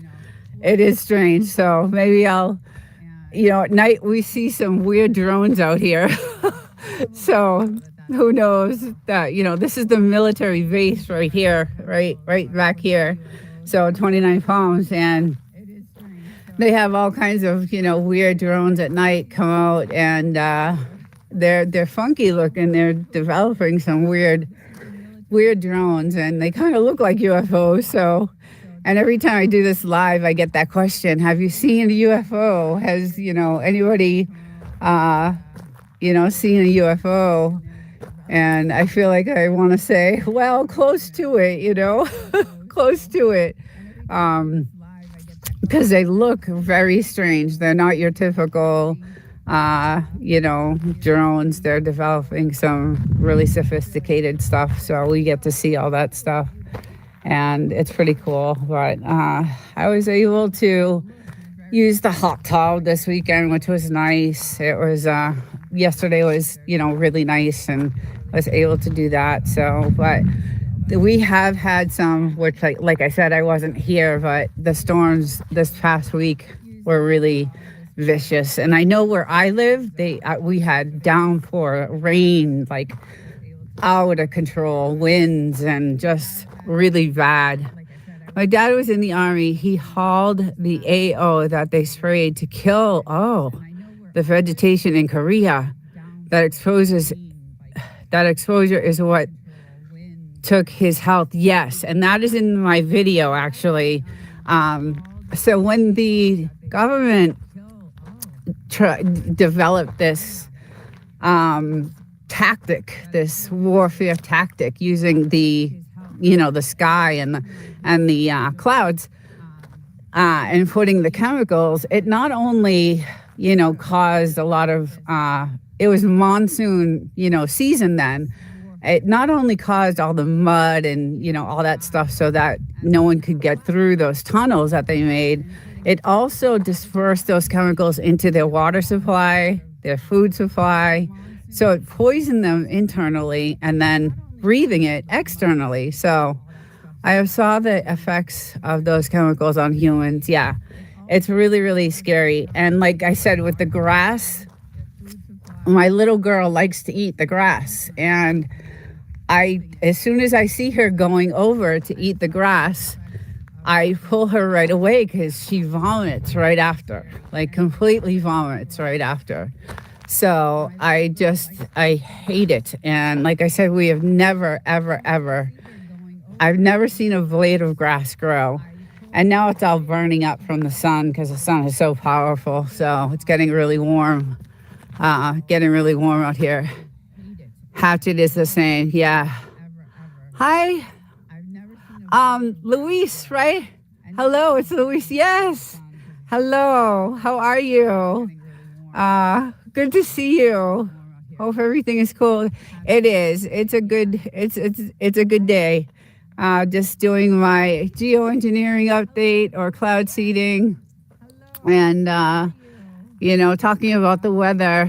And we have seen and heard about what's going on, everywhere in the States with this severe weather, like just really crazy weather. But the military base has been really silent. Haven't heard, we used to hear a lot of practicing going on over there, and just have not heard. Oh, pretty birds. Haven't had birds too. So, hey, hi, camper. Good morning. Welcome in. Yeah, so I was just looking for like anybody who has any photos of these dirty looking chemical, skies that I would, put in my videos when I revise this video, because it is, it's really crazy what they're doing. And I know it's not only here. It's this is blowing in from the west. This isn't something. It's just the planes right now are just spreading it. You can see the trails. So it's not good. But I have had a few people send me some photos, which is great, and I appreciate that. I will use those when I revise that video, but I don't know how much YouTube will push, like Wolf and Snort said, they don't like any type of this information getting out. So, and I have reached out to Dan Wigington several times, which is the CEO of the geoengineering organization. And I've also gone to his YouTube page and, showed him, left links to my channel, but really haven't heard anything. And there's, on his site, there's a place to leave comments, but it was when I went to go leave a comment, it was 19 or 20 pages in, and that's how many comments of people, complaining about what's going on. So I said, well, he's never going to see this. He'll never see this one. So I didn't bother. So I ended up, just going to his channel and leaving several, every once or twice a week I'll go there and just leave, my link to the channel to see if he'll, notice it. But I know he's got hundreds of thousands of people on his channel. So, and he's also the CEO. And, he's also doing several interviews. The government doesn't want people to know. Right, exactly. And that's what that video was about originally, is that back in 1965 or 1967, when the Vietnam War was going on, nobody knew about it. Like, it was classified. And then all of a sudden, the documents got leaked. And then there was a journalist that, exposed the leaked documents and came out, with the story. And then I believe it was the New York Times that actually, put it out officially. So it's, but now they're not, they have this site called the Government Organization Accountability. And now they're telling you, I have a geoengineering or a pure air map. And it tells you where they're spraying, what the air quality is going to be. They're not hiding anything anymore. So, but they're claiming that they're doing this to modify the radiation levels that are coming, from the sun, which, could be true. That could be one of the things that is happening. But it's causing really bad weather and really bad, devastating storms. And, if you're stealing rain from one part of the country, another part is going to suffer. So it's like a weaponization of the weather, really. And it's just, not good. So, but today is really hot, actually. It's getting to be really warm. I was going to do a fire, but my little girl, see if I can find her down here. I think she broke her toe. So, hi, Poetic. Good morning. Welcome in. Hope you're doing well. Joy Joseph, good morning. Hello. Good morning, everyone. Happy Sunday. There she is. Yeah, she broke her toe, and it was unfortunate. They're admitting to cloud seeding, but defying geoengineering. That's what it is. Yeah, so, but I had these really cool rocks that now I'm starting to, when we bought the place, we found these stones, and they were painted stones, and the person that lived here had this stone, which is really interesting. And let's see if I can get. And they wrote a scripture from Revelation. He will wipe out every tear from their eyes. And that's Revelations 21, verses, I believe, 1 through 4 or 2 through 4. I grew up in a religious family, so I was extremely... The views of the skyline are so beautiful there. They are. You should see them. Good morning, Miley. Good morning. Yes, Pam, they used to be so much more. They were crystal clear. The skies were crystal clear. Fluffy, beautiful white clouds, gorgeous white clouds, just gorgeous, fluffy clouds. And, the sun would come in and out, and you'd be able to get a nice tan. And now it's just these dirty, gray, wispy, just nasty clouds. And now it's just, the sun just burns and burns. So it's definitely different. Welcome in, Miley. Good to see you. Happy Sunday, everyone. Yeah, so it's been crazy, and like I said, this was all grass here, but we had to rip out all the grass and the trees, as you can see on the bottom. Let me see if I can get oh, to the bottom of. Sorry, guys. So this was all grass, and we had to fix that due to the snakes being out here. So yeah, we can't have that. So okay, hold on, guys. There we go. There we go. Something is happening to me. Okay. Yeah, let's see if I can change the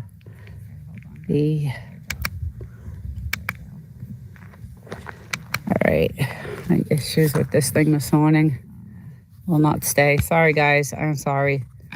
Yeah, there we go. Oh, no.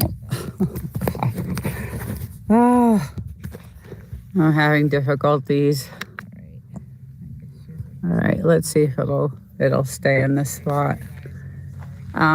Yeah, so it has been, something just really to see, not good. And like I said, we're always have either, we chalk it up to allergies, like we'll say, oh, we have allergies today. And, that's what we say it is, but it's really not.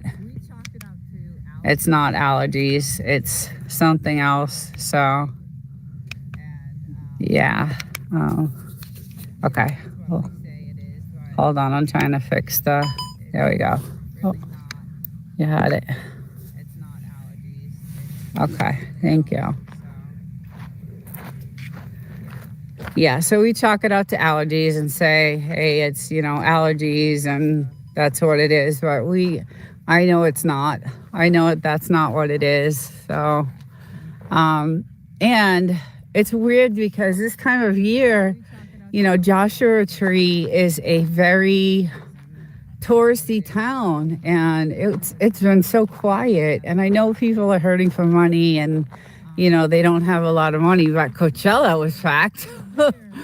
I had to travel with the Coachella traffic this weekend, and I mean, some of those tickets, I don't know if anybody's heard, but I mean, it's over $10,000 to go, and it's just for one weekend. So I don't know where people got the money for that, but usually they come. I never had allergies, but I start sneezing in Texas, and my nose runs all the way to California. But once I get back to Texas, I'm Blondie. That's too funny. That's not good. Yeah, I don't know if other, people are experiencing the same effects that we are out here.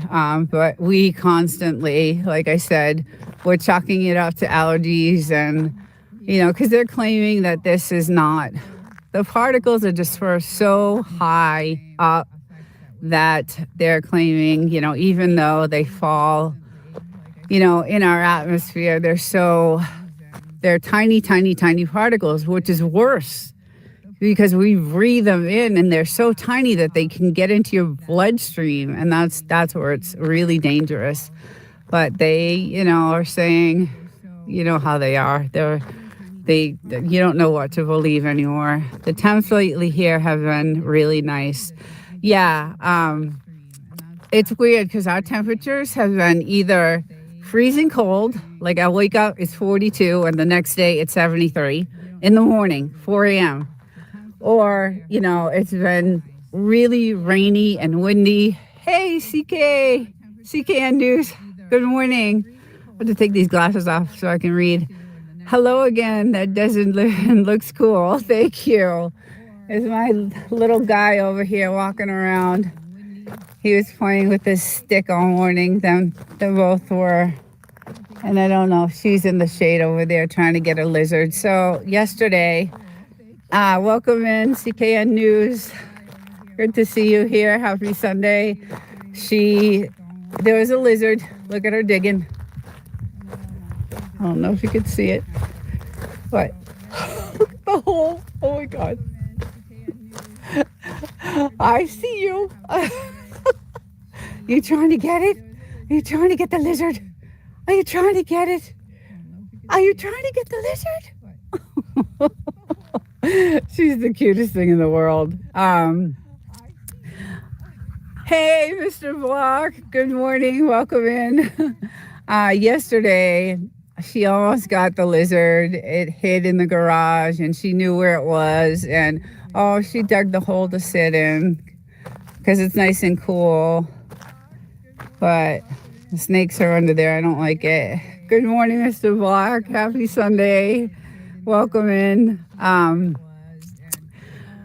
So yesterday we have to watch her because she had brought me so many dead lizards and it's disgusting and I don't like it. It's the worst thing. Your Frenchies are awesome. They are awesome. I do a show on Saturday about Frenchies and animals, and I love showing videos of these guys because when we got them as little babies, they were so cute. We were nervous about how they would act because we got him first, and then 6 months later we got her, and we didn't know. He was so spoiled. All the attention was, to him. So we didn't know what was going to happen when we brought her to him, if he was going to be jealous or how he was going to act. But immediately they were just in love with each other, just in love. We try to gate them apart, just to see, because I didn't know how he was going to act, and they just didn't want the gate to separate them, and they were just the best. They just love to play. Tuber chat, Kevin. Hello, good morning, welcome in. Thank you for joining. Thank you so much. Yeah, so when we first got them, they were just in love immediately and inseparable, and just have been that way ever since. And he's, really good. He's really good. He does tease her a lot. He has this spot, and I'll take you guys down to it. I'll take you. So when the storms came in, they destroyed our land, and we still haven't really fixed it.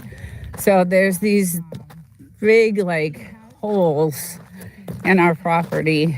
So here's one that is really bad. But if you can see, there's a bone there. There's a bone over here. There's 6 or 7 in there. So this is where he comes out. And if I were to dig through the sand, this is where he comes out and buries all his bones. And there's a ton of them in there. So, but yeah, the storms were so bad. The rain came down so hard and did so much flooding that this is what happens. And we have to fill it in because even though they like sleeping in those little shaded areas, I'm nervous about, the snakes right now because it is snake season from April to September. And yeah, I worry about that. So I'm constantly, watching out for that. And that's why I had to remove all this grass that was out in the front because they will come out there and just, she got bit. It was $6,000 bill, and I can't have that happen again.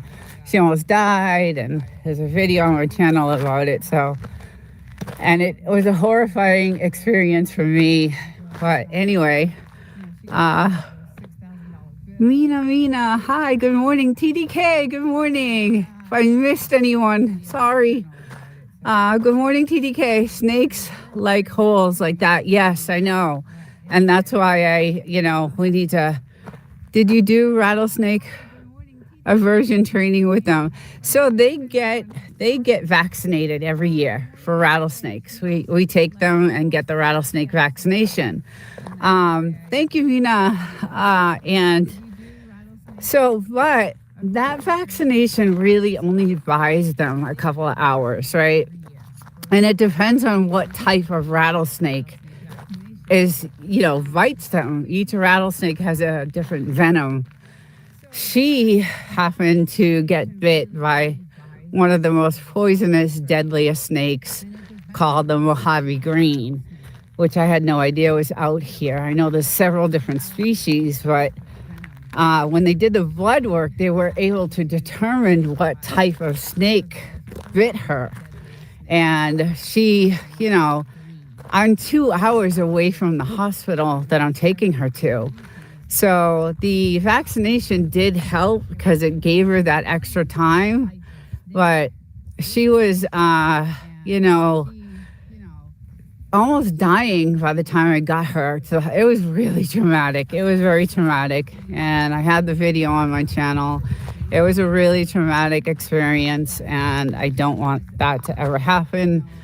Besides the fact that it was a $6,000 bill, because each one of those bags of anti-venom is $1,000, and she needed 2.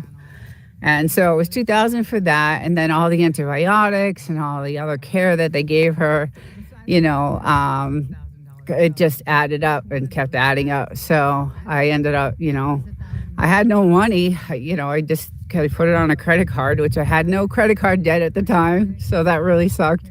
Frenchies are not very trainable, and that is the truth. Yes, those Mojave Greens. Now that I know they're out here, yes, they are very, very deadly. And so, some dogs can get bit. In that video, I have a story of a couple that had a big, I think it was a Labrador, and it got bit by a snake, and they gave it Benadryl. They took it to the hospital, and the hospital, said it's going to be a $6,000 bill. They said, no, we don't have that kind of money. We'll just take him home and see what happens. And they gave the dog Benadryl, and the dog, suffered for a couple of days, but then it recovered from Benadryl. But I don't know what type of snake bit that dog, because if it was a Mojave Green, I don't think it would have survived. I honestly don't think it would have survived. So, and she's a little thing. She's 25 pounds, and she still has the scars on her face. I have to run. I will definitely catch the replay from. Thank you so much, Wandy. Thank you for coming in, and drive safe and be careful. And we'll see you soon. Take care. So, I don't know what type of snake it was that bit that dog, but there were several cases in that video during the time that she got bit. So I know the snake season is April through September, and I just am so cautious of it right now, having, them out here. And I always, look around, and I'm cleaning up, like this bush needs to be cleaned. We got to cut down the bottoms of that because they like to hide in those. And she got bit by chasing a lizard, and she chased it into this, place where the snake was. So the dog was 80 plus pounds and was bit by a common rattler. The greens have neurotoxins. Yes. Okay. So, okay. I don't remember that in the story, but it was a big dog. It was a big Labrador or golden retriever or something like that. It was a big dog. And it got bit in the face just like she did. And she still has the scars, which every time I look at her brings me back to the memory of her almost dying in the car, in the seat next to me as I'm driving. It's 2 hours away. I made it there in an hour and 15 minutes. So I put on my flashers, and I just went, I probably can't say it on YouTube, but I just got her there as fast as I could. So, it was really, really traumatic. I saw a snake skin stuck on a creosote bush. Oh no. Okay, see, so they are, they're coming out. It's the season. Oh, we're getting some flowers blooming on the tree. Oh, that's pretty. These trees look really gorgeous. Like in June, they're beautiful. All yellow flowers, but thousands of bees. Thousands. Thank goodness you're fast driving saved her life. Yeah. I didn't even care. I was just, people were like honking at me and, chucking me the finger. And I was just like, you have no idea what's happening right now. So I didn't even care. The 62 has, 5 lanes and I took one of them and I just, I can't. Anyway, I don't want to be, I don't want to say how fast I was going, but she was, by the time I got her there, she was not breathing. She could barely breathe. It was really, really, really traumatic. And I was a mess. I was freaking out. And, but they were there ready for her, waiting for her. So what's your annual rainfall? Well, lately, CKN News, it has been sporadic. We never used to get rain. We've lived here for a long time. We got rain maybe, I don't know, once every 6 months or so. Now it's these crazy storms. It should be near 0, but it's like 8 inches now. Yeah, these storms come in. They're vicious. Like a couple of weeks ago, I was saying on one of my lives, it took me 5 hours to get home because the rain was so heavy and the wind was blowing so bad that everybody was pulling over to the side of the highway because you couldn't drive. You just couldn't drive. And the flooding was up to my top of my tires on the 62. So I couldn't. It was just so bad. It was just really, really bad. So these storms come in. They last about a half hour and they're gone. But the damage they do, we got to sprinkle every few months. Now it's weekly. Yeah. That's what I'm saying. All this grass that's growing is just really strange. We've never had it. We've never had it. So, she's watching me. She loves me so much. We went through that experience together. And I was doing everything I could for her while she was sitting there. And every time I look at her, I remember that. And every time I see the scar on her face, because I think the fang went through her skin somehow. I don't know. It wasn't good. I just noticed all the blood on the floor and, it was not good. And she started vomiting and I tried to, pick her up and let her stand and she just couldn't. She couldn't even stand. We carry tire repair kits. They usually work. She got one last week. Jeez. She got one last week. Yeah. The lizard you're talking about? Yeah. But, yeah, so the military has been super quiet, although they did some helicopter practices yesterday. Or what's today? Sunday? Yeah, yesterday, Saturday. So I did see some of that action going on. There was actually a few of them going on. So I did get that. And guys, I have several pictures of all this training, but I don't want to post them because it's private and it's military. And I just feel like it should be kept, not shown. But I suppose I could because it's really good content. But at night when they're doing their practices in the middle, we'll see all kinds of flares and all kinds of stuff going on. And the bombs that are going on, and I have videos of all of that. So, but I just haven't posted anything. So, I saw 3 choppers flying in a row. Yeah, right. Yeah, woof, that sounds about right. Mine always hit the sidewalk. Desert, your flat tire. Oh, yes, my flat tire. I got a flat tire last weekend. You can post the base post their activity. Oh, okay. Yeah. I don't know. YouTube is taking down channels. They're demonetized. I'm not monetized anyway, but they're demonetizing. YouTube is doing all kinds of crazy things right now. So I'm trying to be cautious and careful about what type of content that I put out. And that's why I think that the video that I put out on the 1965 Operation Popeye didn't do well at all. It wasn't shown to anyone. You know, it was only shown to a few people that, you know, are subs of mine, but the information was so good. And I had no idea that this had started, you know, this weaponization of the weather started way back 60 years ago. But I'm going to redo that video and kind of put some more, you know, B-roll in it and give it a little bit more information. So I will take that down and redo it. Magic Medical Entertainment is the base channel.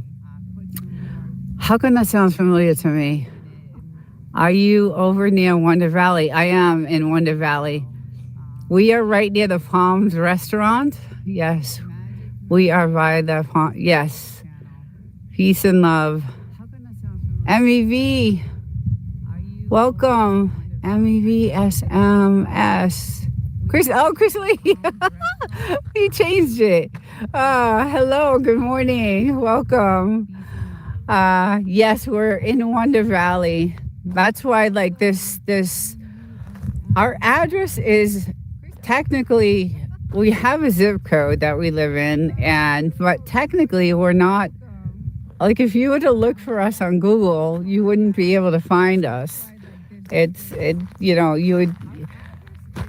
weird because this is all government land here. So it's not everything around us. That's why no one can build. That's why we don't have neighbors. Everything around us is government land. We don't have, our closest neighbor is the very last house, which is that white house over there. So we are the very last house before all the government land, which is across over here. So we are 4 miles from the main road, which is where our mailbox is. I got stuck by the sign once in loose sand. Haha. Yeah, we've had that problem too. Are they still building the massive resort in Wonder Valley? I didn't hear that. I did not hear that. I don't know. I wouldn't be surprised. My thought is that all the data centers were going to go here. That's what my thought was. Because they had a video out that this is what was said, that any government land that's available, they're going to build data centers on. So, but who knows? I don't know about that either. Being secluded definitely has its privacy. Yes, for sure. And that's why we're here. So, but yes, all this is government land. No one can build on it. And speaking of soft sand, this used to be our entrance. But because of the soft sand, we had to hire someone to kind of redirect the entrance to this was our gate right here to come and drive in and out right here. Was it right here? And then we kept getting stuck. And when we bought the house, the delivery trucks, the 18-wheelers were getting stuck. And they were stuck there sometimes for days before they could get out. It was awful. It was really bad. So we had a new entrance put in. We also had a weather station put in because of the severity of the weather here. So now that we know, we can see what's coming, and which is really helpful. It's extremely helpful, the weather station, for what's going on right now. Hi, Jasper. Good morning. So we had them, get us another entrance where the sand was solid. And so now this is the road. This is the side road here. And then this is the main road. And our entrance, this is our gas tank. So it's nice. We're pretty self-sufficient out here. This tank will hold us for years. We have, our own water source, which is our well, which is really nice. And, cameras are everywhere, all over the house, everywhere. And we have our own protection, which is nice. One good thing about here, you can target practice. So we got a few toys, and many toys actually, to, do target practice. And so we are protected. and like I said, cameras everywhere. But this is our new entrance now, and that's the road we come in on. And there's also another way to come in, and it's through this back way, but it's coming from way down there. Like, you got to take a road that's way down there and then come around, and there's a little bit of soft sand on that side too. So it's we're really out there, guys. I do a podcast with No Doubty Homestead. If you guys have a chance, go check out that channel. If you haven't, we do a podcast together, and it's about off-grid living, because she literally lives on 20 acres of nothing. Like, she drove there and she didn't have water, electricity. She had nothing. Just drove her car there one day, bought 20 acres, and is completely off-grid. So she started getting like a lot of sponsors that started, sending her different things to help her along, like batteries and just all kinds of stuff. So she's doing really well. But I do a podcast with her that gets released every Sunday about off-grid living, and it's on her channel, but we collaborate. So the videos are on my channel also. But it's really interesting about how many people now are doing, off-grid living and wanting to, go, change their lifestyle and be self-sufficient, because this world is getting really crazy, and who knows, what's going to happen. Hi, Tommy. I'm missing Tommy. Hi, Tommy. Sorry, I missed you. And this is really cool, because we're getting now these are growing gorgeous, and they're purple, the Taurus. I don't know if you can see the purple hue on them, but we did these ourselves. We planted those ourselves, and these are gorgeous. These are coming out beautiful, and look at her. She's looking for the lizards. She knows where they hide out. That's the thing. She knows where they hide out. Oh, her poor leg. She did something to her toe. But look how gorgeous. They're just so pretty. And, the poor thing. Oh, I don't know what she did. But look at this, guys. Look at this view. It's just incredible. There's nothing like it. And at night, you can see all the galaxies. It's just beautiful. Sometimes the night is still filled with these gray clouds. So sometimes, it wasn't like it used to be 5 years ago when we first, started coming out here. And the skies were crystal clear, and you can see all the galaxies, and it was just so beautiful. Looks like a moonflower, right? Yes, yeah. I love the moon rises. We get out here, so underrated. Yes, yeah. We have a really good camera with some lenses, and I have some shots. I think I posted them on some shorts. If you go to my shorts playlist, there's some really cool burning hot sun photos and really crystal clear moon shots that we got with this camera that we have. It's a Datura. It is a medicinal toxic night shade. Woof. I think they do the plant sales in October. It's loaded with scopolamine used for seasickness patches. Yeah, Datura is right. That's, I don't know if I would eat one of them, but they obviously have to be extracted. But anyway, yeah, we grew those like ourselves. So there was one when we bought the place right here. It was huge, but it was, had all these like maggots on it. And it was really, really bad. It was gross. So we ended up, taking it down. And it was really beautiful, though, because it had so many flowers. And we had to take it down because it was poisoned with these. I don't know what you want to call them, but I'm going to stand in the shade for a little bit. Well, I don't know where she went. Oh, there she is. Okay, I see you. I see you over there. He must have gone in. He can't handle the heat. So he's probably indoors. Yeah, so when we built the house, we built it, with all customized everything. We customized windows and all kinds of stuff to, shield us from these elements. And it's really good. I'd not suggest it. Okay, nice woof. Our moonflowers is related to gypsum weed. It's hallucinogenic. Oh my goodness. Must be great not to have a lawn to maintain. Yes, it is great. It is.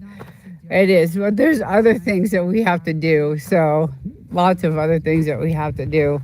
But there's our well. Got a great new well. So we are pretty, good. If anything were to happen, I would drive from the city right to here and just lock down. And we are starting to prep. We are, getting our food supply ready, and, the water and all that stuff we're starting. I don't know what's going to happen. I know they deployed thousands of Marines from this base, a few weeks ago. So the washboards are so bad here. Yes, they're really bad here too.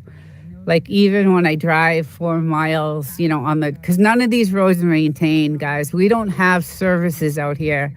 We don't have like ambulances that will come out, or fire trucks, or police won't even come out. Like there's no services here. We're so off grid that we don't have services. Now we do have electricity, so the definition of off grid is not being connected to, an electric supply, but we do have that, and we do have Starlink, and we do have all the other. You can see the dishes, and then we just put in this Wi-Fi extender so that I could do streaming outside. I also have a video on that, on how we did this. This thing is pretty cool, because I wouldn't be able to stream right now without this Wi-Fi extender. So let's see, some roads are one times a week, others are not at all.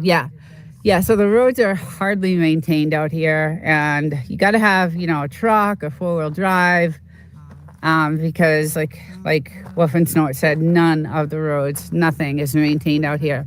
And this road back here is a trail road. So where the telephone pole is a trail road behind it, and then behind that is all military. So you can't go on that side of the road. If we have seen people like try to go on that side, and the military will come right out on their their 4x4s or whatever, and they'll be like, get off the property. So just subbed up to you. Thank you so much. Thank you so much. That's awesome. I'm glad to have you. I'm really glad to have you. So yeah, so they'll come right out and be like, get off the property, and we've seen that happen. So they have, like, on top of the mountains, they have these lookout towers, and you don't see them now because it's daylight, but at night you'll see the red blinking, lights, and they're definitely watching. Like, we all know we're being, tracked, all of us. Anything we say and do, especially on YouTube. So gotta be really careful. I drive a 4x4 and still carry boards, mostly get used by the Joshua Tree tourists going to Airbnbs that get stuck. Right. Yes. And yeah, there's a lot of Airbnbs right now, and I'm hearing they're having issues, like a lot of issues with even like filling them, obviously, because no one has any money, and they're asking a ton of money for one night stay in these Airbnbs, and then you have to pay all these other fees. And but we did get stuck. So one year we went to the gold mines way on the other side. With that, when we first came here in 2019, when we first saw this property, we all on that side is all the gold mines, right?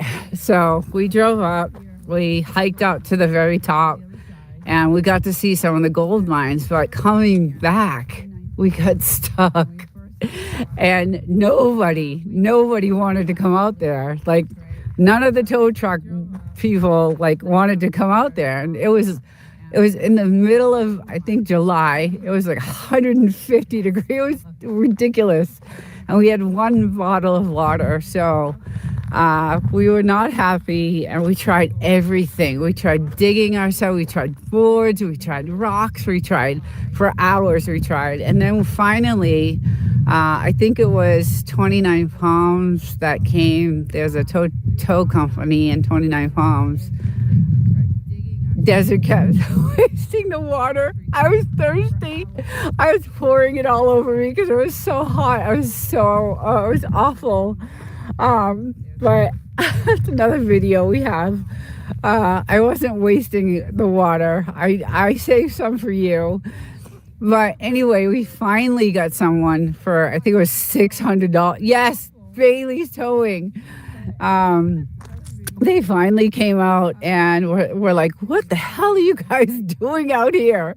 Like, why are you out here? And we were like, oh, we're going to the mines, and you have to have, a 4x4 or, a four-wheeler or a Razor or something like that to get to those. You can't. We had a Jeep 4x4, and we thought we could, get in and out easily. So that was not the case. But after 4 or 5 hours, Tommy, doubtful just to consistently monitor someone takes 3 to 4 people with 4 to 7.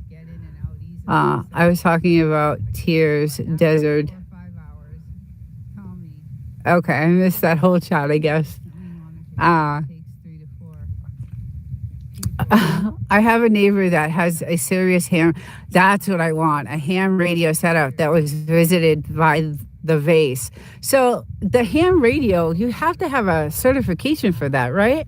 Like, you can't just go have one of those. You have to go through like a certification to have one of those radios. Because I looked at it, because I was like, if something ever happened with the world, how could we communicate? And I thought, I don't know if anyone saw the movie Greenland, but they were communicating through this, device, which was, I'm thinking, a ham radio. It's the movie, so I'm just, who knows?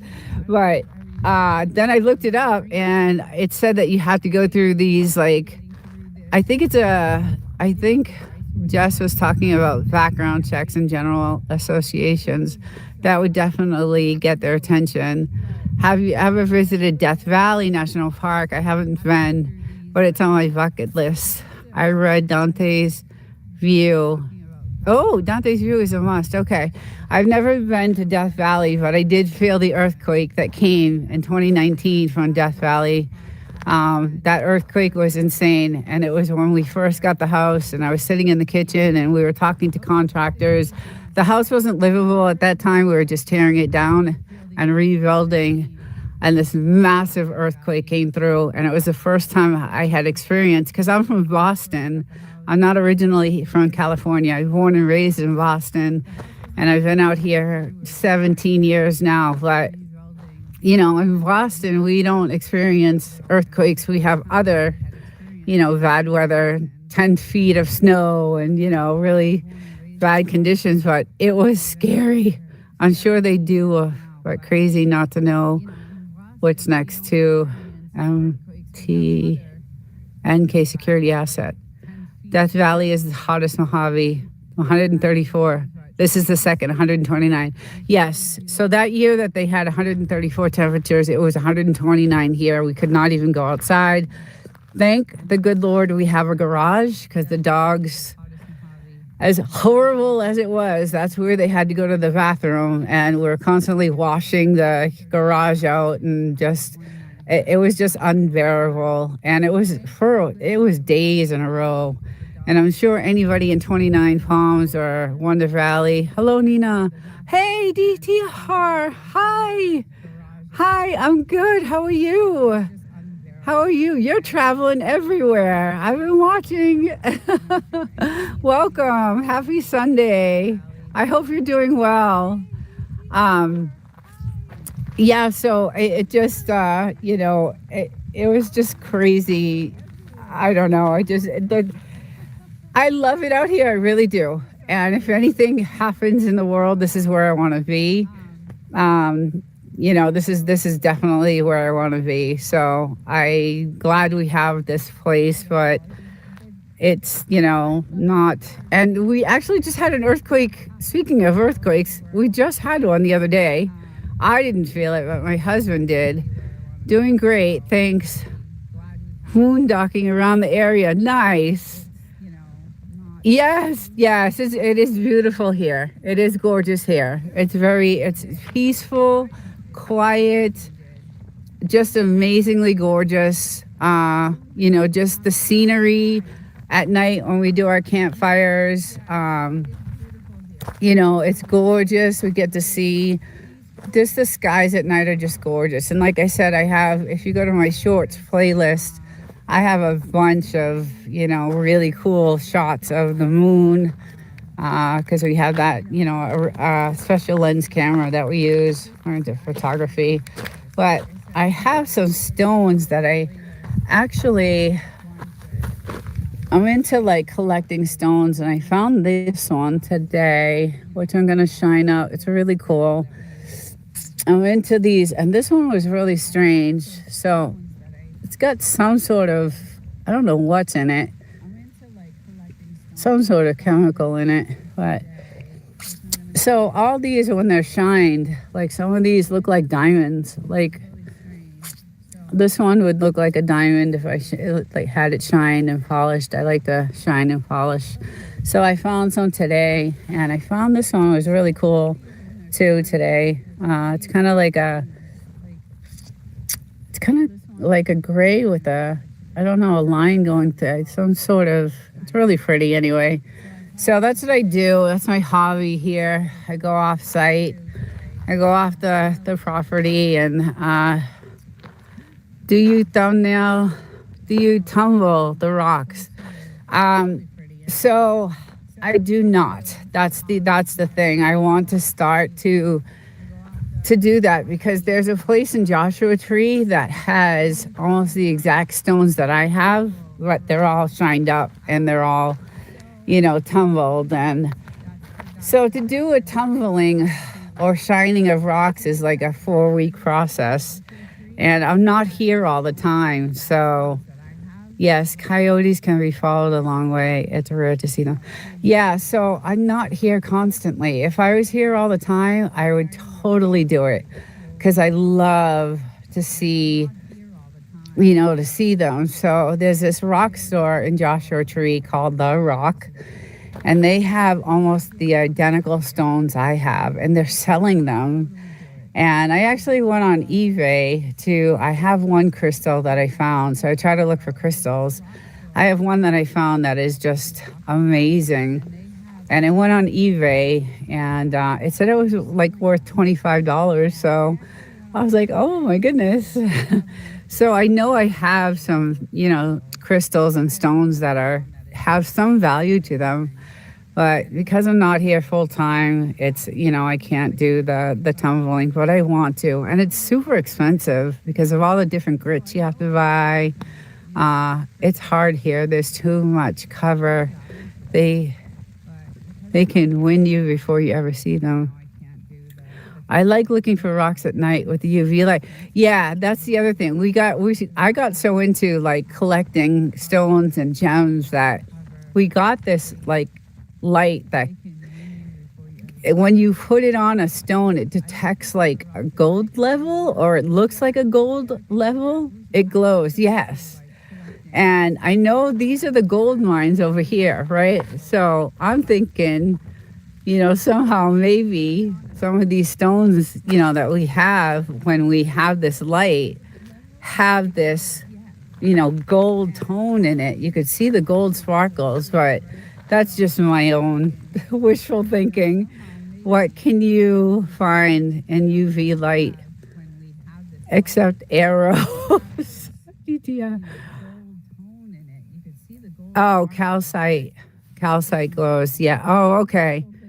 Oh, very interesting. Magnesium. Yes. Yeah. Gold. Okay. Yeah. And I assumed it was that because way down here. Okay. So way down. Let's go over to this side. At the very end, and Miles, you might know this, that there's a huge salt mine way down at the very end. And it's this massive salt mine. And I know, we get some of the wind blows so bad that some of that, stuff on the ground, blows this way. So I'm sure some of the stuff that I find, is from there too. So, but like there's a ton of, I just go digging for hours, when the temperature's right. The iron, magnesium, gold, glows colors. Yeah. Nice to see you. Yeah, so there's a lot of fun things to do out here, believe it or not. It may look like there's nothing, but like I said, we have, we do one of our hobbies is, the target practicing. And we actually did invest in some, targets. It's fun because we have several different toys that we play with. And so we went out and bought this target. We went out and bought, there's another target over there. And then we lined the whole, ridge up with like milk cartons and stuff like that. And then I do, my rock hunting and, stones and collect those. And, you find stuff to do that's very interesting out here in the desert. Yes, meteor. Yes, meteor would be nice. That would be legit. Just if you found a meteor, yes, I know, I know. And I'm surprised there isn't. Everyone asks about Area 51 too when I'm out here. Like, is this part of Area 51? And it's not. Same desert, but 5 hours away. But yeah, it's pretty interesting out here. There's never, it's never boring. I think they're only worth money if you can get them classified. Yeah. Yeah, I haven't seen anything. And we have, we drove around everywhere around all this area, even past, the Palms, heading into, into the Vegas area. And then all the way, if anyone ever has a chance to go into Joshua National Tree, the park is gorgeous. Giant Rocks used to have all the UFO conventions way back in the day. Oh, no kidding. George Van Tassel sounds like a G. I'll have to check that out too. I didn't know that. I know there's a community that are all about the stones and the rocks and the things that they do digging, out here. So there is a community that does that. I work full time. I work over 50 hours a week, in the city. So I'm only here literally for 48 hours on the weekend. So the old photos of the UFO conventions are incredible. Definitely worth. Oh, I'll check those out. Maybe I'll do a video on that too. I used to love the hunting jackrabbits in the desert. I was stationed over there. These jackrabbits are huge. They're bigger than, my little girl's living. Oh, they're bigger than her. They're huge. Like, they are massive. In my shorts, I think, go to the shorts playlist. We set up a Ring Central camera to see, and it was right here. We took it down, and we put like a carrot out here, and we wanted to see the wildlife. And It's funny because you have the rabbit will come and all these little mice will fight the rabbit for, for the carrot, and then all of a sudden the coyote will come and everybody will just like scatter, and the coyote will end up getting it. But those are some of the scenes we have on some of our shorts. So it's it's a cool place to live. I'm glad we found this place. It took us 2 years to find it, and it's just been a great place to live. George claims he was abducted by aliens and given the plans to build the integration in landers, which is wild because it was ahead of its time. And he didn't use a single nail in the construction. Interesting. Did not know that. We have a UFO crash area here I would like to check out. Shag Harbor. Interesting. Huh. Don't worry, wild child. I know you're there. I know you're there. You're dedicated. You're so dedicated. I love you. Thank you so much. You're the best. I just love you. And I know you got to work and you got to do what you got to do. So, but I appreciate you being just listening because I get the hours for that. So thank you. George Norrie. How come I've heard that name before? Oh, George Norrie. Is he a talk show? Yes, George Norrie is on AM radio at night, and he does all the UFO conspiracy things. He has his own like podcast or whatever it is that he does. Tommy, the wildflowers in Anza are the absolute beautiful best. George Von Tassel is who I'm talking about. Okay. Yeah, well, I don't know if you've heard of George Norrie, but he's another one. He used to live under the giant rock. Oh, interesting.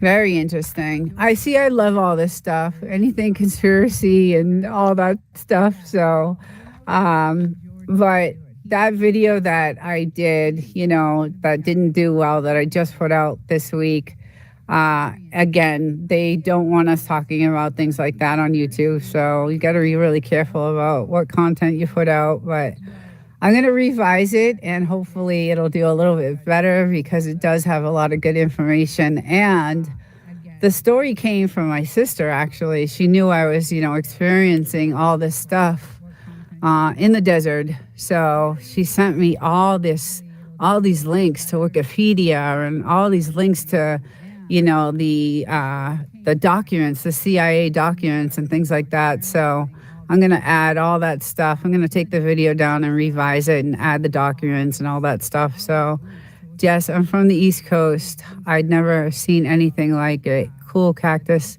roadrunners, all manner of birds. Yeah, see, I'm from the East Coast too. So coming to California alone was like, when we came here 17 years ago, it was completely different than what it is now. Completely.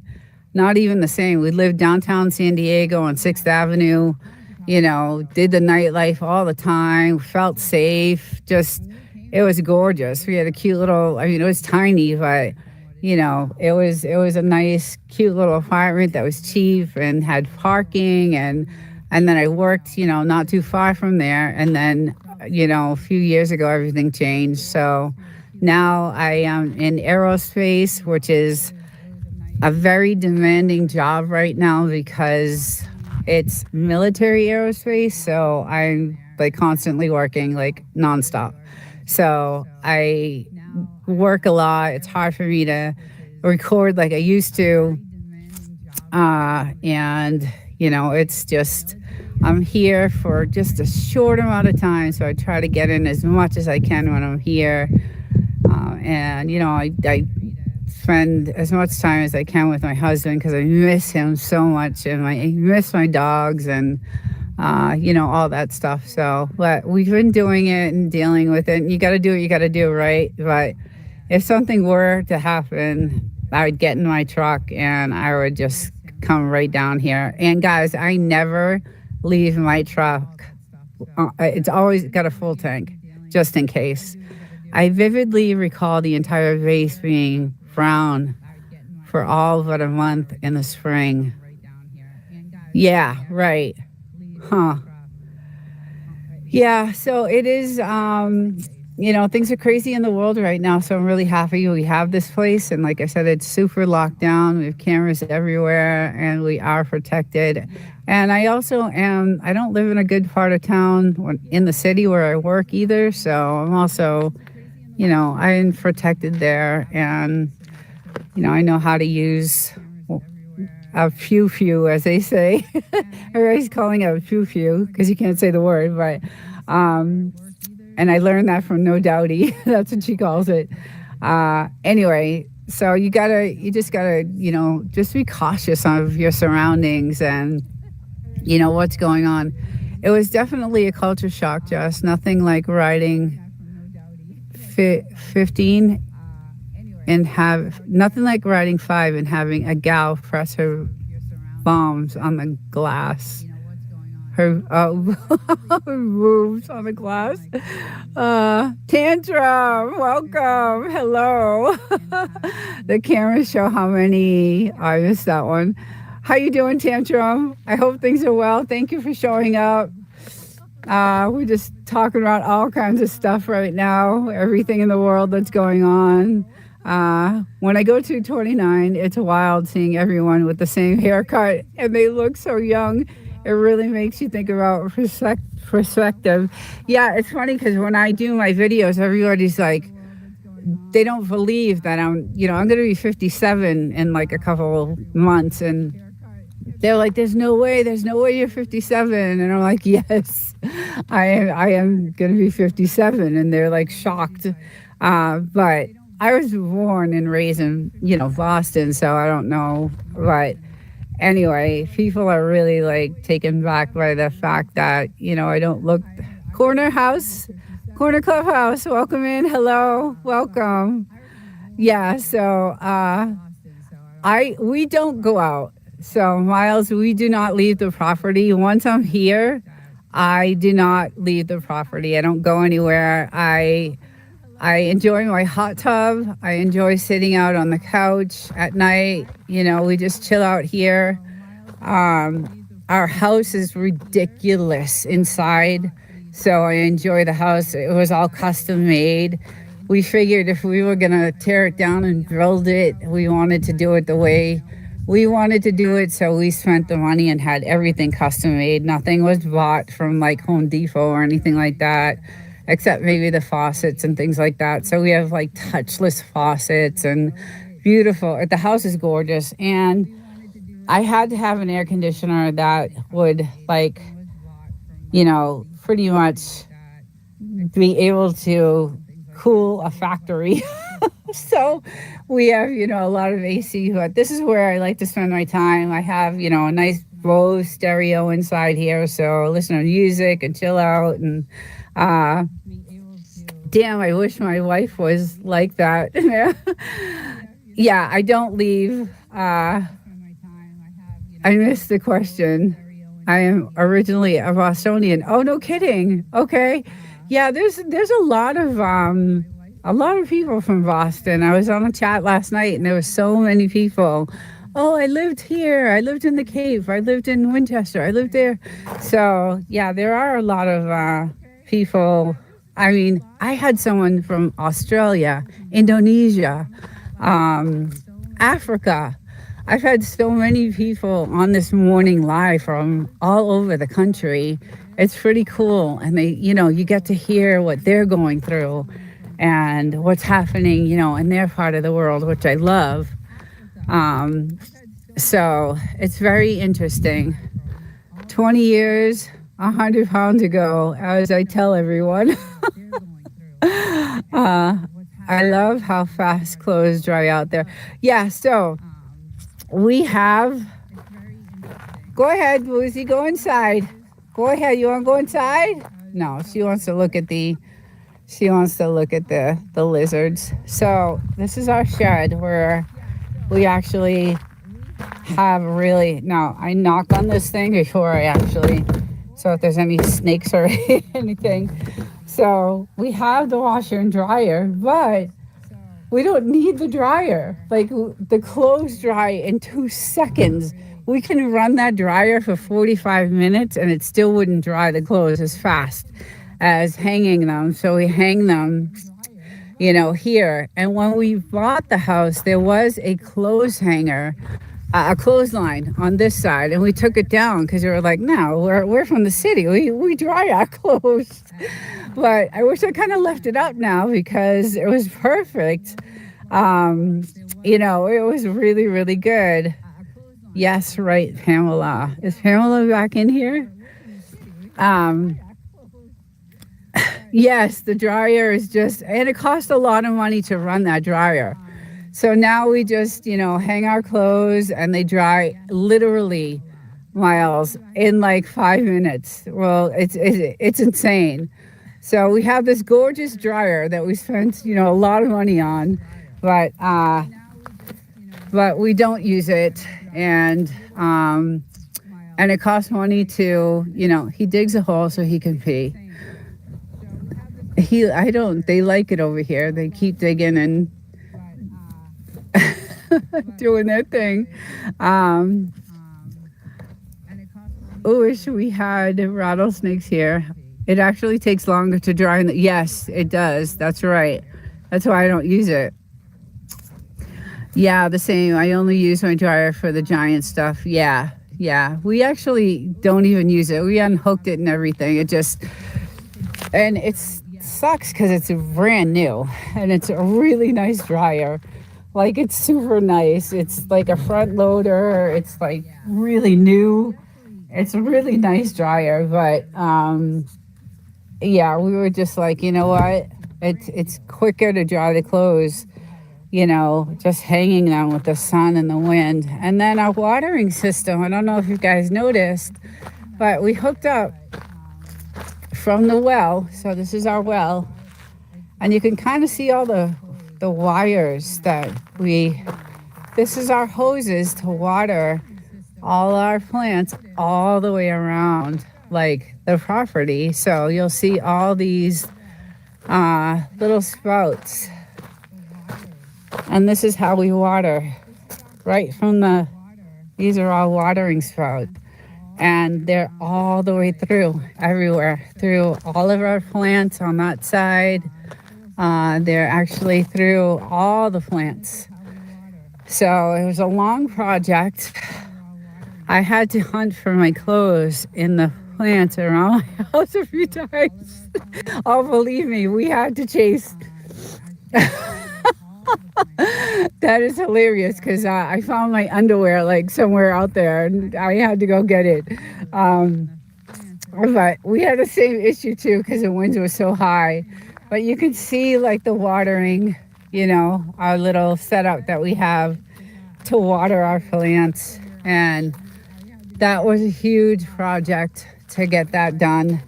But that's how we do the watering, and it's set on a timer, because it can get pricey with the electricity to run the well and things like that. So, but, the well, we don't drink from.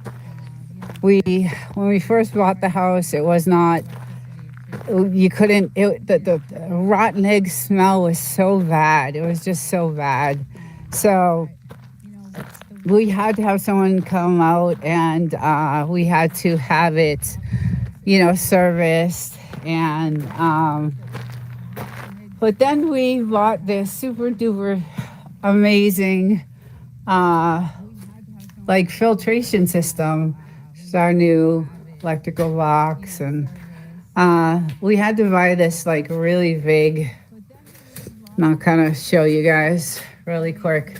So this is our filtration system that we put in, and we have to monitor it constantly. It's a major thing. All our chemicals we use and all that stuff. So yeah, so that we could at least we could shower and wash our dishes and wash our clothes in the water. So let's see what's in the chat.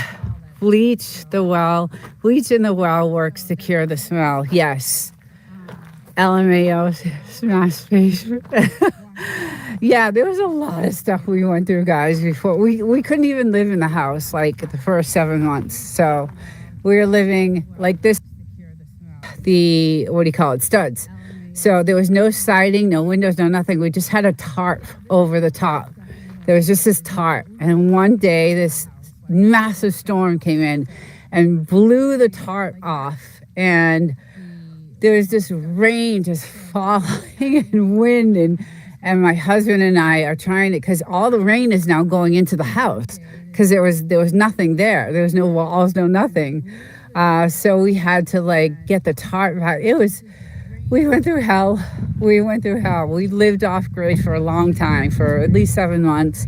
We did do a hotel here and there to, get some rest and, clean up. And we didn't have the dogs at the time, so it was good. But it was rough for the first, 7 months. So we went through a lot of stuff. So now I have a podcast that I do with No Dowdy Homestead, which she is really living. I don't know how this woman, I am so impressed with her and what she's doing and how she's making it. And she has a great channel, huge following, very dedicated, people that are very interested in how she did what she did. And now she's got, a lot of good neighbors that are, hi, Simple Family. Hello, welcome. And now she has a lot of people that, are helping her. She has chickens for her own food source. She still doesn't have a water source. She has to, she still goes into town and things like that. She does have, electricity and things like that, because we do our podcast. And, she does have some of the things that, needed about 6 months of remodeling once we had the products and the cabinets. Yeah. So, and that podcast comes out every Sunday night at 5:00. And it's all about off-grid living and homesteading and things like that. We stopped recording a couple of weeks ago because my job, because of what's going on in the world, and I work in that industry, the military airspace industry, I have not been able to record a session with her. So we had to put a hold on that for a little bit. But I plan on, getting back into it with her. Just spoke with her last night about it. So hopefully we'll have another episode coming out soon. But there are 4, and they're originally on her channel. So it's No Dowdy Homestead. The podcast is released on her channel and collaborated on my channel. So you can see the videos on my channel also. But the release is out on her channel. So you can see them on either channel. And some of the things, some of the topics that are covered are really interesting. And a lot of people right now are looking towards homesteading. And with our next topic was going to be, what is the amount of population really that is homesteading? How many people, are gearing up for it, or, going, getting ready for it, and, wanting to homestead and getting out of the cities and getting out of the rat race they're in. And, what is the purpose of working anymore? It's just really, my health insurance doesn't cover anything and I pay a fortune for it. It's just another desert willow or Parley Verde tree would be wonderful out there. Yeah, we had nothing out here, Miles. So that's why we started putting all these trees in, because we need some shade. There is a property, I think it's an Airbnb, I'm not sure, but it's way down there. And I don't know if you guys can even see it, but it is completely shaded and I want it. I'll see if you guys can see it. I don't know if you can, but it is so far down there, and it's completely shaded. There's a lot of places down there that are shaded with trees. So I know it's just the beginning, and it takes years for these trees to, to get some sort of shade. But we definitely put all this in. Bye, Tommy. Thank you for showing up. Let's see. It's shaded with the wrong trees. They are very. I can't read that word. Arcidio pine. Yeah, well, whatever. They have shade. So we're hoping that some of these trees at one point will provide some sort of shade for us. So that's why we started, doing all this. And this just started. This is 1 year. 1 year ago we did these. So these guys are still out looking for lizards. This is where they hide. The lizards hide in these trees and underneath the bottom there, and that's where they go. And he wants to play stick, so yeah. So anyway, thanks guys for coming in and joining me on this live. It was really good. I was happy to see everyone here. Everyone enjoy their Sunday. It looks like it's going to be a gorgeous day. And I will see you guys all hopefully next Sunday. I do this every Sunday at 9. And hopefully I can figure out how to have my guest, which is No Doubty Homestead. I've been trying to figure out how to have a guest on this live through my phone. And anyway, everyone have a great weekend. Pamela, I love you. Thank you, sister. I just love you so much. You're the best. And I wish we'd live closer. You're in Boston. I'm here, and I miss you so much. But I love you, and thank you for the information for that video. I'm going to take it down and revise it, and you're going to like it even more. Tantrum, thank you for coming in. DDK, CK News, Simple Family, Wild Child, all you guys, Amy, thank you guys, love you, and I will see you guys in the next one. Have a good weekend.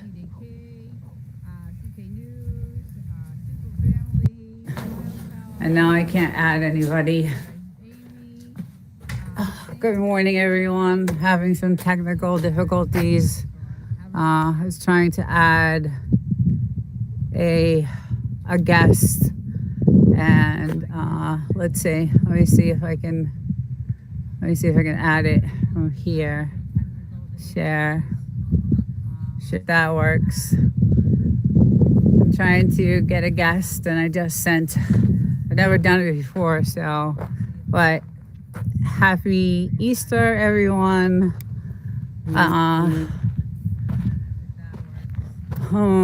Let's see. Not sure why it's not allowing you to add. I did go together. Let's see. Let's see.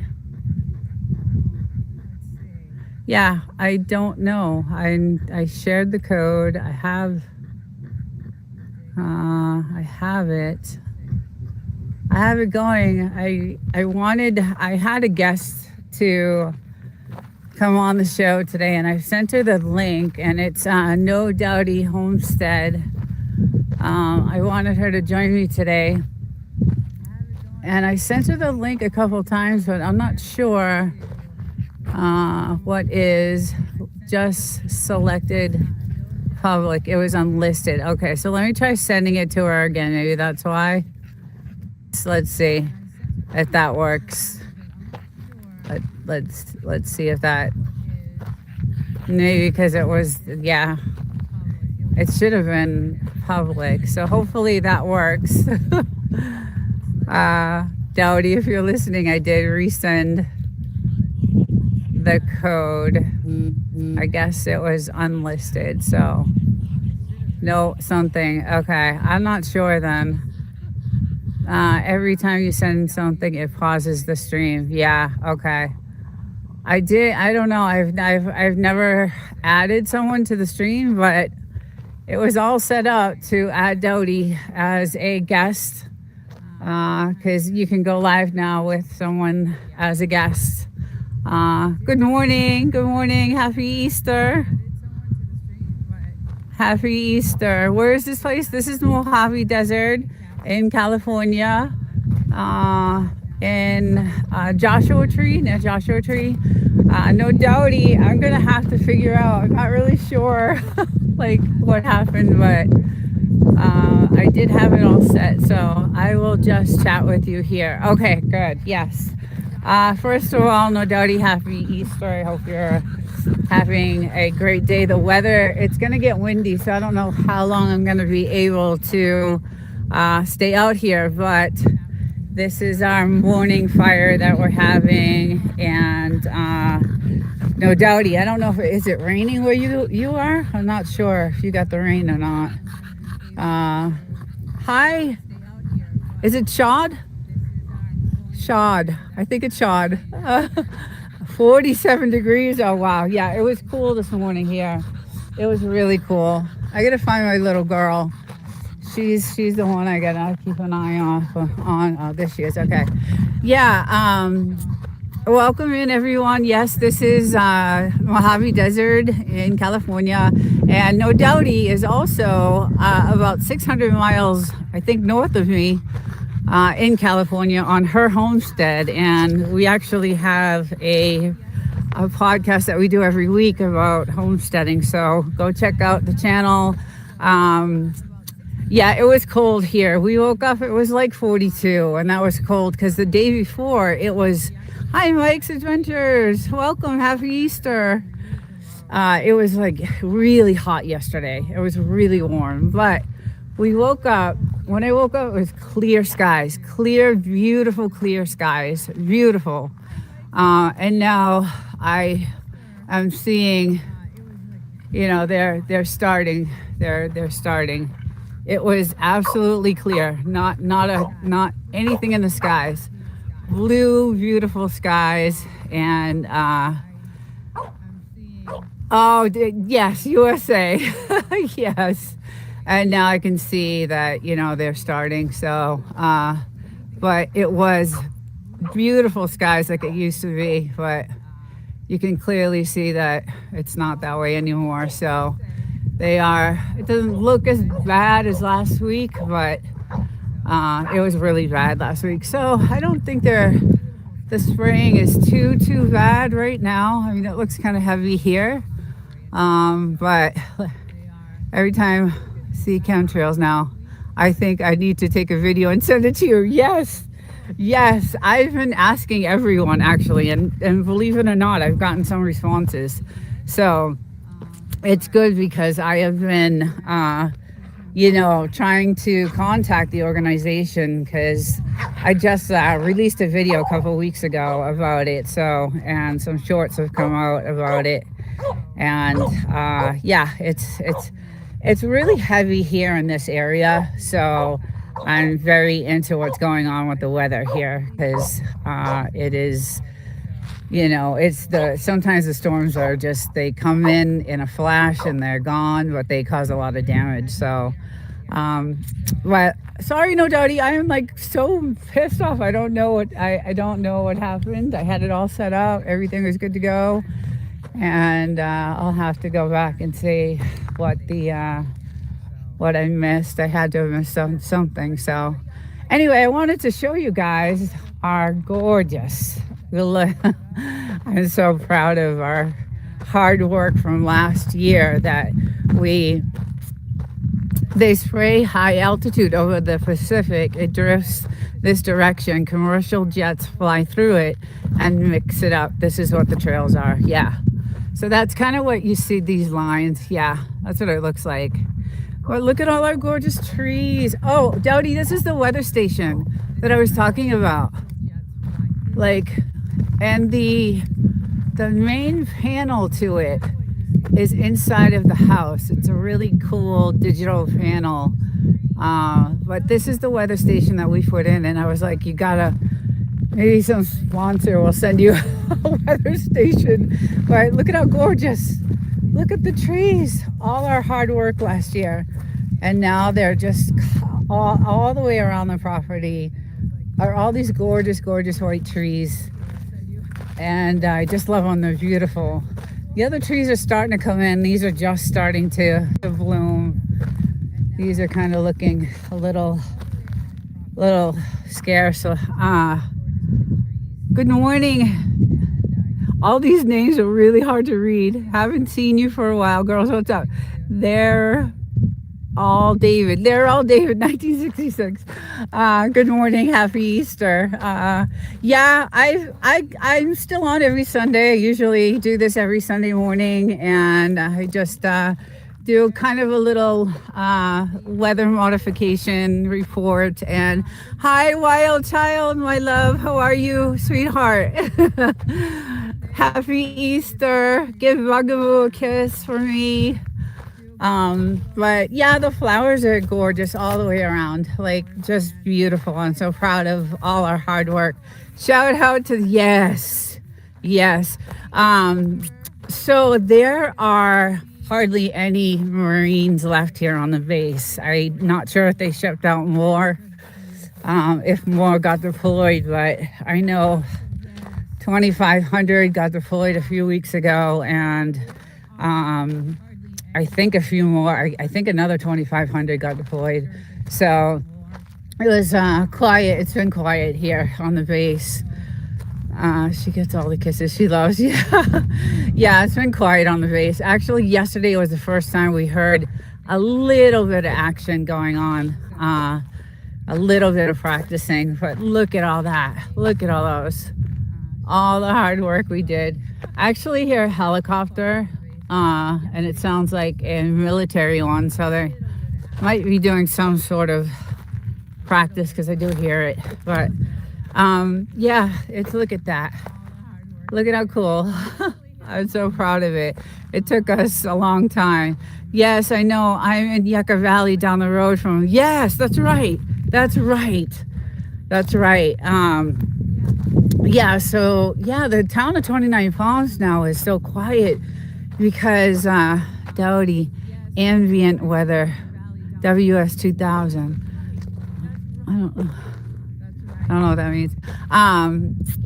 That's the station on Amazon. Oh, I see. Okay. Yeah. So yeah, 29 Palms in the town is really quiet because a lot of the military guys own barber shops there, and they're closed. Like it's really dead. It's kind of eerie, but yeah, it's just so yesterday to hear them doing a little bit of practicing was kind of shocking because we thought it was completely empty. Yeah, Dowdy, you're welcome. It's a good thing to have because we get to see like what's coming in and what's on the way and what to expect. Although sometimes these storms just come in like in a flash and it's really bad. I don't know if Yucca Valley gets them. I'm sure they do. Gets the storms as bad as we do out here. We're in Wonder Valley.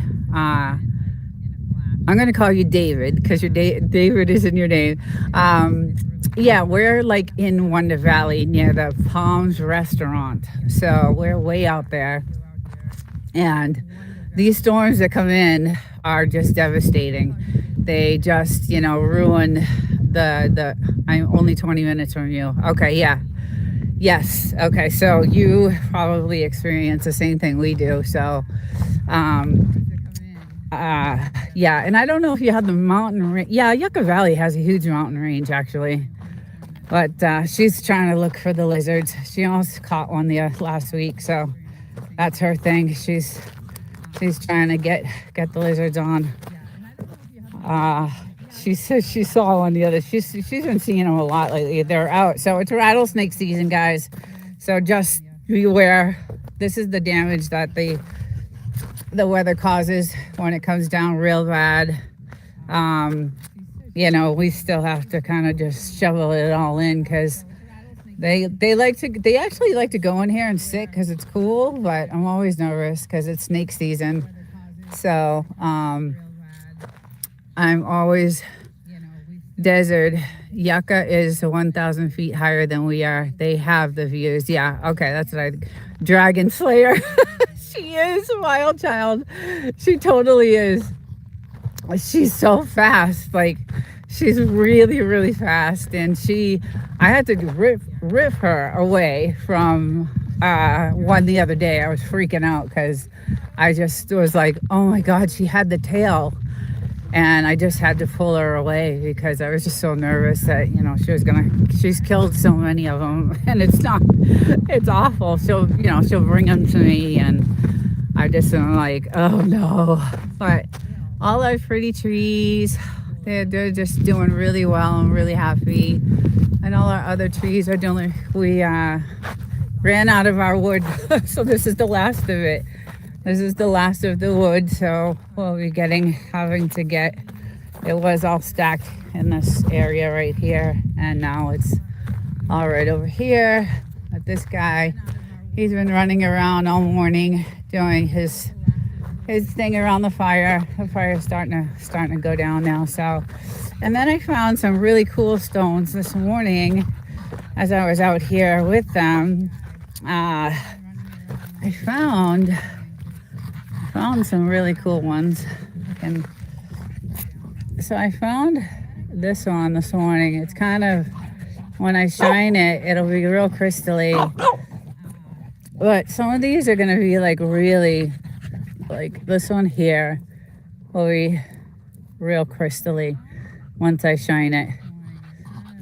It'll be like a nice crystal. So I did find some nice stones this morning, and I come out here all the time and with the dogs and just look for stones and, see if I can find any crystals. Once in a while I'll find a crystal, but not often. They're very hard to find. You got to go off the land and dig and, and look for them there. So I don't see her. I cannot take my eyes off her. She gets me nervous because she's the one that got bit by the rattlesnake. Oh, there she is. Okay. Yeah, so it's actually going to be really hot today. They are so pretty. I love crystals. I do too. Good morning, Deported. This is Dope Land. Thank you. Yeah, I'm in California, USA, United States. And this is part of the Mojave Desert and Joshua Tree National Park. So I have 5 acres, and it is absolutely beautiful. This is the military base behind us, behind those mountains. You do have a washcloth that's where I find mine after the flash floods. Oh, okay. Yeah, the flash floods are just, they're really bad. But yes, this is, we have 5 acres, and this land around us is government-owned land, so no one can build on this land around us. All this land around us, we are the very last house that anyone can build. So we have no neighbors. It's, do you ever see weird? Everybody asks me that.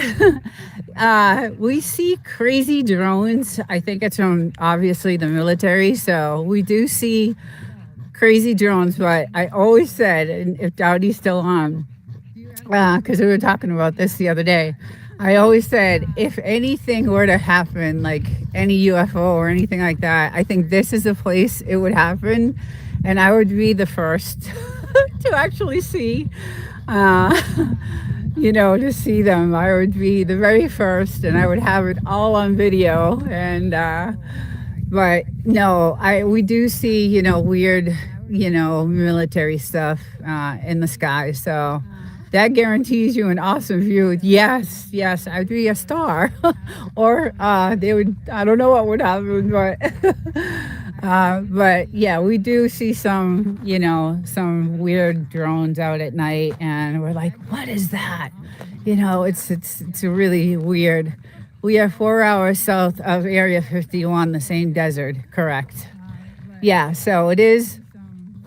We look for, believe me, we have these super duper cameras with these scopes on them, and we have all kinds of stuff, because at night you can see the galaxies. And that's why it's a popular tourist town, Joshua Tree, is because of the skies, right? I will make a good April Fool's joke. Oh, that's what came to mind, Dowdy, when I was thinking about what you did was the UFO thing. So, I was talking to my husband about it, and he's like, "Yeah, that was a great idea," and that was a great video. I watched it a couple times, a couple more times. So it was funny. It was hilarious. Wild Child, I've seen you before. Do you go on? Oh, David. Oh, you've seen Wild Child. Do you go on Willie Desert Hangout? So, okay. So I know you're talking to Wild Child, but yes, I have been to Willie's Desert Hangout. I go there, I check in here and there. I haven't been on his site because he goes live a lot. He actually goes live a lot, and he, plays music and chills out, and he's pretty cool. But I haven't been able to go to the channel because I'm back to work full time. I wasn't off, but I was working from home for like 5 months. So I had a little bit more time to, go on YouTube. And I haven't been on his channel for a while, but yes, I do know who Willie's Desert Hangout is. If you had the right equipment, you could set up a great night sky cam for the lives. I do have that. We were thinking about that, but I just put out a YouTube video on my AI channel, and it's all about what the CEO of YouTube is expecting from us creators. And some of these silent lives are they're gonna be monetized differently. So if you're monetized, it's gonna change a little bit on the silent lives. So I put out the video. It's on my Desert Living 2.0 channel. There's a lot of new stuff that he's doing with the policy right now. So he's changing the policy a lot. So I don't know. I'm not monetized, so I could do whatever I want. But if you are monetized, I think he's going to change the monetization on those like silent lives and things like that. So, which if they're purposeful, like Wild Child, yours are relaxation, right? You label them the correct way. They're relaxation. They help people go to sleep. They help, it adds value. It's content value that he's looking for. And when you describe your video that way, then it adds value. It has some value to it. And that's what he's looking for. That's the type of thing that he's looking for. So some of those silent lives that don't add value, he's going to change the policy soon on that. So, but I go to your silent lives a lot because they help me sleep.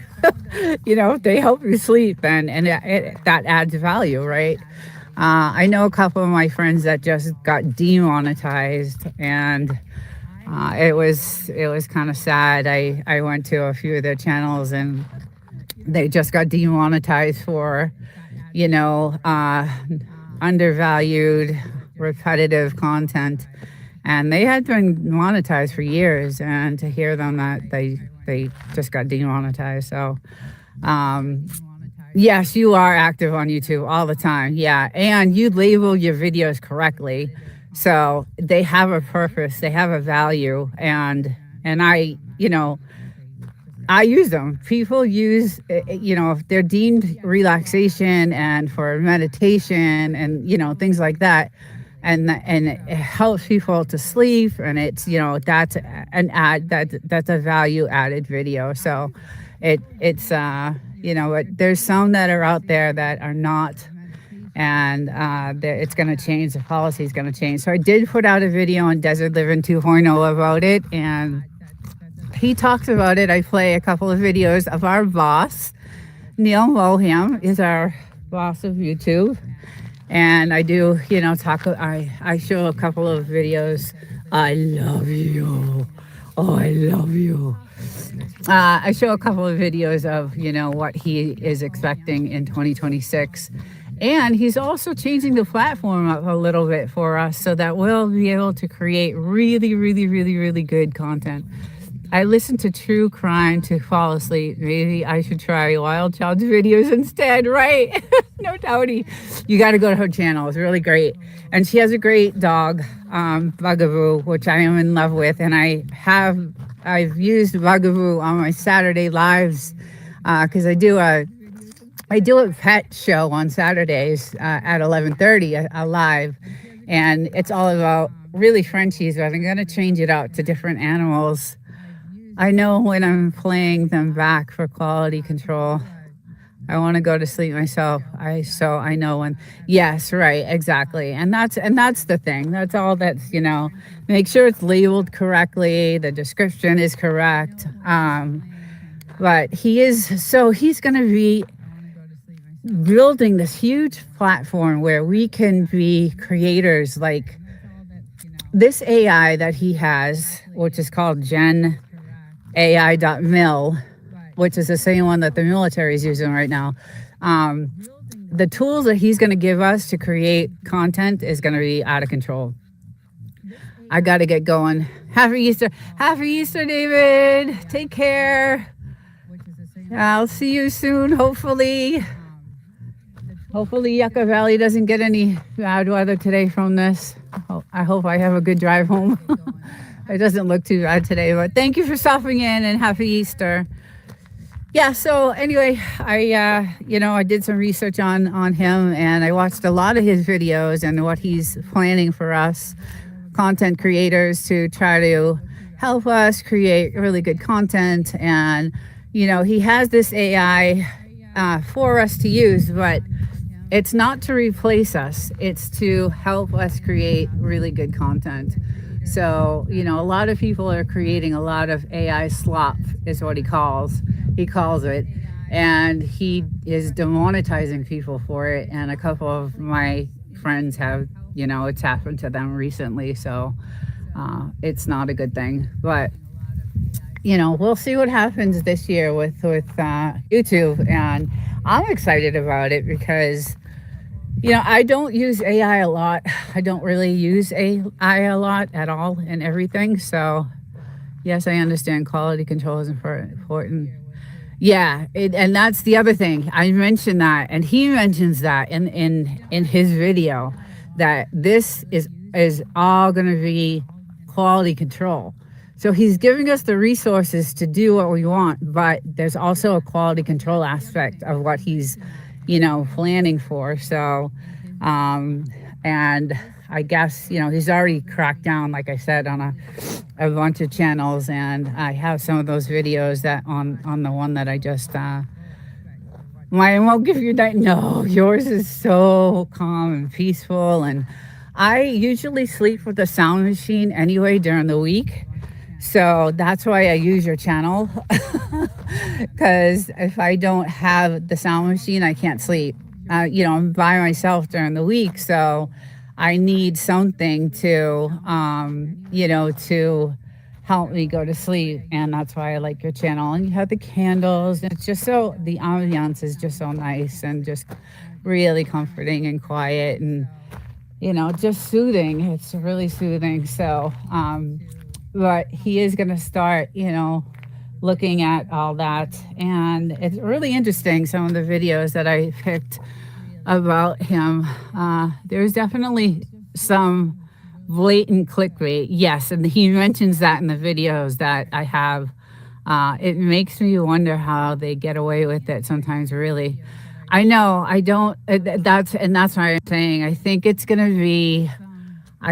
year is going to be a lot different than any other year, only because of what his plans are for YouTube. And it's in the video I did. I have some clips of what he says and what his plans are for YouTube for this year. But the AI tools that he's going to give us are going to be good. They're going to be good, but he doesn't want them to turn out to, as he calls it, AI slop, which I've seen a lot. The good thing is that I don't know if anybody's used it because I see it all the time. Is the thumbnails now, the YouTube thumbnails? Those are, part of what he's offering. Some of these thumbnails are amazing, and they're done with the AV testing. So some of these thumbnails are like movie. They look like, they were made from a production studio, and that's his goal, is that everything looks like a production studio. So it was interesting. I watched a lot of, his ideas and what he has to say, and hopefully, hopefully it works for the good. Hello. Hi. Hello. Okay, I'm in the sun. I can't see. Lolaville 82. Happy Easter. Happy Easter. I'm lucky my husband is inside cooking a nice ham and all kinds of good stuff. So I'm really lucky to have that. Dowdy, I wish you were here. I would have you over for Easter. I think it's about 600 miles we're apart. So one day I'll be out there and spend the weekend. I'll drive up and hang out on your homestead, and we'll have a good old time. I'm from Willie's Hangout. Yes, good to see you. Good to see you. Yeah, I haven't had time to go over. I feel bad. I actually got a comment from someone saying, you haven't been over to Willie's, so I'm out. And I was like, oh, I felt really bad because I was going to Willie's a lot because I was working from home, and I had some more time to spend on, YouTube. So I was able to, go into his lives and hang out, and he plays all kinds of good tunes, and he's a good guy, really good guy. But I ended up going back into the office every day now. So I'm back in the city, working in the office, and I don't have a lot of time to be on YouTube anymore. So I wasn't, going to his channel as much, but he's a good guy. He's funny as hell. He's real chill. When I'm filming the candle ones, my biggest concern is Bugaboo making some noise, but Bugaboo seems like such a good girl. She seems like such a good dog. She seems like such a good dog. Louise. Oh, Louise. Hi. Okay. My name is Louise, by the way. It's cool being here. Thank you for coming in, and happy Easter. This is the 29 Palms Desert. So Mojave Desert, and this is the military base, the 29 Palms military base right behind me, right, those mountains. Yeah, I really, liked hanging out with him. He's hilarious. And I love that so when you go into his channel, he pins your channel. He makes a pin of your channel so that everyone that's there can just go right to that, channel. So he does try to promote everyone that, goes to his channel, which is really nice. It's extremely nice. Minty Cactus, hello. Hi. I thought I lived in the desert. No, not compared to you. No, this is real. This is real desert. Are you in Arizona? I forget. I can't remember. I think we talked about this before. Because this is the Mojave, and yes, this is all desert. This is true desert. As a matter of fact, the military base I think that's the last place Marines go before they get deployed, because the atmosphere, the area, the landscape is just like Iraq and the Middle East. So that's what I feel like I live like. It's so much like the Middle East. I follow some channels that use AI, but you can tell they've put a lot of work into those videos as well. AI is just a tool for them. Yes. I live in South Arizona. Yes. Okay. Nice doggies. What's their names? Louise, her name is Blue, Miss Bluesy. She's my little girl. And this is Mr. Hodor. And they are Frenchies, and they're 6 months apart, and they'll be 7 years old this year. So, yeah, our planes fly out of Davis Monthan Air Force Base and fly up to the Mongolian Rim for. Oh, no kidding. Okay, yes. Okay, interesting. Yeah, it's been deadly quiet. Really. Probably shouldn't have used that word, but it's been eerily quiet on the base. They did ship out or deploy some Marines. I think 2,500 a couple of weeks ago, and then so yeah, you sit on the side here, and then I think another 2,500 soon, or they already did. So. But yeah, it's quiet in the town over here. It's kind of sad because, all the military guys, they own these barber shops, and they're all closed up, and it's really quiet in 29 Palms downtown. So, but I hope everyone has a really good Easter, and it's beautiful here today. I'm actually probably gonna go enjoy my hot tub right here. I'm gonna go turn it on. I think I need to chill out a little bit before I get on the road. So one thing I love having is this. So desert living, and you are where, if you don't mind me asking? Nevada? No, this is California. We're in California. The Joshua Tree area, Mojave Desert, Joshua Tree area. And actually we're a little bit outside of that, but yeah, we're maybe 5 hours from Nevada. So California, awesome. Well, I love the house, and I love living here, and I love the desert, and I love the land, but I do not like the state of California. It's not a good state to be living in right now. So but my views are ridiculous, and the skies at night are ridiculous, and you feel free out here. It's very, there's a lot of freedom, and it's kind of off grid. We talked about, I have a podcast that I do with No Doubty, and it's on her channel. Actually, it's posted on her channel called Homestead Junkies. And our last episode was about off-grid living. So if you guys want to go to her channel and check out the podcast, it's really cool. I do collab with her, so you could check out the videos also on my channel, but the podcast is on her channel, and then I collab with her on my channel. So you can go to either channel to check it out.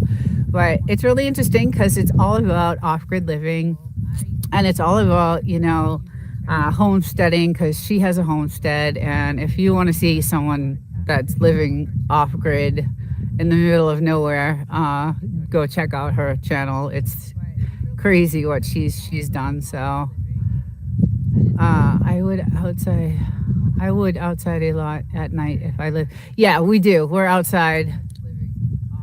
Hard to please guy. Another YouTube genius intellect. I hope that's a compliment. Yeah, so it's actually a very interesting podcast because it talks about off-grid living. And when we first got this land, there was nothing here. Just there was an outhouse like right here, and burnt it down. It was really rough. We couldn't live here for a while, but it's 5 acres, and we did it. And, we were off-grid for a long time. We didn't have a water. We have a well, which was really good. But at the time we bought the house, it needed to be serviced because it had sat so long. So we had to have someone come in and, treat the water. And then we put a water filtration system in. And, we built the house the way we wanted it and tore it all down. But it's just, it's a small little house, but we customized everything. All the windows are treated for this type of climate. Everything in the house is treated for this type of climate. And, we have surveillance everywhere, all over the place. And it's really nice. I really, really do like it. Jamaican Shore Fishing. Hello, welcome. Happy Easter. Thank you for dropping in. It's good to see you. Thank you. Yeah, this is my desert land, my 5 acres. It goes way beyond this fence, way out there in the Mojave Desert, and just love it here. I got my two little doggies out here today, and we're just enjoying the weather.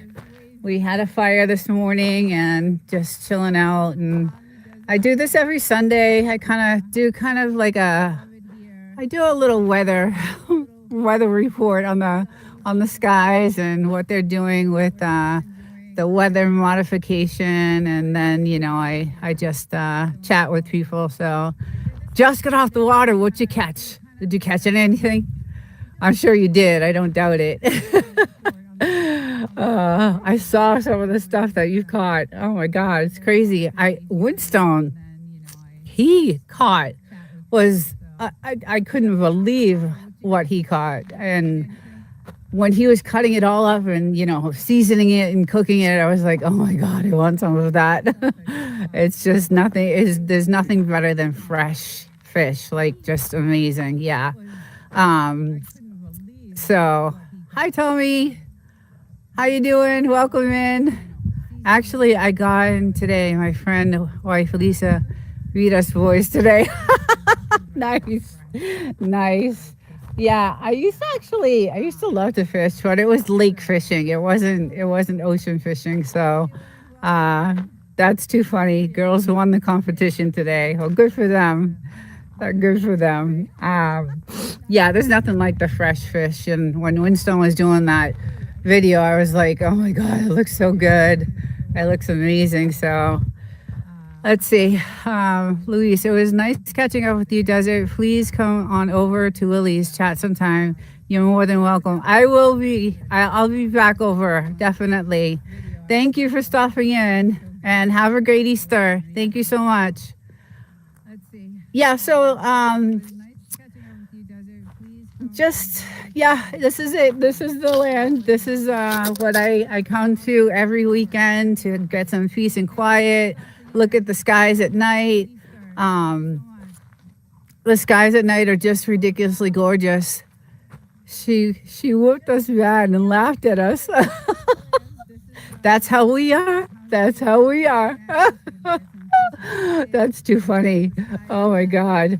Were you guys all on the same boat? I'm wondering if you guys were all together. Much love, everyone. Take care, Luis. Thank you for stopping in.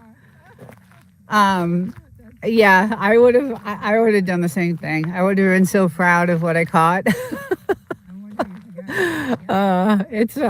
It's not easy. Fishing is not easy, and you got to have a lot of patience to do it, especially on the shore. I can't do ocean. I get really seasick on the ocean. I can do the lake fishing, so the lake is fine, but the ocean fishing, forget it. And I know Jamaican shore fishing, you guys are serious. Like, there's no joke when you guys go out. So it's 7-1 here. Oh God. Awesome. Good for them. Well, you're eating good. Oh, my little one. Where you going, little one? Where you going? You want to go over here? Where's the other one? Come this way. Come on this way. We love it. Yes. Yeah. It must be amazing. We went sailing one time with one of our friends. They had a sailboat, beautiful sailboat, and I vomited the whole time. It was not good. I take her to the creek, Tommy, I take her to the creek, can get in any weather there. She destroys the catfish. Oh, um, that's one thing my husband loves is the catfish. I'm not a fan of it, but that's probably the only fish I don't. I like every other thing in the ocean. I love any type of seafood, but the catfish is not one of. I mean, I'll eat it, but you guys are serious, man. You guys, some of your trips and some of your fishing is insane. And I can't do the ocean. It's too rough for me. Like I said, we went sailing and I vomited the whole entire time. It was not good. I felt so bad because they had to, get us back as soon as they could. So it was not a good time for them. But I could do the lake. The lake, I think it was bass fishing that we did. It was. I think it was bass, and that was good. And it's relaxing. It was just so nice. You get out there at like 5 a.m. No one's on the lake but you and a couple other fishers, and it's just so relaxing and just really cool. And when you catch something, it's really awesome. And then we were gone by like 7:30, 8 o'clock. Like you're done. You have to get out there super, super early. And then by 9 o'clock we were home. So it was fun though. It happens, on our first deployment. Lots of people get sick. Oh yeah. See, I never tried it again after that, Tommy, because I was so sick. Like even days after, I still felt like I was swaying. That's how much it affected me. It didn't even. It was bad. Like I still felt like I was swaying days after. When we realized we wasn't catching anything, us boys started drinking rum. Well, that's what you would do. I guess we were drinking that day, by the way. Maybe that would have, I don't know if that helped or not, but you guys have the best rum too. So, so I never went back on the ocean again after that, because it did affect me for a couple of days after that. So I said, no, I'm good. But his sailboat was amazing and just gorgeous. And it was just being out on the ocean like that with nothing else around, and just, it feels like this, but on the ocean. So, just so peaceful and just really, really awesome. No, Dowdy, 609 for gas up here. I paid $6.99, Dowdy, $6.99. And someone posted on YouTube yesterday, it cost them $154.96 to fill their truck. $154. I think it was in Arizona. And that's Jesus, down. It's 409. Yeah, I paid $6.99, and it's gonna go higher because we're in California. So this is the Mojave Desert in California. Dowdy is 600 miles north of me, so she's in California also, and we're gonna pay here. It's gonna be really hard to to survive here in California. It's gonna what's going on right now is gonna be really tough to live in California, and that's the thing. I love my land. Like my land goes way.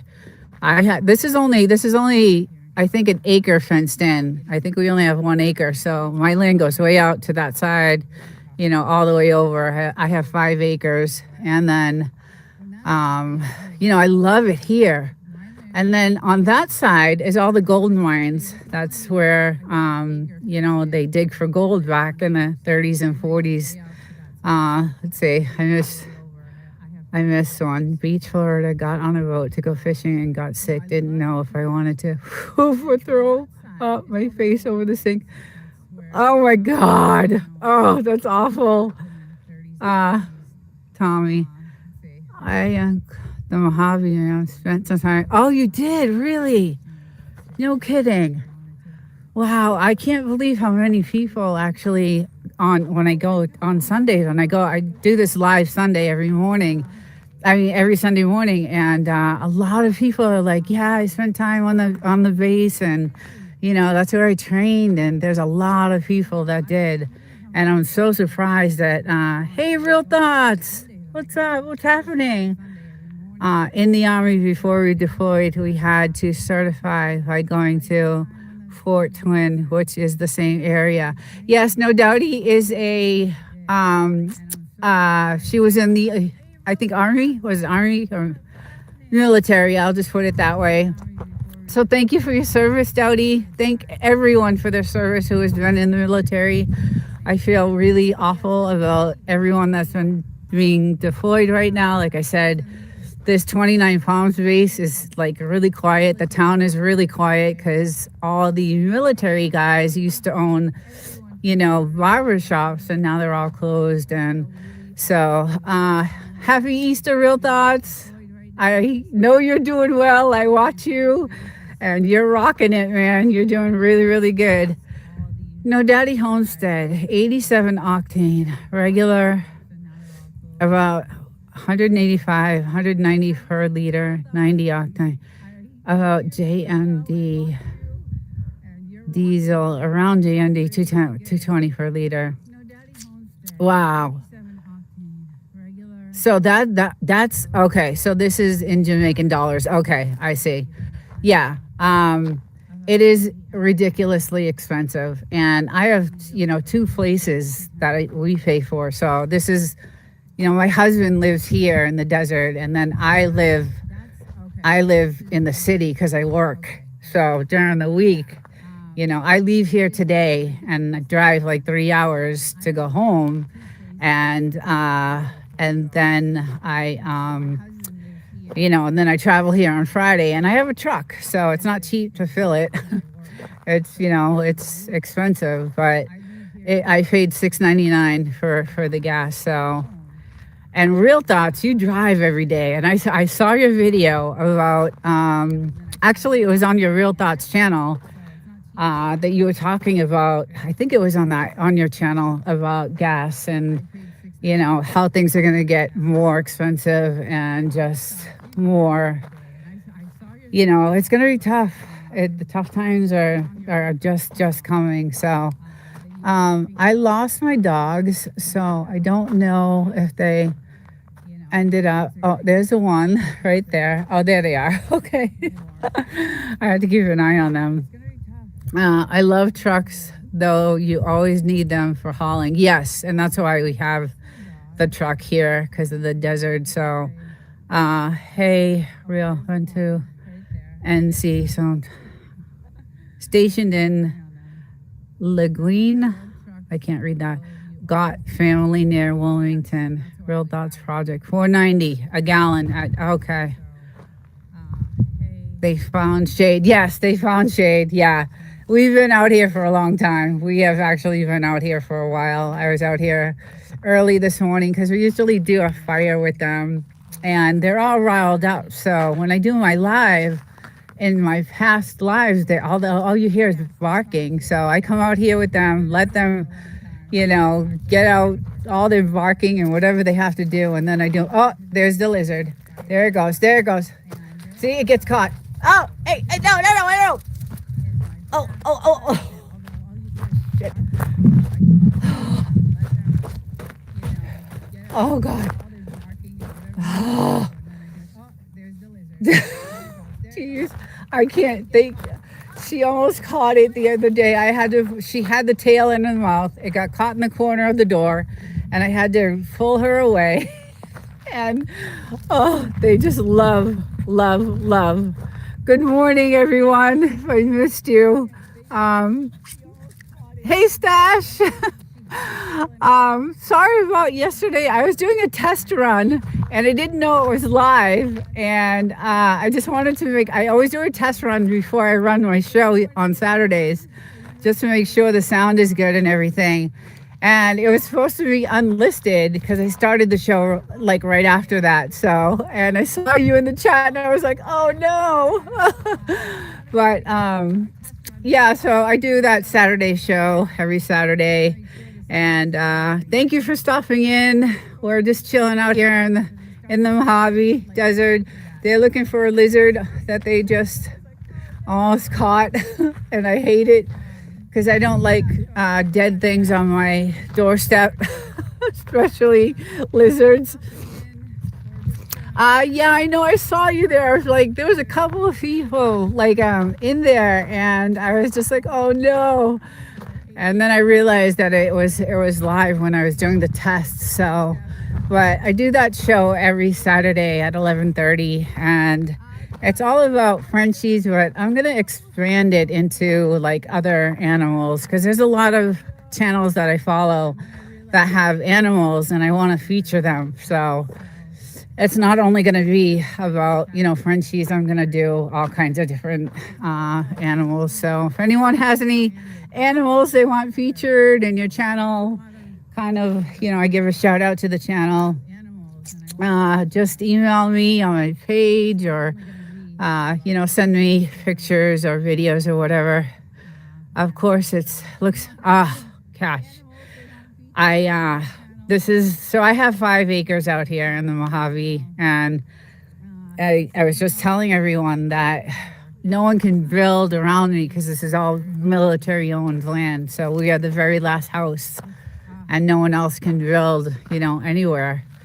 So this is it. No one, it's great. We really lucked out when we found this property, but it was really rough trying to get it going and get it up and going. I don't like it when she gets them because the lizards eat. Yeah, so that's the thing. She's good morning.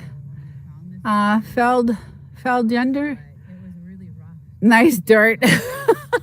I only see this type of scenery in the movies.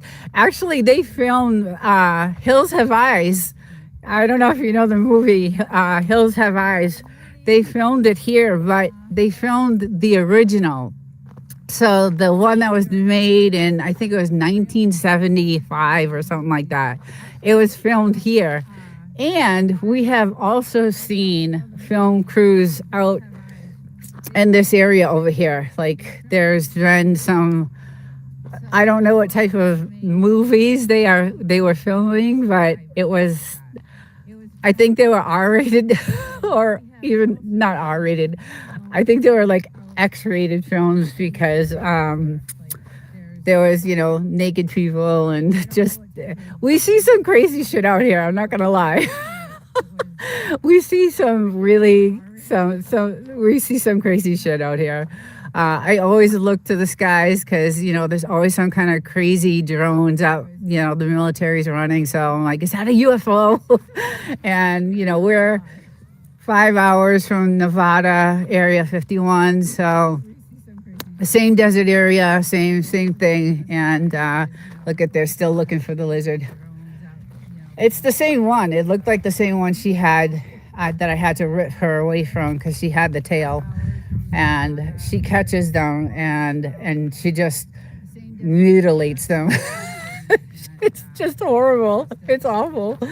But anyway, they do a lot of filming out here. And, I found out that Jason Momoa has a house further out. I believe it's further out that way, further going towards Nevada and Las Vegas. And then a few other stars have some homes out here. So it's really cool. It was a music video? Okay. No field, no aliens as of yet. No, right. I didn't know it was a music video. How did you find that out? I'm wondering. Because we were like, what are they doing out there? We had our binoculars. We had our binoculars out, and we're like, because they came in, this film crew came flying in. They hurried up, they set up, they filmed like maybe a half hour, they grabbed their stuff, they flew out of here. So it was like we knew they didn't either have rights to be here or something, but we had we watched it all happen, and Yeah, we've seen some crazy stuff happen out here. The cool thing is that we get to target practice out here. So there's a target there, there's a target over there. We line this whole entire ledge. We line up with like milk cartons and stuff like that. And so that's the fun thing. That's our hobby. That's kind of like our hobby. That's what we do out here. Is we do some. We have several different toys that we have, and we get to do some practicing, which is really fun. It's a lot of fun. It's getting too expensive now, so we don't do it that often because the ammo is just ridiculously expensive. But we do get to do that, and we get to see a lot of the military practices, like out there. It's crazy to see, and the helicopter practices. It is one of the most amazing places to live, to be honest. This area, this house, but the state of California is not. It's not a good place. It's not a good state. I'm not happy with the cost of living here, and we have two places I have to pay for. So, I have this, and then I have another place that I live at during the week. So, because I work in the city, so I have to travel on Sundays all the way back, to the city, and then I travel on Fridays to, come here for the weekend. So, but my husband lives here full time with the dogs, and this place is pretty much locked down. We have cameras. I don't know if you can. We have cameras everywhere. You have to out here. It's just the way it is. When we first moved out here, it wasn't kind of safe. It was a lot of I don't know, not good things going on. So there was a lot of drug dealers and all kinds of stuff going on. But the feds came in a few years ago and cleaned it all up. So we were really happy when that happened, because I feel a little safe now. But there was a lot of stuff happening when we first moved here. So we put cameras everywhere we could, even outside,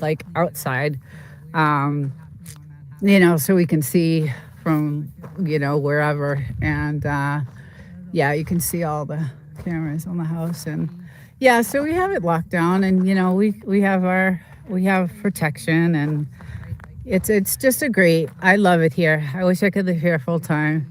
You have cameras and people well practiced with their yes, we know what we're doing when yes, we definitely know how to handle ourselves here. So and with the way things are going in the world, I don't know. It's kind of scary. I don't know if everybody's keeping up with what's going on, but it's very stressful. The world is really stressful right now. So I worry all the time. Living apart is tough. It's really tough. It's not easy, because if something were to happen, I'm in the city, and that's where it would happen. So you have cameras and people. Oh yeah.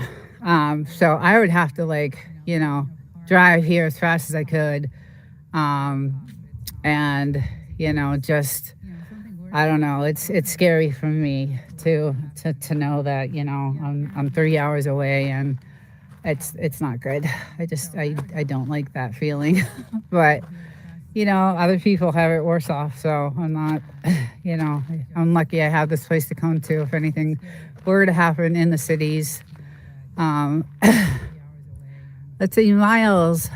In high desert too. I feel ya. Oh, nice, cool. In California. Yeah, this is the Mojave in California. We're like 5 hours from Nevada or Las Vegas, and then we're 5 hours from San Diego, because that's where I lived in the city, is San Diego. And then I just recently changed jobs, so I moved a little bit closer to here, 2 hours closer. So I would have to drive 5 hours every weekend back home to San Diego. And then I just changed jobs about a year and a half ago, and it's 2 hours closer to here. So I'm lucky. I got to do that, and I love our new job. It's awesome. But yeah, yes. Oh, okay, cool, awesome, nice. It's crazy how many people on the channel that come to the channel are like, yeah, I've been in that. I've been on the base, and I've been to that. You know, I live right down the street from you, and I had a couple of people earlier in the chat that lived in Yucca Valley, and that's not far. So they're still looking for that list. These guys, she'll hunt for hours. Like, we will have to drag her in. They will hunt for hours. Oh, you're in Landers? Oh, no kidding. Yeah. Okay. Yeah, that is the high desert for sure. Yeah, is that Victorville too, right? Isn't that kind of like near there too, I think? Yeah, anyway, it's beautiful here. I love it. It is unbearable, I'll tell you, in the summer though. You know, it gets to 115 and it's really hot. You can't go out during the day. It's like really, really hot. A little bit to Joshua Tree, right? Okay. Yeah. I gave you a mod so you can easily connect with other channels. Oh, thank you. Wolf and Snort is the moderator for my channel. So thank you. Papa Pia. Aww. Your doggy. Give him a kiss and hug. No doubty.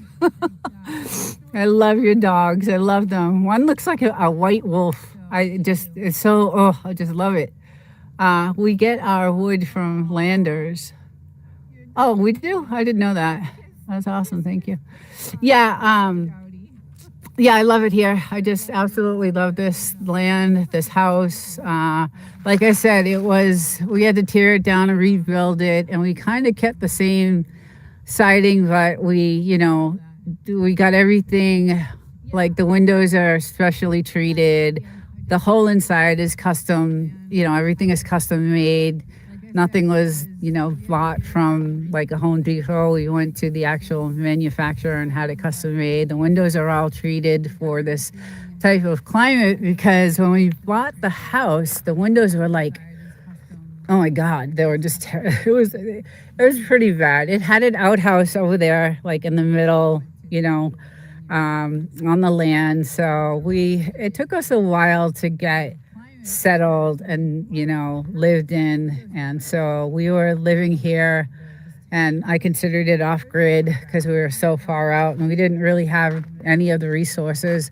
We have a well, so we're really fortunate about that, but at the time we couldn't use it because it needed to be treated because it sat so long. So we lived here, and at some point where we didn't even have like siding on there was no, we took it, we tore it down to the studs, and all we had was tarp, like covering, it was crazy. So after about 7-8 months, we actually got the house, where we could actually live in it and use the water. My windows rattle like crazy when the base, yes, when the bombs are going off. Oh my God, our house is, and that's what wakes us up at like 6 a.m.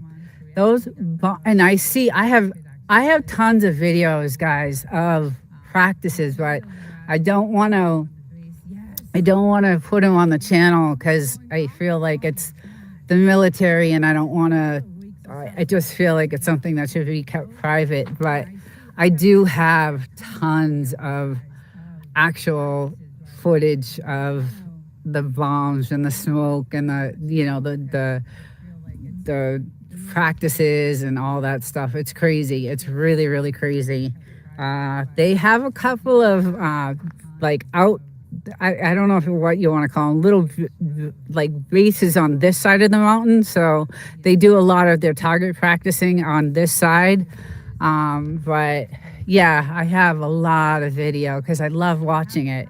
And at night, sometimes when they do their practices at night, it's crazy. It's wild when you look out the window and they have all their torches floating in the sky. Yes, I have tons of video of that. That's pretty cool. It's nice to meet you. I'm glad you checked out the channel. That's awesome. I'll be over to check out yours. Yeah, so that's the one cool thing, about living out here. It's we get to see stuff like that, and not a lot of people do. And the peace and quiet, you got peace and quiet, and no one else can build because government land. No one can build on anything over here. So it's really, really cool, and I do love it. So yeah, the solitude out here is amazing. I love the nature and the peace. Yeah, there's nothing like it. There is nothing like it. I mean, I am that type of person anyway that likes to be away from society. And, especially nowadays, I like, I love YouTube, and I love meeting people on YouTube, and, making friends, and, I like having friends, but society in general right now is it's hard to deal with. So, and I work in the city, and I have to deal with it all week long. So coming here on the weekends is really nice. It's, it lets me reset and relax and just enjoy. So I really do love it here. But California, like I said, is going to be really crazy. It's going to get so expensive, and I'm nervous about the cost of living, because we do have two different places to pay for. So I have this one, and then the place I live in the city. So hopefully we'll see what happens with everything in the world right now. It's pretty crazy. But well, I'm gonna say goodbye to everyone, and thank you all for stopping in. I hope you all have a good Easter. If you celebrate Easter, happy Easter to everyone. And I do this every Sunday at 9. And I was hoping to have No Doubty as a guest. I'm going to try to do that next week. She has a great homestead channel, and she is also out there living off grid. And we have a podcast together that is on her channel, and it's all about living off grid and living off the land, and living in solitude and things like that. And if you want to see someone who just drove out to the middle of nowhere and just started living, her channel is the channel to go see. It's amazing what she did. So everybody have a great weekend. Thank you for joining. Enjoy the rest of the Sunday, and happy Easter to everyone. And I'll see you hopefully next week. Her channel is the channel to go see. It's amazing what she did. So everybody have a great weekend. Thank you for joining. We should. Okay, let's see if we get the sound going. Okay, we're gonna shut this, okay? Oh, I had to restart the stream. I don't know, something funky happened. It doesn't usually happen, but hopefully this has sound to it. Gonna go cancel a couple of lives that were supposed to be today, but what are you doing, little one? Huh? What's going on with you? What's going on with you? Huh? We got the dogs out here. We've been out here for a little while. Yeah, let me know if there's sound. So there should be tons of sound.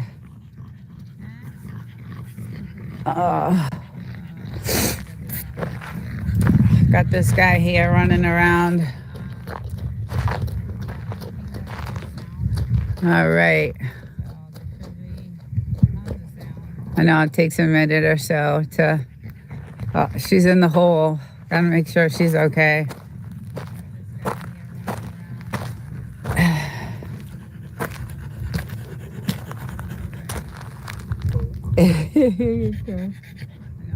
Hi, little one.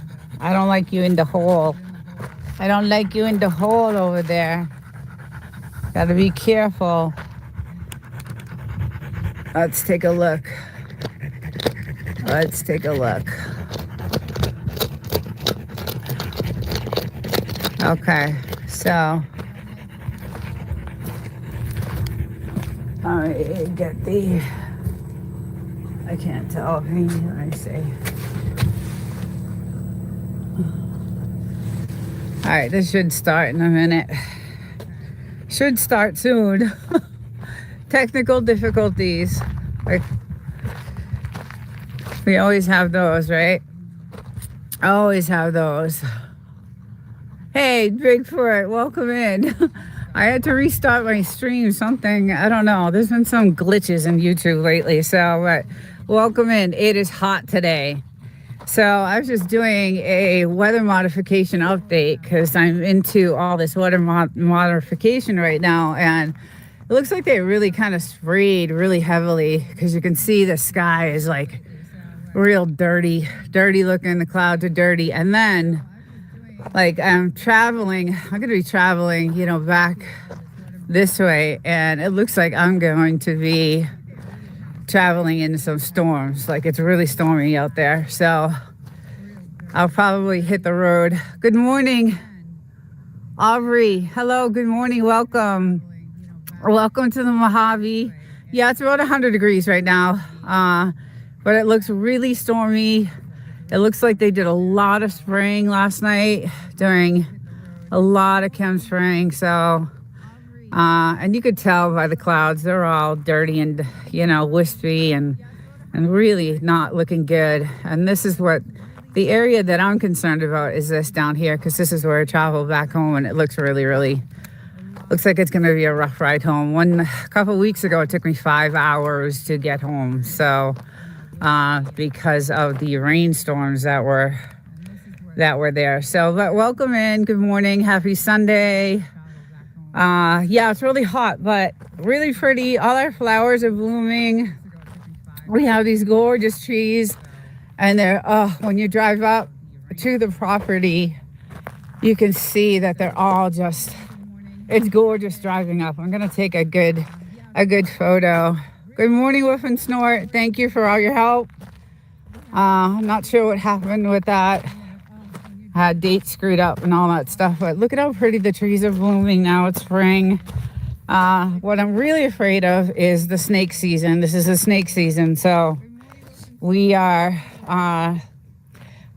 a lot of the brush down because I kept hearing story after story after story on the news of all these snakes coming out now. So we had a lot of like weeds and brush over here. There's still quite a bit, but they were really tall and they're really high, so we cut a lot of it down.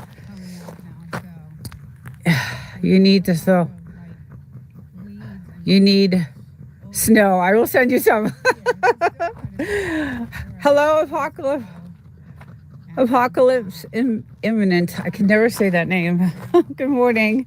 Yeah, so we cut a lot of this down because it's snake season and they like to be right up against the house, and there's lizards. She actually caught, I had to save this lizard's life yesterday. She caught this massive lizard, and they like to hang out, you know, in this area, and it got caught. She was after it. She sniffed it out, and it got caught in the corner right here of the door. And it was a good size one. So it was in the corner, and she had it by the tail, and I ripped it right from it. Like I grabbed her and just, it got away. It lived. She brought me some really nasty dead squirrel, lizard. So not a good thing, but yeah, it's, I had to save its life. So she wasn't happy with me, and she doesn't really do anything after they're dead. She just she just likes to hunt. You know, that's her thing. Bigfoot, you can relate to that. You like to hunt.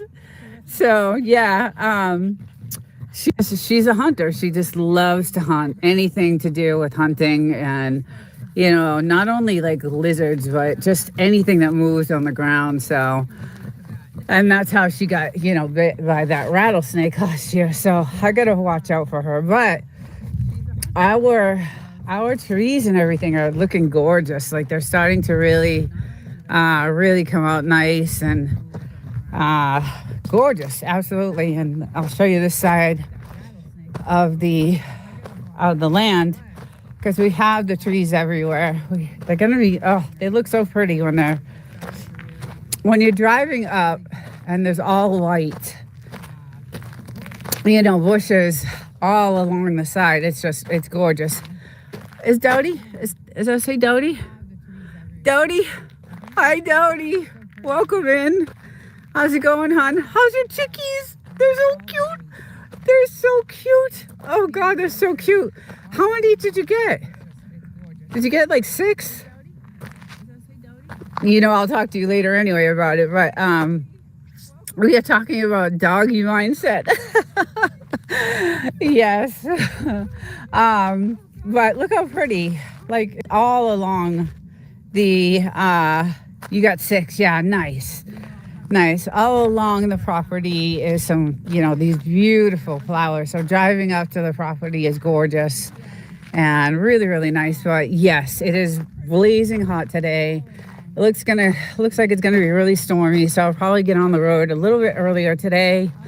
I got to work on some stuff for our podcast outie for tomorrow. I have nothing put together, but when I get home, I'll be doing that. So, but yeah, it's still eerily quiet on the base. No action going on there. Oh, I love that you put the lights on top of oh, you should see it at night, Dottie. You should see this. I have pictures. I gotta get some editing going, because I have beautiful pictures of this whole entire place lit up. So all these it looks so cool. These are like tiki lights, and they're obviously solar. So they light up all around the whole entire property. And at night, it looks it's beautiful. It's gorgeous. And then when we have the fire going at the same time, and then we have our little lights going over here, it's just really pretty. And that's why I love the nights here.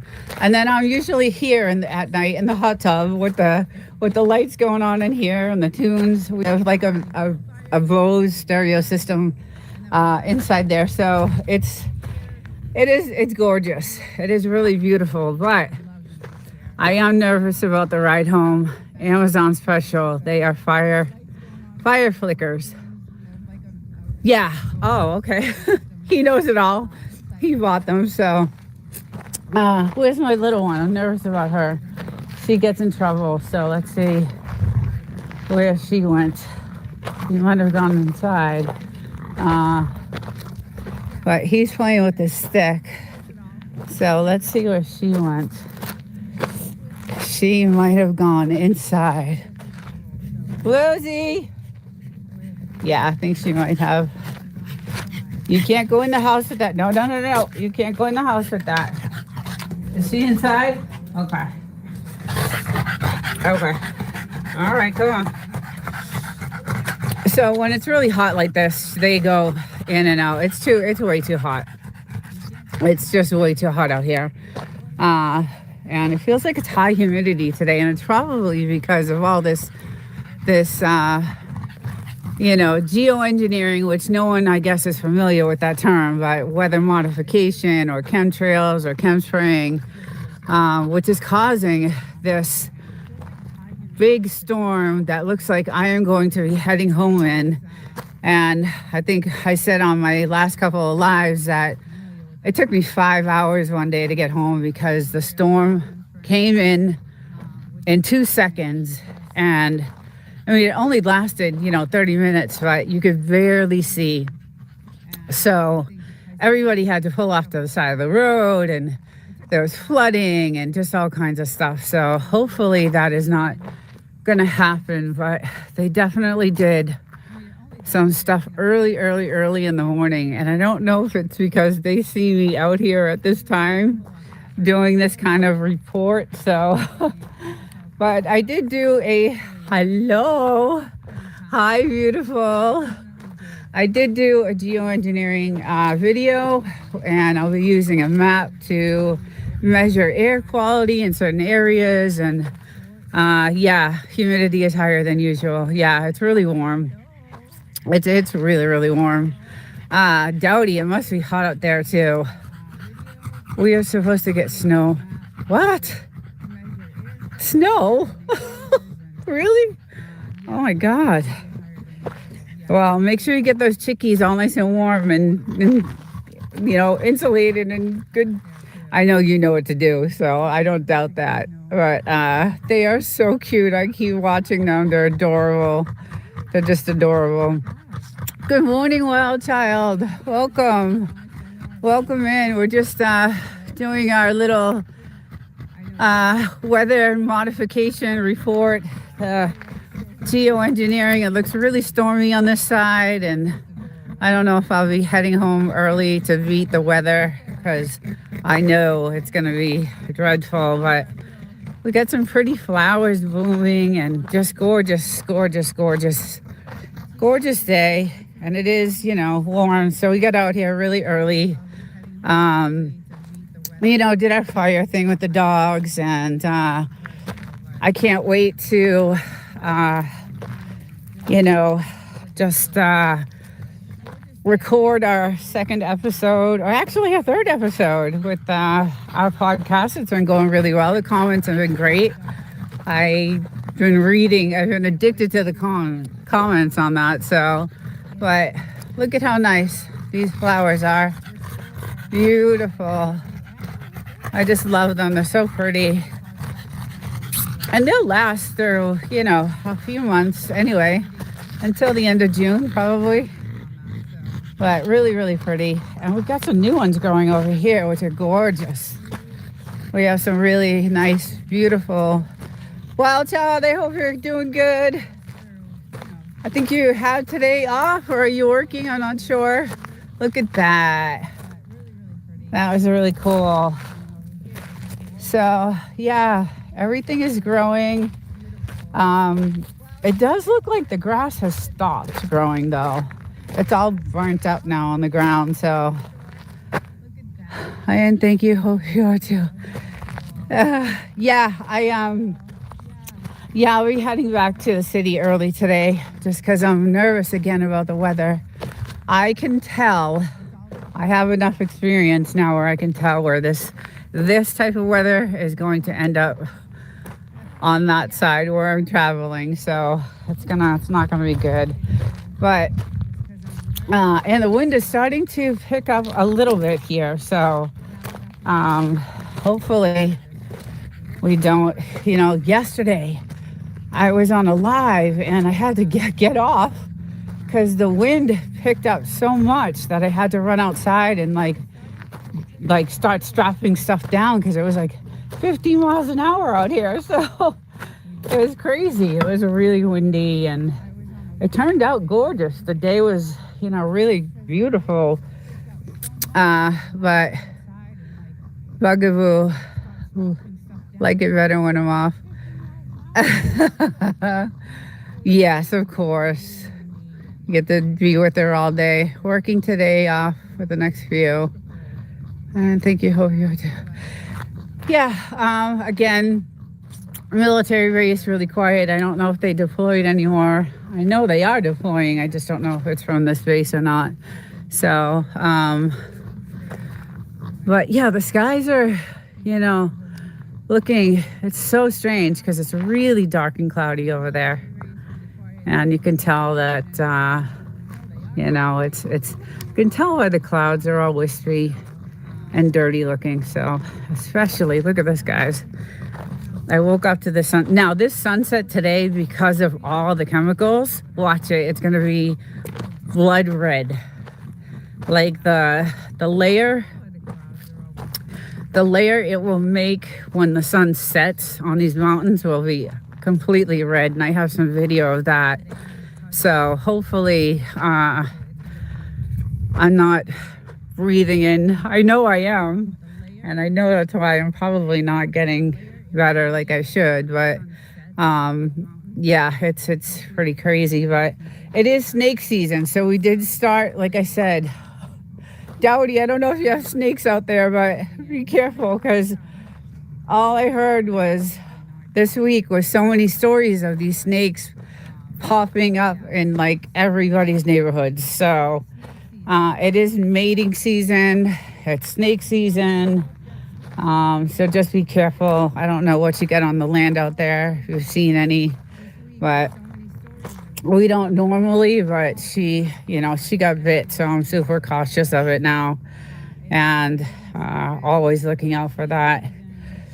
But yeah, it does look really stormy on the side, and I don't want to. I have a truck, which is nice, I get to. It's much safer than a car, but still, when the rain is coming down that hard and you can't see, you can't see 2 feet in front of you. You have to pull off. Everyone was pulling off to the side of the road. And, I don't like a 5-hour drive home, so it's not good.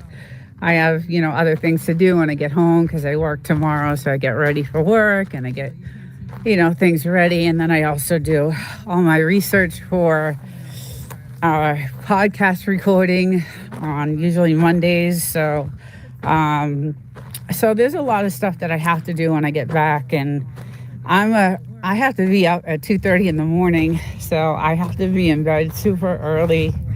And look at this guy, he's beat, he's tired.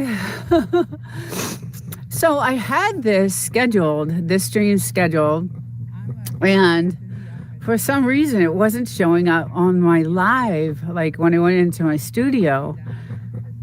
And then when I went live, there was no sound to it. So there's been some glitches in YouTube. And I know yesterday when I had my live, and Wild Child, you were there, the sound was flickering off and on. And so I'm not sure if it's because of what's going on in the world.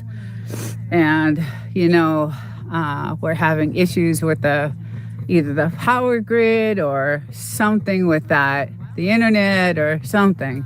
But it's been really glitchy lately. So, and I've heard others complain about it, but so I had to restart a live, which I hate doing, because you have all these people that are in that first live, and then you have to restart the second one, and just a mess. Who do you use for internet out there? So we have Starlink. I'll show you. Plus I did a Wi-Fi extender. So this is our Wi-Fi extender. There's a video on my channel about it and how we did it. And it's a really good information on how to, install it and what type of Wi-Fi extender to use so you can stream outdoors, because I like streaming outdoors.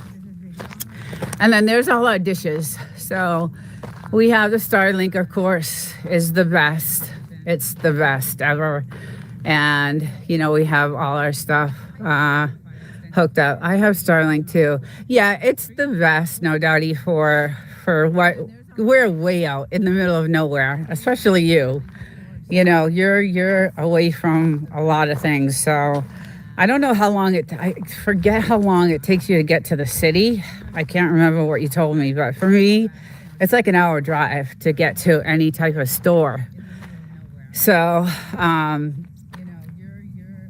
so yeah, out here you have to have, things like that. So, and the military is right behind me. So I know they have like heavy duty communication towers and things like that. So, I don't know if that affects us in any way, but, it does. Starlink is the best. And then doing this Wi-Fi extender that we did really helps. Like, I'm able to walk over to that abandoned house, and I did a video with that. This is a pretty cool thing. So there's a separate Wi-Fi for that. And then we have all kinds of stuff with cameras, and we have a lot of like technical, cameras and infrared things like that out here. Just it's just because of where we live. When we moved here, it was not the safest. So But now it's pretty good. But yeah, with that extender, I am able to go over to this house over here, which like I said, did a video on, and it was pretty cool. It worked all the way over. I have 5 acres, so my land goes way out there. It goes out there to that, almost to that telephone pole, and then it goes out to this telephone pole on this side, and then it goes way out like to the front. And then most of it is on this side. Like we only have about 1 acre, like fenced in. So, the rest of it is most of it's on that side and then like behind. So, I'll be listening to what I'm about to be working. Okay. Love you, Wild Child. Thank you for coming in. You're always there. You're always on my streams. Thank you so much. And if you haven't checked out No Doubty, go to that channel. It's really good. We have a podcast together, and it's really funny and really good, and you'll learn a lot. And it's a good podcast. So you can go to her channel and check it out. We collab together, and she's a really good person. And she is also ex-military, so thank her for her service to our country. I always say thank you for your service. And really good person. I'm glad I hooked up with her. So met her through YouTube, which is good. You don't find a lot of good friends that you can connect with. There are some here and there, like Wild Child and No Doubty, and there's a few, but there's billions of people on YouTube, so it's there's a plethora of people. So anyway, have a good day, Wild Child, and don't work too hard. And give Bugaboo a kiss. And hope to see you. I'm gonna try to have my live on Thursday night. I'm trying.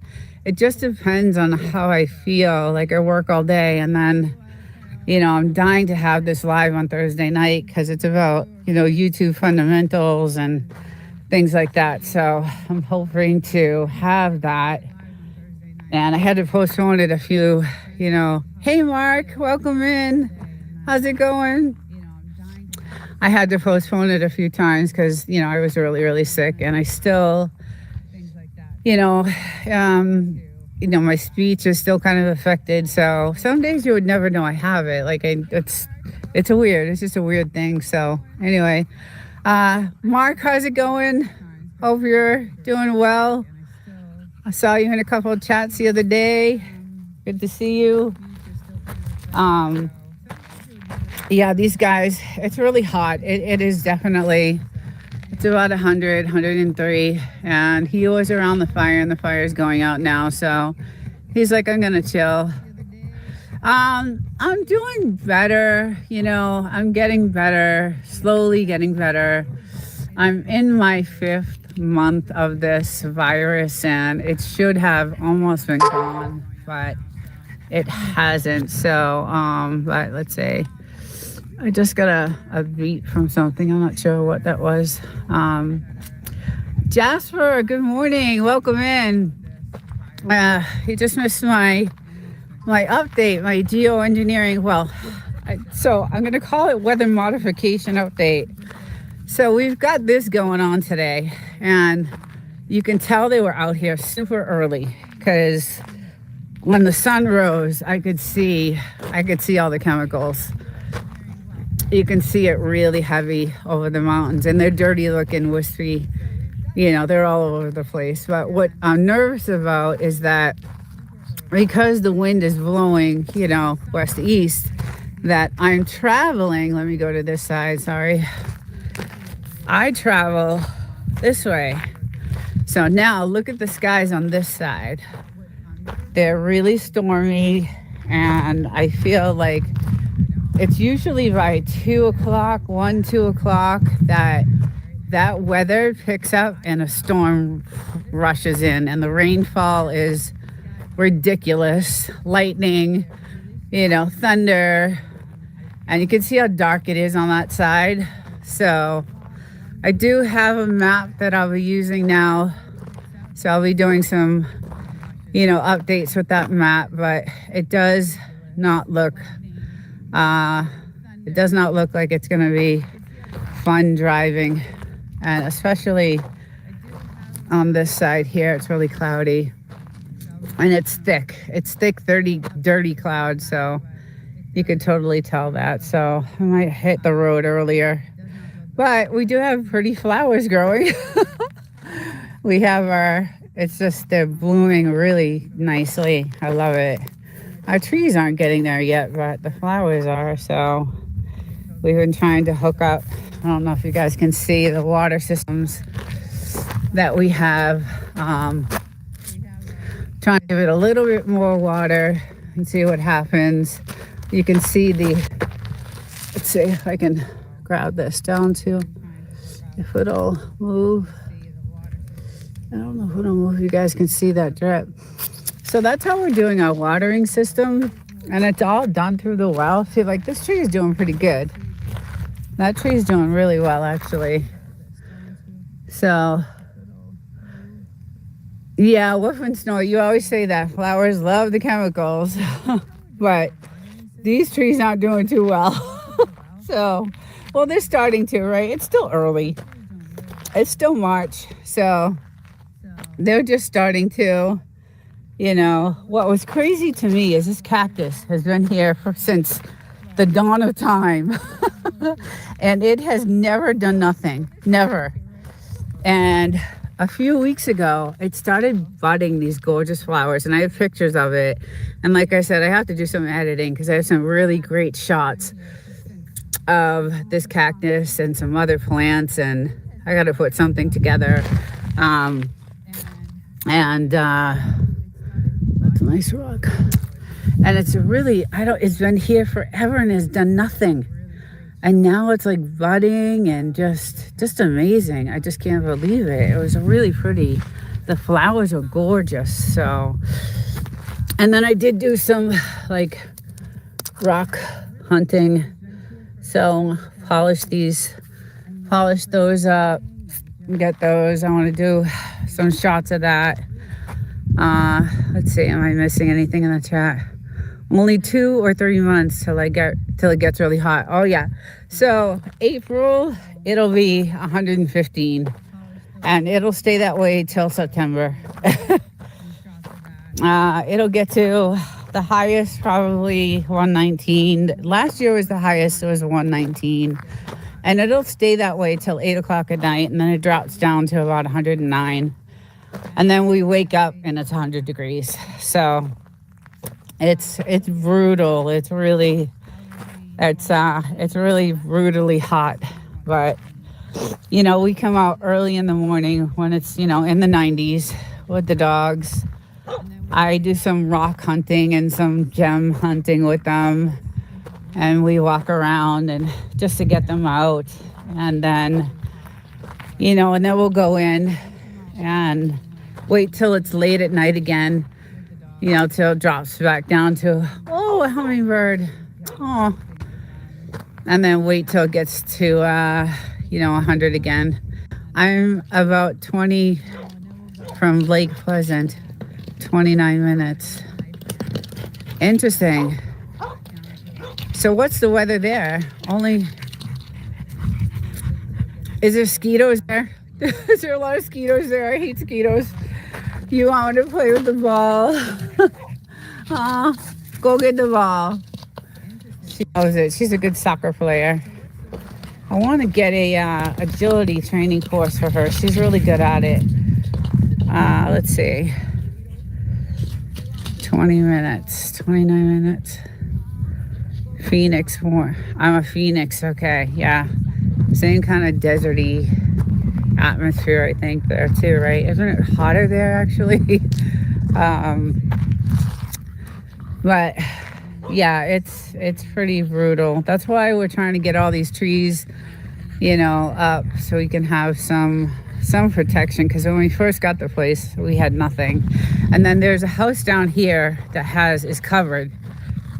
Beautiful. It's an Airbnb, but they are covered with trees, nice and shady. I don't know if you can see way down there. I wish I could zoom with this. But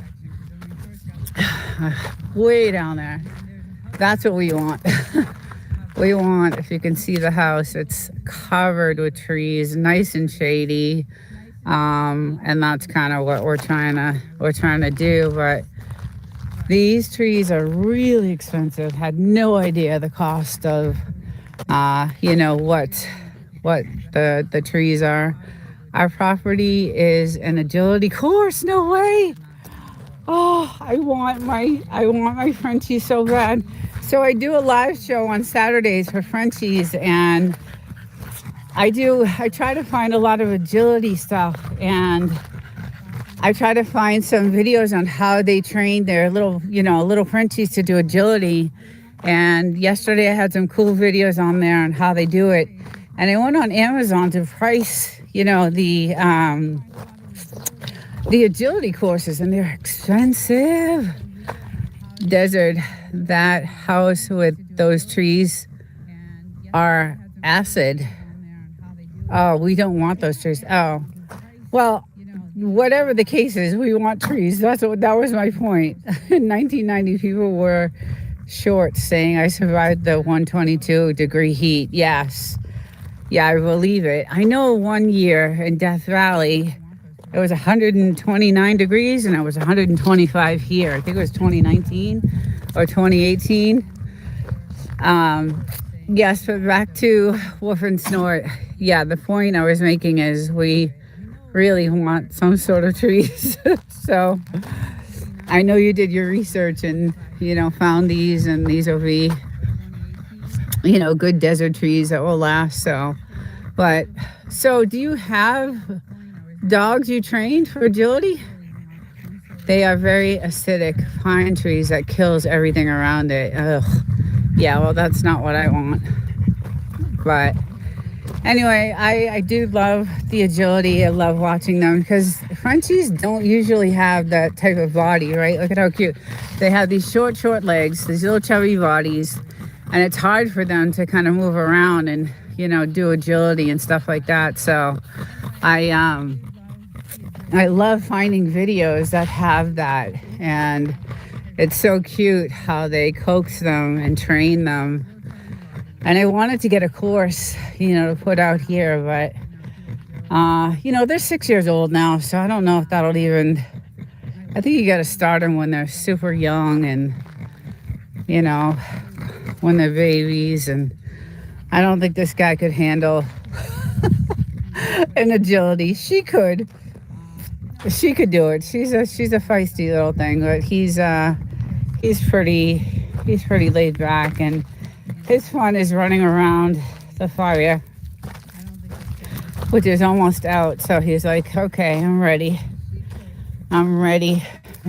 Put something in there for me. Oh, it's still going a little bit. I'll throw one more log in there for him, so he can run around and bark and be happy. But these are some of my still ones. I found some more. Once I shine those up, they're gonna look like diamonds. I love them. They're gonna be great. This is crazy because this is like a volcanic stone, which I love. But once this gets shined and polished, beautiful. These ones here are almost crystally. So I do love that. I love that about that. It does take a lot of work though to shine and polish. It's days, days for one grit, days for another grit, days for another grit, and then and then you have your result. So it's like 3 weeks before you get anything. So, but the tourist town of Joshua Tree, they have a rock store there, and all those rocks I have are there. So it's pretty interesting. And then I went on eBay because I have some really good crystals that actually were given to me as a gift when we were building the house from one of the contractors. And I went on eBay to see what the cost was, and one of them was like $30. And I was like, wow, these are, worth something. So all my hard work of digging, maybe I can get enough together to, sell or something. I don't know. Although I love them, I don't think I would sell them. My house is loaded with, stones and rocks and all that stuff. But yeah, it's kind of weird that the military is dead. The town is dead. Like I said, I'm not sure if they deployed more troops out of this facility. I know they did a couple of weeks ago, but I'm not sure if they did anymore. But I know when I go through town, all the barber shops are closed. It's just deadly quiet and really weird. Usually see a lot of people just walking around town because there's a lot of gift stores and things like that. They still do have like a farmer's market going on Saturdays and Sundays, but still not the amount of people that used to be there. So yeah, and then we were gonna do some practicing the other day, but the wind picked up so bad, like just in an instant. It was just crazy. It just all of a sudden it was just crazy. The wind just came in 2 seconds. So we came running out. We ended up putting all the sandbags on the hot tub and making sure that everything was strapped down, and even the trees itself, we have them tied, and this bench always falls down, so we have to do something about that. But the sky, the sun is definitely bright. Look at that down there. Like that is, I'm going to go check that out when I get in, because I have a nice map that I'm going to be using, as I told you guys, to, give some updates on what the air quality is going to be. And there's some gauges to follow and some data I got to mess around with. So I just learned this map and how to use it. So, but our weather station, a little windmill can show you that it is the wind is picking up, because you can see the windmill going. It's starting to go. It wasn't there. And yeah, it wasn't doing anything a little while ago. So the wind is definitely picking up. And you can see that dark cloud over there. It's kind of not good. So, unfortunately, I don't want to leave, but I'll be heading home, early. So, but these two have had their, they woke up early. We both woke up really early this morning, and they've been running around the fire and having a good time. I've been sitting out here with my coffee and just enjoying, the scenery is just so peaceful. And it just lets you relax and no stress. And, you sit here and just think about things that are happening and going on. And, sometimes that makes you stressful, but it's just so peaceful out here, and I love it. But I do think we are going to have a storm today, according to what it looks like. And I don't see the line, I don't see them spraying right now, because there are no visible, direct spray lines, but they definitely did, because you can see the result of the clouds. And it looks like it's raining in one spot way down there. So it looks like it did do something in that area. So maybe it'll stay on that side, hopefully. And this side here. You could tell it's doing something over there, so I just hope it just stays on this side and doesn't end up going. And it's so cloudy. Like the sky is cloudy. The air is cloudy. So, good morning, Mental Raccoon. Thank you for leaving that comment. Thank you. This is my, I want to call it geoengineering, but no one's really familiar with that term. So it's weather modification and what they're doing in the skies out here, because this is ground zero for that. And the geoengineering organization is very familiar with this area. And it's if you guys ever get a chance to go check that site out, it's a good site. I've left him several like emails and pictures in my channel, and I'm hoping he reaches out because I have covered a lot of videos regarding this because it's definitely affecting my health. I'm still not 100%, recovered. So, but I'm hoping that he definitely will reach out. I know he's huge. I mean, he's just, so when I went to the page to leave a comment, there was I was on page 9 of the comments. So there's just state after state is, they're all leaving these, comments. And I read through some of them, and it's bad, but it's not like this. Like, this is just, I think, the worst of it. So look at my little girl chilling out, chilling. I love it. Good morning, Amy. How are you? I haven't seen you in so long. I hope you're doing well. Welcome in. Hope you're having a good Sunday. It's really hot out here, 103. Not normally that temperature in March. So, and you can tell, the wind is gonna start picking up. So, it's definitely gonna storm. And that's what happens, right? When they spray that early in the morning, the storms hit. So this is the flow, like the normal, natural flow of what happens when they spray in the morning. The storms usually hit around mid-afternoon. And then when the sun sets on this side, and I have video of it, you'll see that blood red sunset, and that will show you all those chemicals in the sky. It's insane, the color. And it looks dangerous. I mean, just the radiation that hits those clouds, with those chemicals, it just looks dangerous. So, it's not a good thing. So I don't like to stay out too long.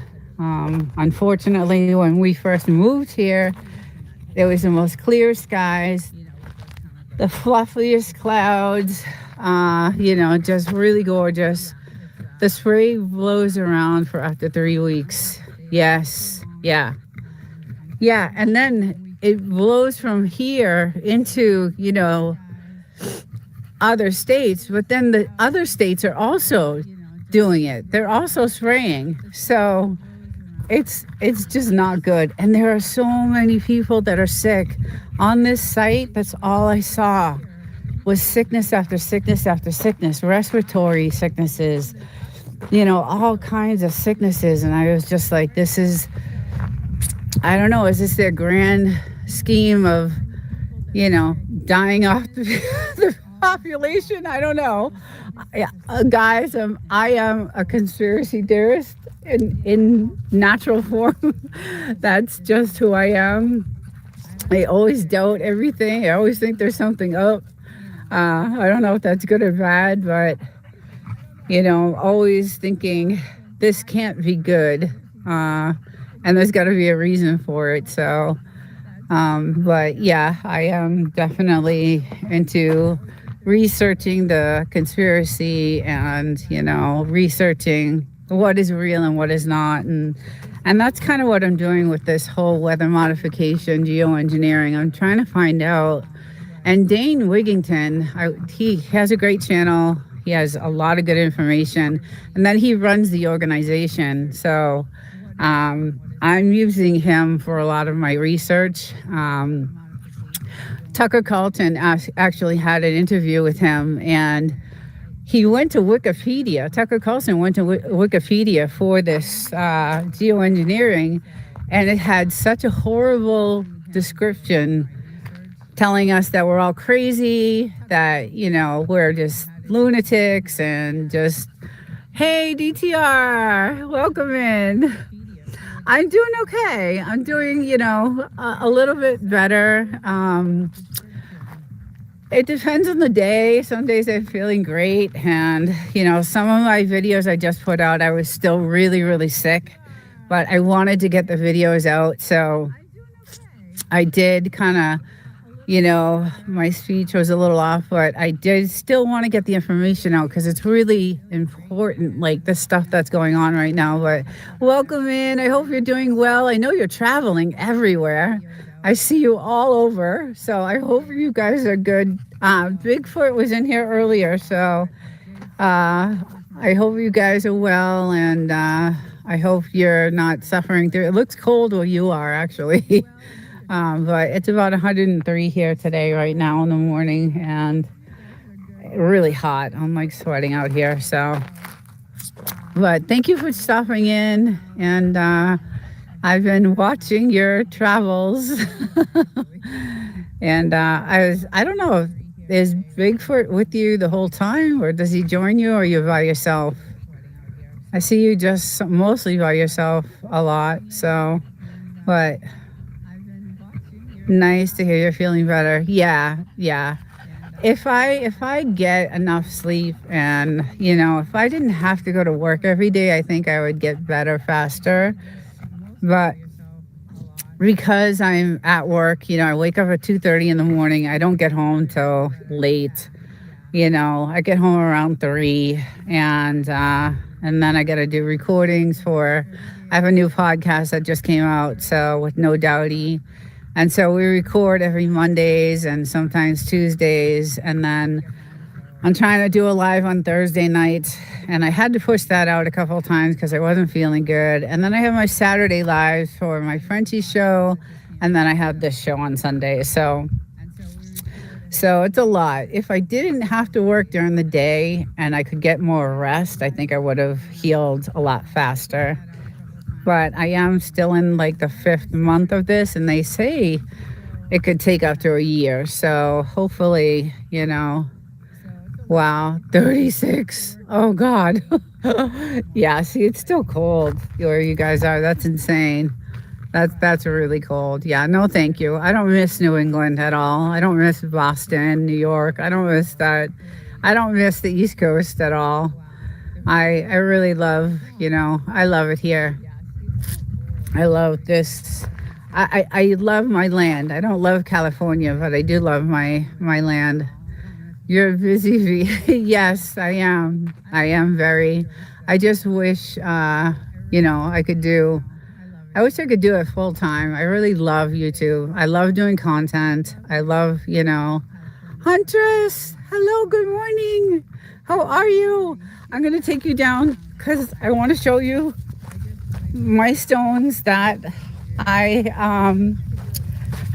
gather, and these are just some that I'm gonna shine eventually, but some of these are really cool.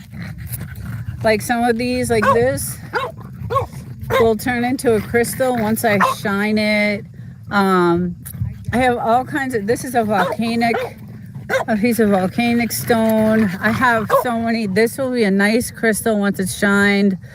I'm so glad you're here. Welcome in. I hope you're doing well. 48 degrees in Michigan. Okay, that's not too bad. Not too bad. But Huntress, I have 5 acres to dig and find all these stones and crystals, and I just love it. I have a gorgeous crystal inside. And I'm going to do a little slideshow once I get to editing it of all my stones that I have. So I have some rose quartz, like beautiful rose quartz. And it's gorgeous. And so I shine them and they're pretty. And then I collect like a bunch on this side that these are ones I'm gonna eventually start doing something with. Most of them, marble, and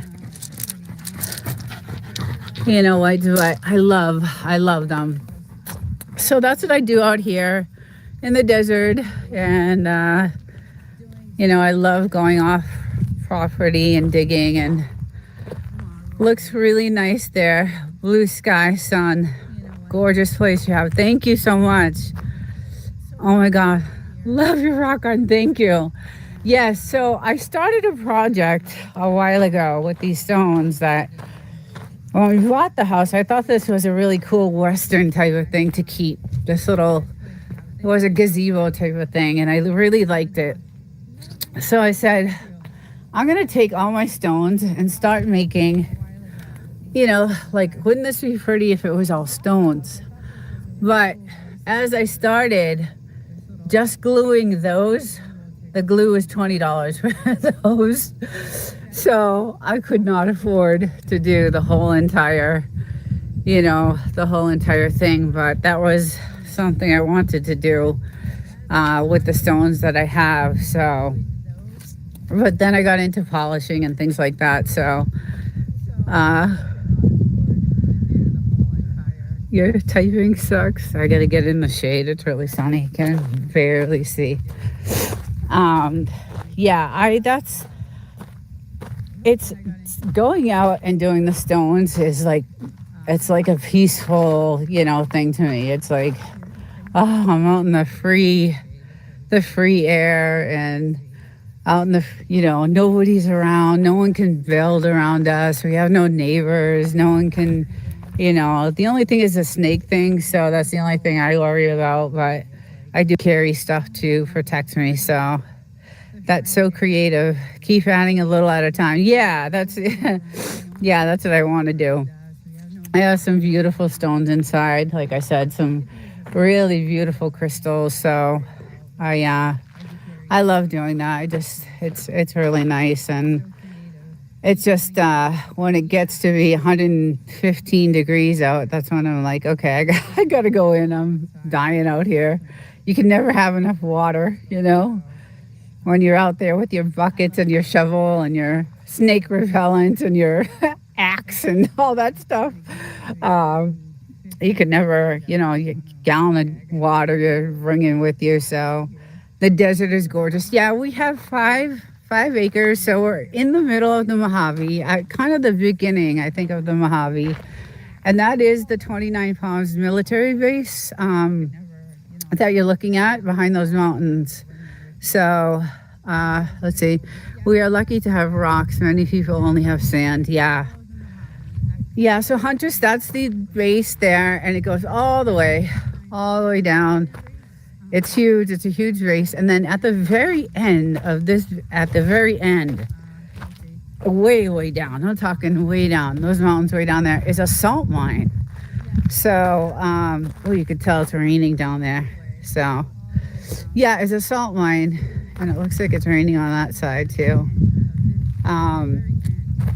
And then this side over here is all the gold mines. So we've gone out to those gold mines, which are really cool to go to. I love it here. It's beautiful. And like I said, we're the last house on the road. No neighbors, no one can build.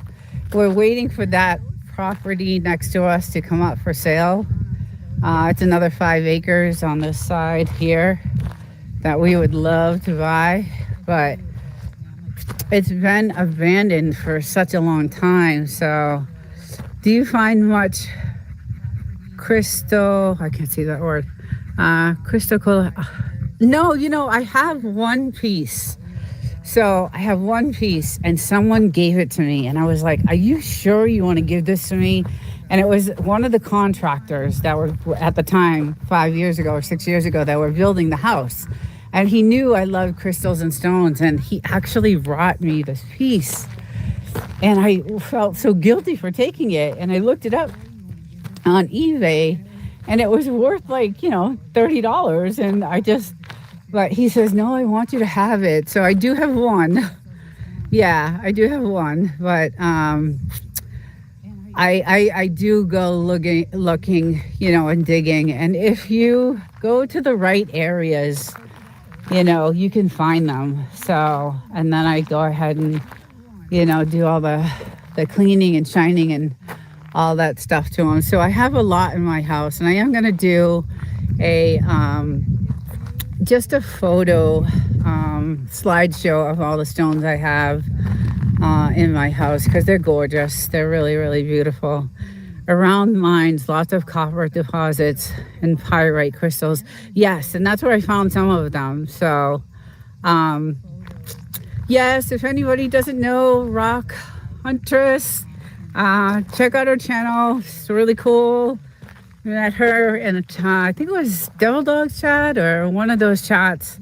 And I really liked her channel, and we're, into I think I met someone else last night too that was into the rocks, and I joined her channel, and I liked her channel too. It was really cool. But go and check out her channel, and I think you'll really enjoy it. Anybody who likes the outdoors and anything like that will enjoy that channel. So it's really good. But anyway, it's getting really hot out here, guys. So I am probably going to end this live today. I apologize for having to restart. I've had some glitches in YouTube, and I don't know what happened, so I had to restart this live. But enjoy the day. Stay inside. If your sky looks like this, do not go outside. I will be doing an update later on this afternoon on what the air quality is, and I'm so glad I have you, girl. Oh, thank you. I feel the same way.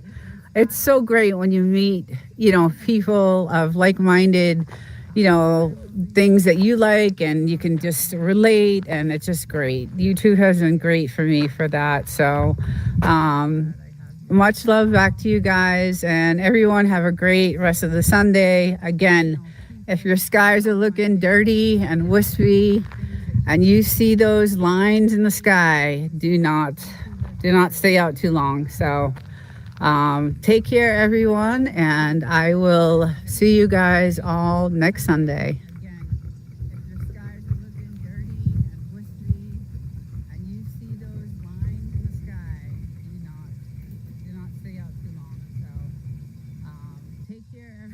Welcome in.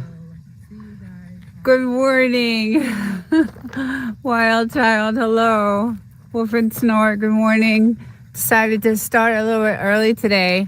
I'm going to do a little bit something different. I'm noticing today the skies, they definitely are seeding or geoengineering, because you can totally tell today that these skies are definitely loaded with those chemicals. So they have done a crazy job with the seeding and the geoengineering. So we can totally see it. It's really heavy today, so I am probably not going to stay out too long. Look at that. So very heavy today. A lot of chemicals in the air. Not good for you. Aluminum, silver iodide, barium. Really bad. So I just wanted to show everyone how heavy it is out here, because this is pretty much ground zero for that. As you have noticed in a lot of my videos that I've been done. Welcome to the chat, everyone. Jaden, good morning. Thank you for stopping in. This is my land. This is where I live in the desert, Mojave. I'm right outside the military base, the 29 Palms military base, which is eerily quiet, guys.